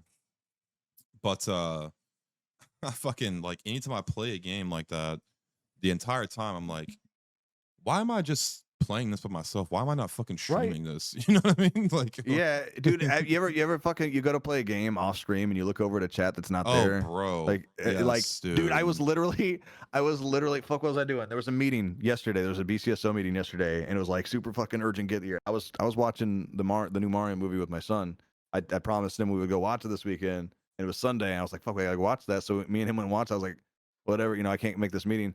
So when we get home, I get on to the meeting late, and I hadn't started streaming yet because I was trying to figure out what the fuck I was gonna finish the meeting. Once the meeting was over, I was gonna start a stream. So I'm pre-stream, and I was like inner monologuing, reacting out loud to myself. I realized I'm not live. And I realized I was like, what the fuck is he talking about? Like to myself. I didn't say it out loud in character. I'm like, I'm sitting there like, why did I do I caught myself doing it. Yeah, I do that too. I'll do that with chat. I'll like, cause I have, I have a few monitors and I'll like, keep my chat and everything on the monitor like above me on my left. I'll be playing a game and I'll like look up to my left to see. I'm Dude, you ever do something? You ever do something IRL and you look over for a monitor that's not there? Have you ever done that? You ever like, I don't know, like I almost got in a fucking car wreck the other day. I look over for like a chat reaction, like instinctively. I don't know what my brain's like. Yeah, dude. I look over to the right, like what am I? I'll do this shit. I'll do this shit in Discord calls too. Like when I get off at night and I'll go play with the boys and stuff and fuck around with them. Where like I'm in the Discord call with them where we're like having conversations and shit. And I'll be like, yo, chat, that was crazy. They're like, yo, what the fuck are you doing? Like, what are you talking about right now, dude? Like, you're not fucking streaming, man. You're not streaming, bro. But yeah, man. I mean, like, for me though, RP is also just it could be addictive, man. It could be very fucking addictive. It's cathartic. It's addictive. It's this weird form of therapy, bro. There's something weird about being able to take every stress that you have, like in your real life, and you can like it's a coat. You can take it off for a second. Walk away for a minute. Can walk away from it, put on this other person's coat, and just be somebody else for a bit. There's something like crazy cathartic about that. Well, that's the fucking problem, though, man. With some people, like some people get into that. Some people's RP life is way better than real life. Well, not even that creates though. A problem. It's that they. God, I don't know how to say this without sounding like a fucking asshole. It's like they blend themselves too much with the character, and then they have a hard time of separating the shit that's going on in fucking character with what's you know what I mean, like. I was talking to chat about this shit the other night. It's like, I'm like, dude, no one should ever be mad at me, Mills, for what I do in game. You know what I mean? Like, that's not how I feel about you outside of character. You know what I mean? Like, if I call someone a bitch or something like that in character, that's not how I feel about them personally. That's how Slim feels about them in that moment. But it's like some people just take that shit. It's weird getting off of a stream. It's weird getting off of a stream and then having this like overflow sense of anxiety of like, yo, am I beefing with somebody right? Like, you know what I mean? Like, am I like, is somebody mad at me? Like, what the fuck what is this? Like, what is this even? Like, how much weight do I give this thing? Should I like, you know what I mean? Like, but it's there, and it's weird. It's weird whenever you're first dealing with that and trying to figure out what the fuck that is. So I've had you for fucking 3.5 hours or 3 hours now. Yeah. I thought it was gonna be about an hour, but it's been a good convo, man. It's been fun. I don't get to talk. I love talking about role play and streaming stuff because I talked to Charlie about it, but we're like, we're a 2-person echo chamber. It's very outside of like a TwitchCon. I don't really ever get an opportunity to talk about this stuff, but it's like it's literally my life. This shit is my life. I'm like, that's why I'm trying to do this shit because I don't. Aside from like my community, right? Like I don't really have. I mean, I've made friends in RP and shit like that, and I talk to them and stuff. But it's like it's exactly what you're saying, right? It's like you don't really get to relate this type of shit or talk about this type of shit to like other people aside from chat. So that's why I'm trying to do this. I'm trying to do this to like bring more exposure, bring more not awareness, but you know what I mean? Like just letting people know like the ins and the outs of RP and like what all fucking goes on with it because. What we do on a day-to-day basis with this is not necessarily like it's not what meets the eye. Like there's so much other shit that goes into it. Like whenever I made Slim, everybody always asks me like, "Oh, how'd you make Slim? How'd you make Slim?" And it's like, bro, like there's a video out there somewhere of me where like I go into character creation, I fucking make the character, and then the starting point was like some hotel, and like I'm walking around and I'm doing different voices. Like on stream, I'm like doing different voices. I'm doing different walks. I'm thinking, I'm like, okay, what's his nickname gonna be? You know what I mean? Like I'm rattling all this shit off, and it's like, okay, boom. You know what I mean? Like that's Slim, and it's like it's not like it's just so much different than what meets the eye. It's not like one day I woke up and I had like this fucking grand idea of Slim. And I'm like, oh, that's Slim. Boom, here we go. You know what I mean? I've Like, had a couple characters like that where I just threw myself into it and like mhm. I didn't really know yet what they even sounded like. Like that's always scary because you know Yeah, oh you're on yeah, a stage, you're on a digital yeah. stage. It's like literally getting pushed out on a stage. The spotlight's on you. You can literally see a crowd and you have nothing fucking ready to go. It's like it's a vulnerable thing, but it also like in that moment creates like you know what I mean? That I don't know how familiar you are with like flow state and stuff, right? But Oh, like something absolutely. happens where you like, it just something clicks, you lean into it, and then you just kind of like connect these dots, and it just shit starts happening. It's cool as fuck. I've had several characters like that kind of came out of like Yeah. So spontaneity. like I've done a lot of one lifers, and they just Mm, turn into like not one lifers, right? So like yeah, I mean, spoiler alert. I know it's me, but Garland, right? Garland was a one lifer, right? And then mm, fucking A, dude, like everybody I'm meeting was just like it was clicking, we're rolling, you know what I mean? Like the RP was just there. And my chat's like, he's not a one lifer. He's not a fucking one lifer. He can't die. He can't die. He can't die. And it's like, okay, yeah. well, maybe I'll put him in rotation. It's like I've had a few characters that actually, now that I'm thinking about it, I think all of my characters that I keep in rotation were at 1.1 livers aside from Slim. Like, Oh yeah, they can start out that way, right? yeah, Yeah, but then you're like, yeah, nah, man, this is actually kind of yeah. see You something just leaning into it's this. like it's the ability to like I think for us, I mean when I say us, I mean people like you and I that have that uh comfortability with creating something new, something new and like not being discouraged by going out there and like meeting people, like I can Yeah. do that. Like I can like I'll spin up a one lifer and just go fuck around with people, like Oh yeah. I don't feel judgmental or anything like that. Like I don't feel the weird shit that some people I guess feel. But having that ability to be able to do that, and I think a lot of people, in my opinion, would benefit from that. Who people who just role play a lot and they just kind of stay to one character. Like, Dude, you bro, know what like I spread your thought would be a wings, really cool way man. to a cool way to help that? I pitched it one time a long time ago, but it fell on deaf ears. Was be cool if servers had a new character day, like once a month, like first of the month, right? Every Mm. character, like, except for cops, Hmm. potentially, right? Other than a cop or something, because cops are Like a server necessary, whatever. event.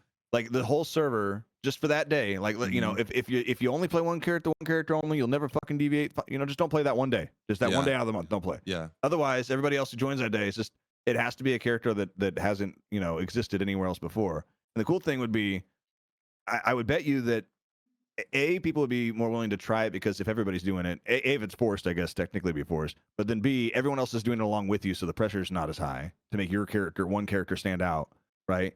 It'd be like a fresh. It'd be really cool actually. A lot of really cool interactions would come from it. I think a lot of people would do it with a lot of fuck around at first and one lifers, but I still think even if a small percentage of people ended up grabbing some cool new characters they never thought of before and they threw them in rotation, that'd be a benefit net positive for the server. I think Well, something like that would you be know who cool. did that? I mean, I don't think you've been back or you haven't really checked it out since. So I'm sure you've seen some stuff on it. Was Onyx's RP Jam events? Oh, they have something like that. Well, it's not. It's like it depends on the event, but a lot of the Yeah. events are not instance based, so they're on the server still, and you can still Right. play that character afterwards, right? So like I did one for the bunker where fuck chat, what was his name? I think his name is Elias or something like that. But so like we did the bunker event, and the bunker event was like, one side was the people who had been living down there and like had control, like the high end, like the nice facilities. Then the other side was like the dwellers, the people who just didn't have shit. They just ended up kind of getting forced out. They didn't have food, had to become Yeah. cannibals or stuff like that. So like I made a character for that, and I ended up playing him after the event because he just stuck, right? Yeah. What's funny about that shit though, man, is like, so you choose your side. I think I had to choose my side. Yeah, you choose your side, and you made your character, and then everybody's just thrown into the underground bunker, right? That's And you're cool like, actually. you're like meeting up and like talking and stuff like that. What's so funny though, bro, is like I'm like making the character because this is like spur of the moment thing, right? I think they did like an announcement. They would give you like a week heads up or something like that. But they give you like a Okay. little bit of details about it, but then you just like, you have to kind of like roll with the punches and figure it out. So like I'm making the character and I'm like doing the voices and shit. I'm like, okay, I'm gonna do some crazy like goblin, like I'm here for my, you know what I mean? Like I'm Yeah. underground and shit. So I'm like making all these weird noises. And I'm like, all right, cool. So I make it and I'm like walking up to the group of people because like, people are loading in. They're like kind of grouping up and talking and bullshitting. And I'm like, I'm here. But everybody's doing that voice, right? Yeah. Because everybody's just thinking the same thing that I'm thinking. So we're all in a big group and we're like running to like we had just gotten attacking or we had got attacked, but we're trying to escape or some shit. And everybody's doing like the grunts and the growls and the fucking weird voices, and I'm doing it too. And I'm in a group of like 20 or like 25 or like 30 people, right? And we're all like running to like the entrance of the bunker. And I'm like, and I'm just like, hey guys, I'm actually really scared. I can't do that voice anymore. My name's Elias. And everybody, bro, just like fucking stopped and like started laughing their ass off, man. Cause they're like, We what love the that fuck? shit. Yeah, cause it's like everybody was doing the same like grunt and shit. And I'm like, hey guys, I'm actually just like really scared, man. Like, I just want to get out of this bunker. And they're just like, what the fuck? Um, but that like made the role play better because then when we get out, everybody's doing this grunting and growling and like talking broken and shit. And they're like, he's our guy, he's our translator. You know what I mean? So like I ended Yeah. up being like the translator for like the whole group. So like we would come That's across funny. like new people on the on the server because we were on the actual server. We weren't instance based. So we're coming Yeah. out into the fucking server. So we're like running into like cars of people and like cops and shit. And I'm like translating for like this cannibalistic fucking group of people. Tell them like that, we're not trying to eat people because that was like the whole like rumor around the bunker people was like they were cannibals and shit. And I'm like trying to like lie. But yeah, I think a server event or I think like a regular server event where you can It's do cool that because type it of thing, it sharpens your yeah, tools, you know what I mean? it does sharpen your tools, and like doing it as a group makes it easier for people to Hmm. digest, especially people who haven't like tried it. It's scary if you've never done it before because you gotta like, dude, my first character I ever did was like I like it was a hit, and then the second character I tried to do like serious, I tried to do like over fucking serious, like I tried to think out every facet of why this Hmm. character, where his whole backstory, I had his fucking like everything down, but then whenever I went and played him, like It did it click. just fell flat and it didn't Yeah, click and stuff. yeah, And yeah. it wasn't until later on that I basically, yeah, like kind of fucked around and did something silly. And then I had one of those characters. I'm like, I'm gonna throw this in rotation. That character ended up being good, and that inspired me to like keep trying different things based on different situations and stuff. But if I would have if I would have stayed discouraged from that first try that didn't work out very well, then I would have, you know what I mean? It would have never really continued probably. I mean, Would have never got into it as that's much. the beautiful thing about role play though, man, is like maybe I mean, obviously some characters just don't work, right? But it's like you can almost make any character work if you're creative enough, you know what I mean? Like to a Yeah, certain it's true. extent. If And you're it's creative like, enough with it and you got enough experience with the RP stuff, you can yeah, definitely figure out how to mend shit to work. yeah. And that's what's and like I'm sure Davis has progressively changed, right? Like Oh, dude. over the years, just the same way that Slim has changed, you know what I mean? Like, I can tell you exactly how Davis started if you want. yeah, tell me. Dude, I was on NoPixel. He was a one lifer. The goal was there was a bald NPC cop model. I think you probably seen him around, but there's a bald NPC like LSPD cop model. Mm-hmm. I literally I think just I know you're rolled a talking about character. like the older I ro- looking guy. Yeah, he's a little bit older, just Yeah, a yeah. bald cop. I grabbed him. I just made his name randomly. It was Jonathan Davis. The joke was because that's the fucking lead singer of You have Korn's corn. name. Yes, And dude. then I the knew whole that. joke Okay. was, yeah. So the All whole joke right. was that he's gonna go around like, I'm Jonathan Davis. I'm not the guy from Korn. Yeah, Anyway, yeah, yeah. the voice wasn't out, but it was like New Yorkie. Mm-hmm. The whole goal was I'm a con man.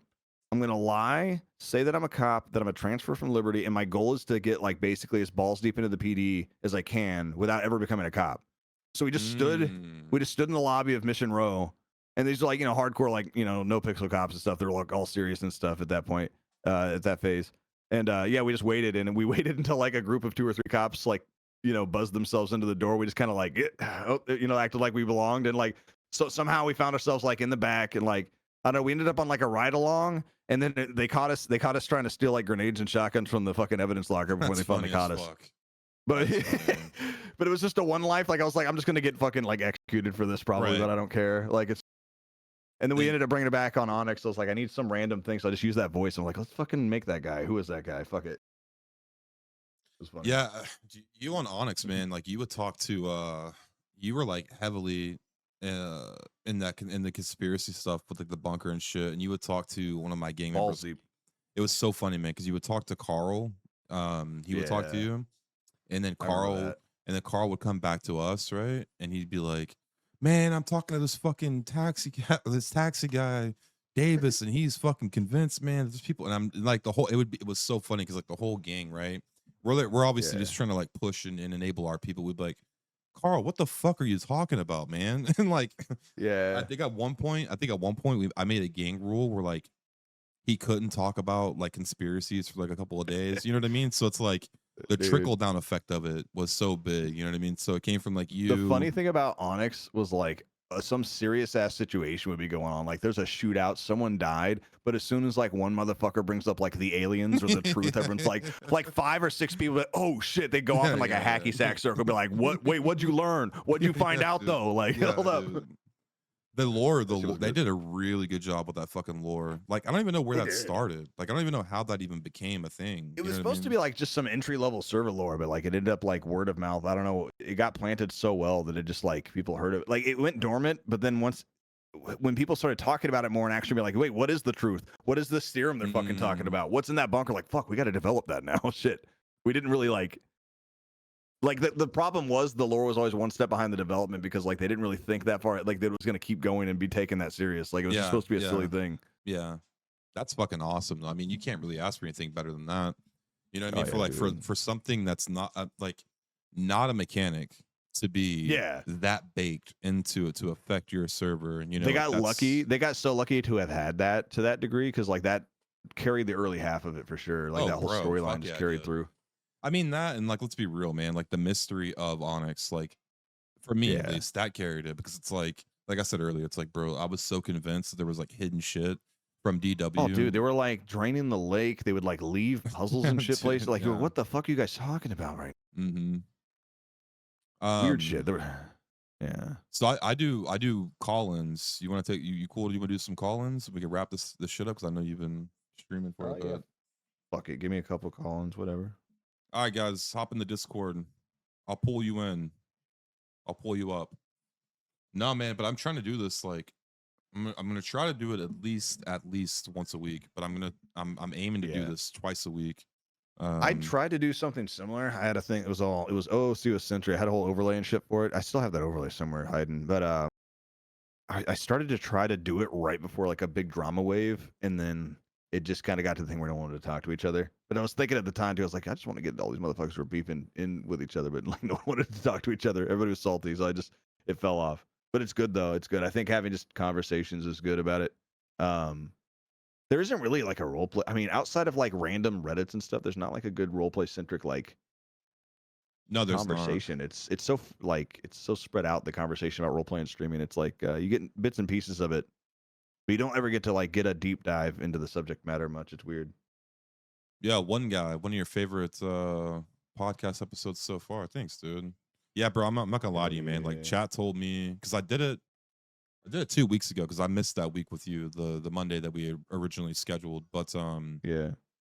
I did it with like the homies. It was like I had fuck someone like I was like on super late one night, man, and I'd been thinking about doing this shit for a while. But I was Mm. on. It was like I'm doing my subathon, and someone I was like I made a joke. I was like someone gift 5 subs, and I'll call someone random on Discord. And so someone Mhm. dropped 5 subs, and I just like started calling. It was like, bro, it was like 3 a.m. I just started calling people on my Discord, like random people.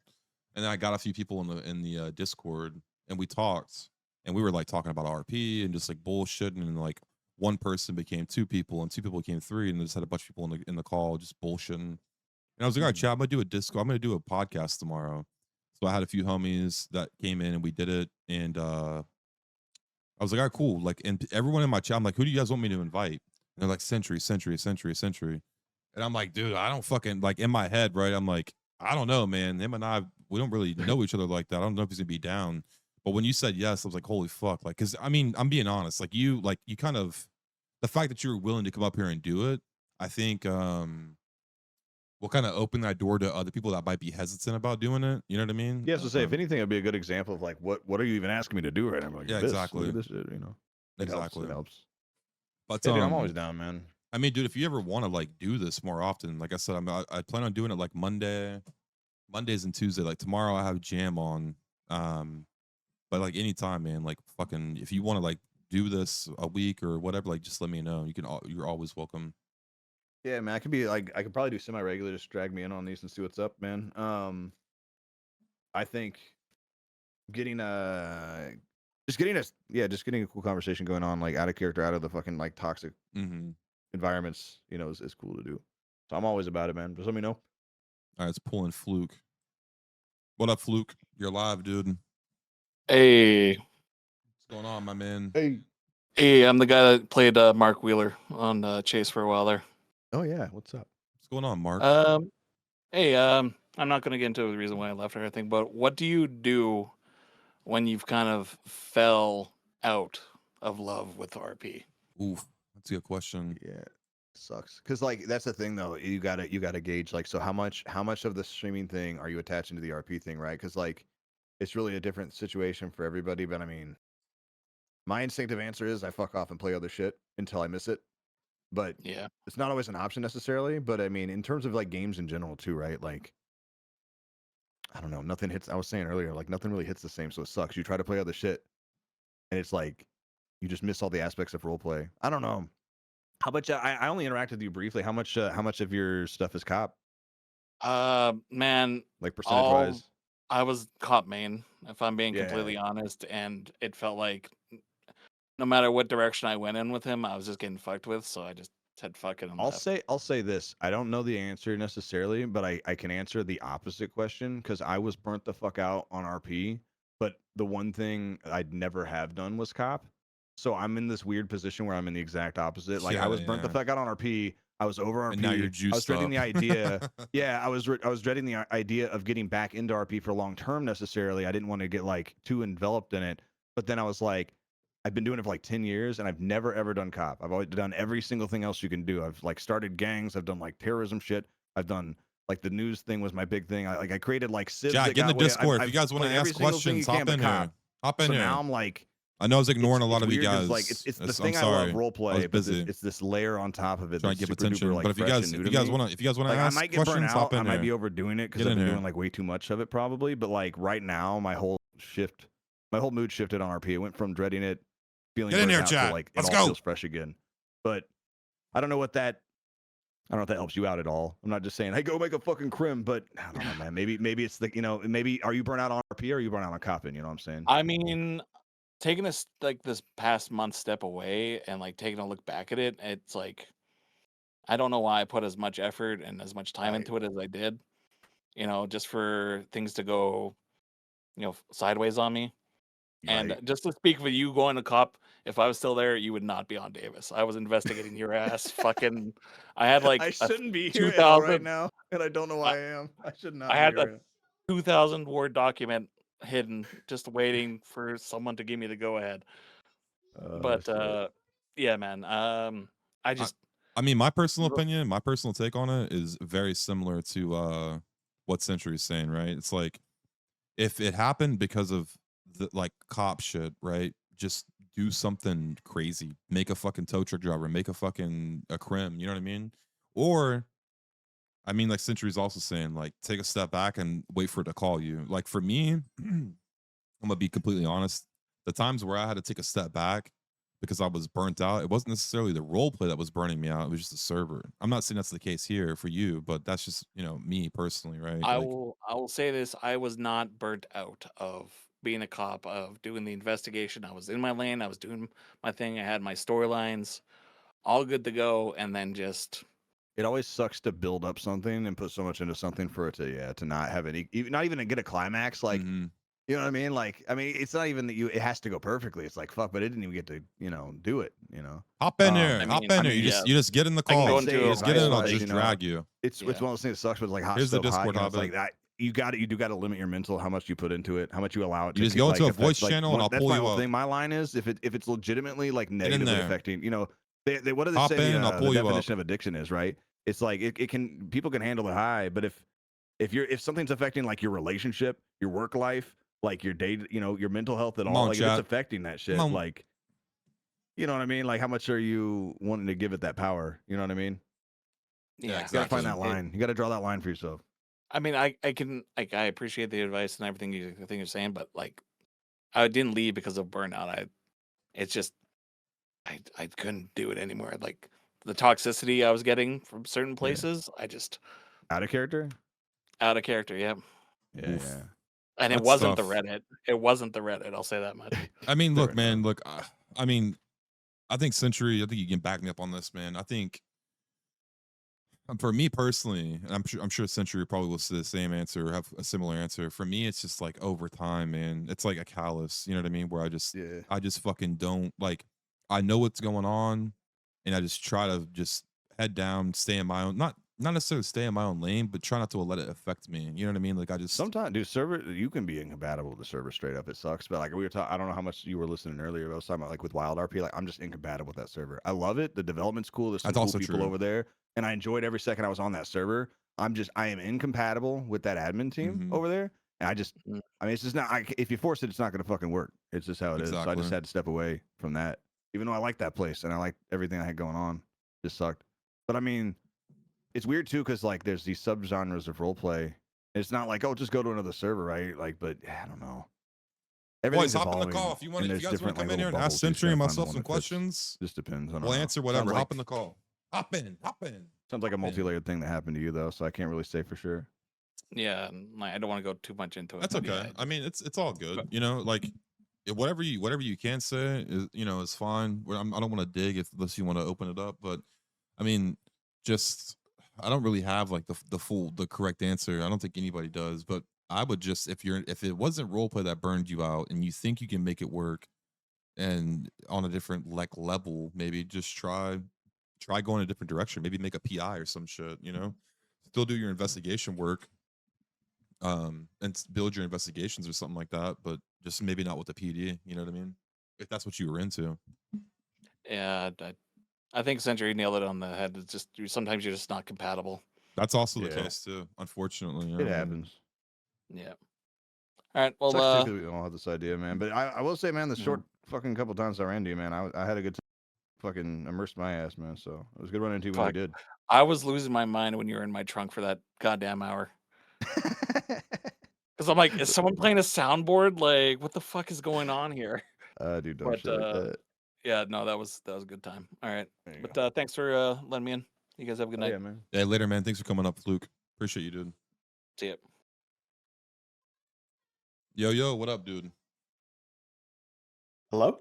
Hey, Yo. you're live. Oh, hey. I didn't really have much. I just wanted to say I'm a big fan of you guys and hope you guys keep up the good work. Hey, man, that's nice, dude. Mhm. Are you so I'm assuming you're a viewer, right? You like to watch? Yeah. I watch. Are you role I did, playing in I Skyrim got, right now? Is that what's happening? Are you Sorry, what's Skyrim or roleplay Skyrim? And what are you up to?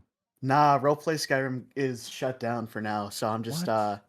just downloaded a mod list, just chilling on Skyrim.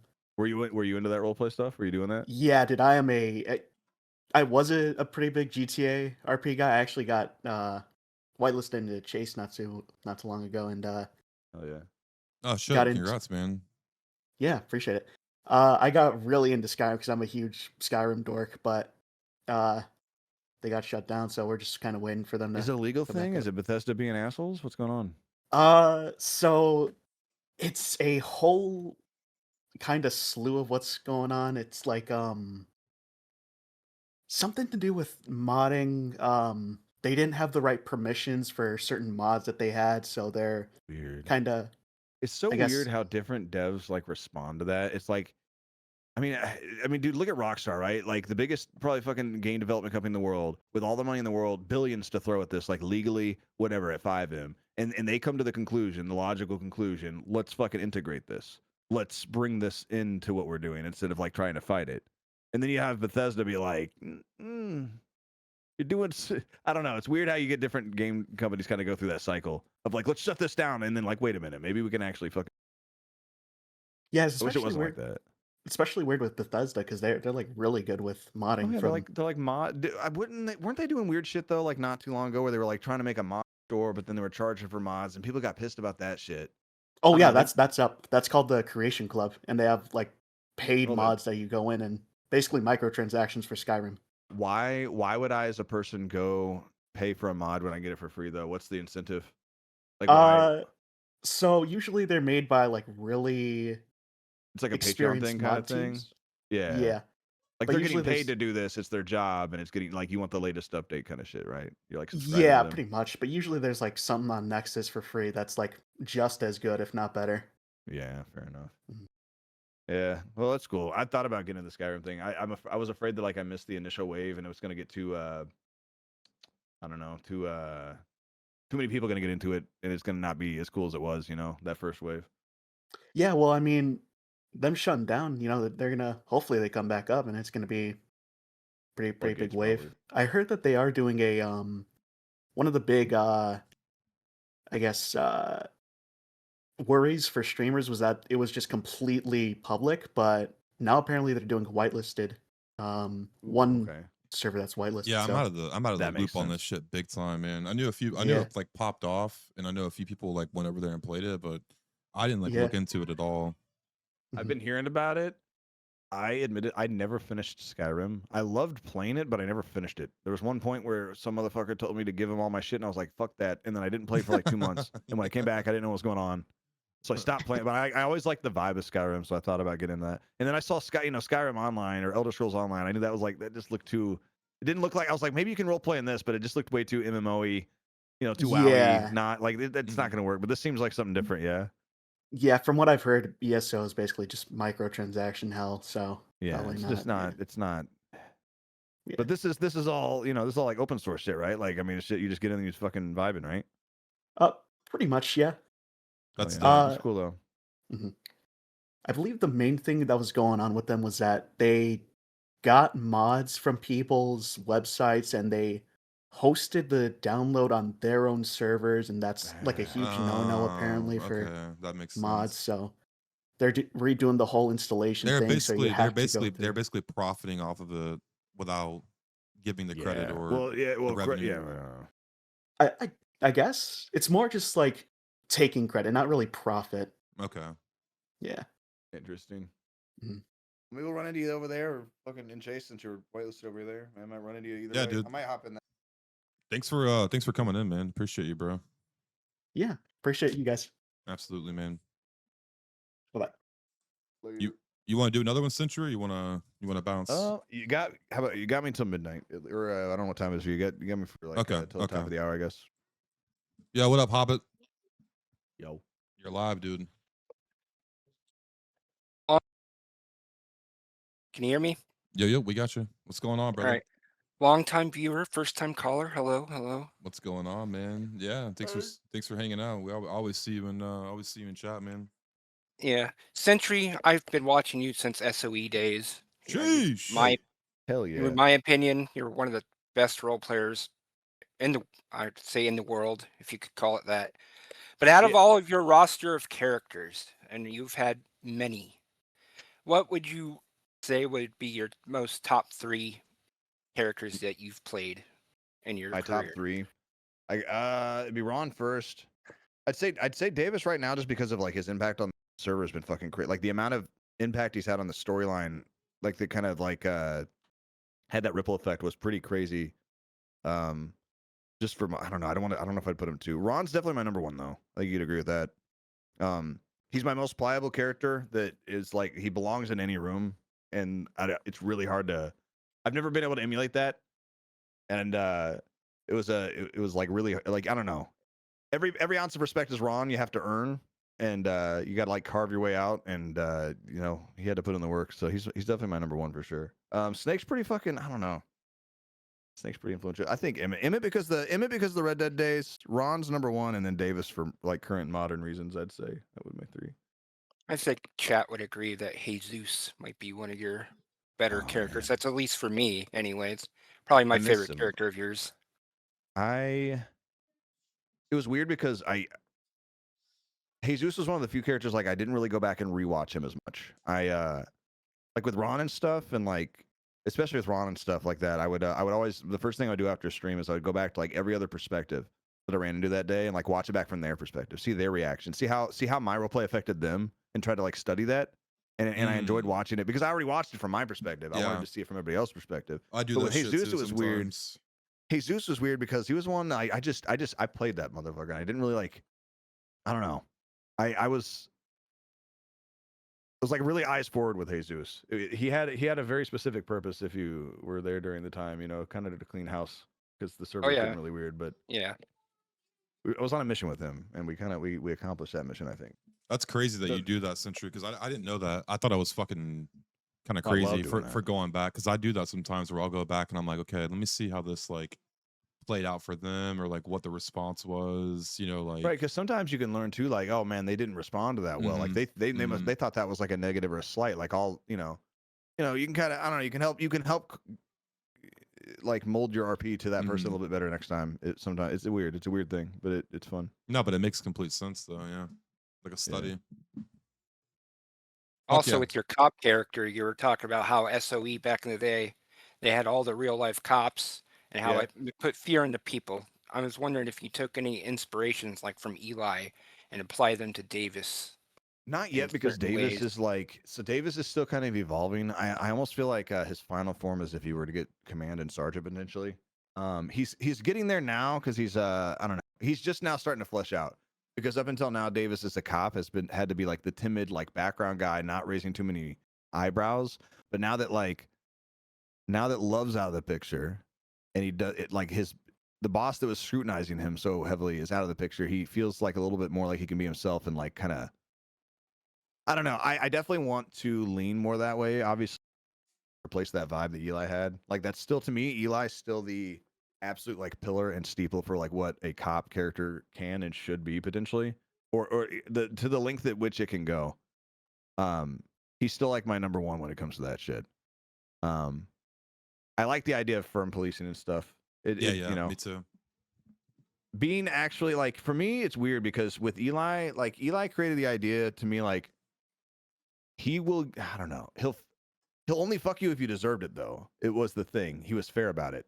Like he would ream into you and go hard on you, but only once you've crossed a certain line and you deserved it. And I feel like something like that needs to be brought back, but I don't know how close we are to something like that. I have heard whispers that he has been in and out of Penta's like People in and chat, stuff. people in chat are saying that he's coming back. I believe he's whitelisted. He did come back very, very. I played the Red Dead server a lot, then hopped off of it. I hopped on and I don't know what it is. I didn't catch the vibe that I don't know what I was looking for, but I was looking for something, and I played over there a couple days, didn't catch it. As far as I saw Eli hopped on there, same thing. It seems like maybe like a week or so he tried it out. Nothing really stuck. I'm hoping that he gives it another shot. I'd love to see the guy around. I think it'd be one of the coolest things that could happen in roleplay is that Wrangler calls in like a professional, like a guy, from out of state, from Texas, some guy from Texas to really come fucking fix things. That'd be dope, dude. And he walks through the door, man. That'd be cool as fuck from like a viewer perspective. That'd be one of the coolest things that could happen. Yeah, when he starts up this new gang task force that Winsong wants him to do, it's like, here's Eli, and everybody shits their pants. I feel bad for Ripley. No, apparently Wrangler and Winsong already has the WTF and a task force. They don't know that there's a thing. But now but still, it's gonna be interesting. I mean, I think Eli would be a great addition to the current server. I think.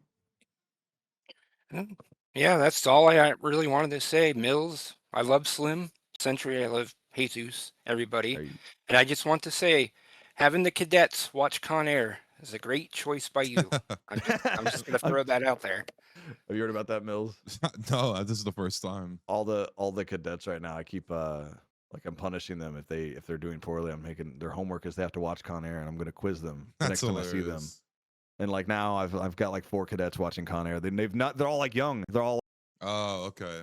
I was just thinking to myself, I'm like, who the fuck hasn't seen Con Air? No, they're all like in their like 20s and shit. They don't know. It's such a good movie, dude. It's such a good movie. But I'm gonna quiz them. It's gonna be funny because I'm actually gonna like. You're gonna rewatch it yourself just to remember, like pick up on bits and pieces. Actually, I was thinking, I was like, should I rewatch it and refresh, or should I just completely like be wrong about it in front of their face, and then and then chastise them about the wrong take? That would be that would be funnier, I think, if you just butchered it. Yeah, we'll see if they come back. We'll see if they fucking pass the test. We'll see. Yo, Hobbit, appreciate you, dude. Appreciate you coming in. Appreciate you supporting the channels, man. It's very sick of you. Yeah, no problem. Give me plenty of entertainment, so at least I can do. That's what we're here for, man. That's what we're here for. Thanks again, dude. Yep. See ya.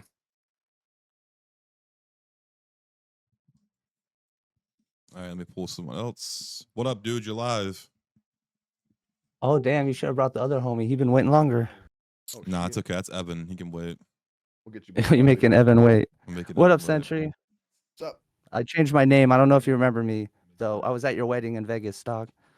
What was your name before? It was Hermes Digital. Oh yeah, okay. What's the name Yeah. change? I make music, and when I do stream on Twitch, which is very rarely, it's all production stuff. So I just wanted it to kind of help Oh, be less Mhm. confusing That to makes viewers. sense. That makes so, sense. Fair enough. How you been since the wedding? You know, working, living life. I hate it here, but I love it here. Relationship. Yeah. Type of stuff. You still out? You still out where you were before, where we met you? Oh, absolutely. Yeah, I've been here for way too long. Yeah, I feel you. Anytime I think about- I I have thought about such a- moving out that way. You're making it sound bad. Well, my job is really good, Yeah. and in fact, it's so good, and I have so much freedom that like I can do whatever the hell I want in a That's way. sick. Um, and that is also it's a blessing and a curse because I'm the type of person that will also do the bare minimum Right. to do what I love, you know. Yeah. But that gives me a lot of time to watch RP, so you know that's nice. That's what's up. But yeah, it's hot here. I don't know if you're thinking about the desert. The West Coast is cool, is nice. There's a lot of Right. cool stuff to do here. The food is pretty banging. But yeah, I don't know. You're from like the middle of nowhere. Yeah. I've been there too though. I lived in a small town growing up, so Yeah. What brings you in here though? just you guys are like the RP has been so chef's kiss, and Yeah. it's like such a refreshing take as a viewer. Damn. Because like from like the boom was awesome, so many different flavors, right? It was like an all-you-can-eat buffet of RP, and over time everyone has gone to their little like subgenres of RP, and that's cool.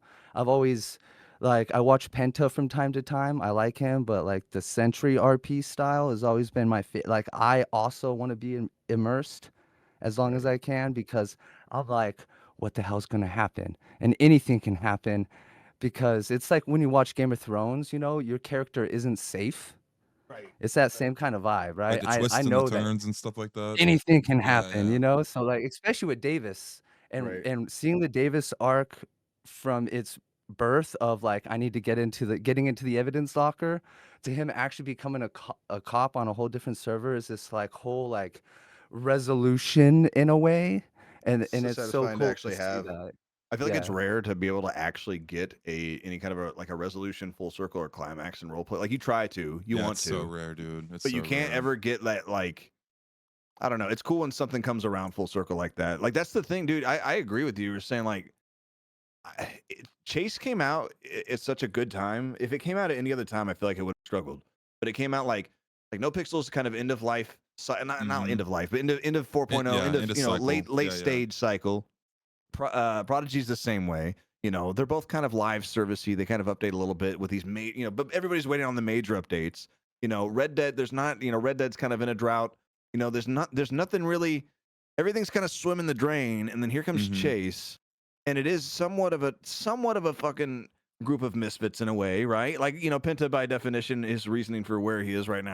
Because we, it's been, there's a group that orbits Penta that has kind of been rejected or moved around for one reason from place to place, and it's landed here in its own place for once. And it's like, okay, what happens if we fuck off the server?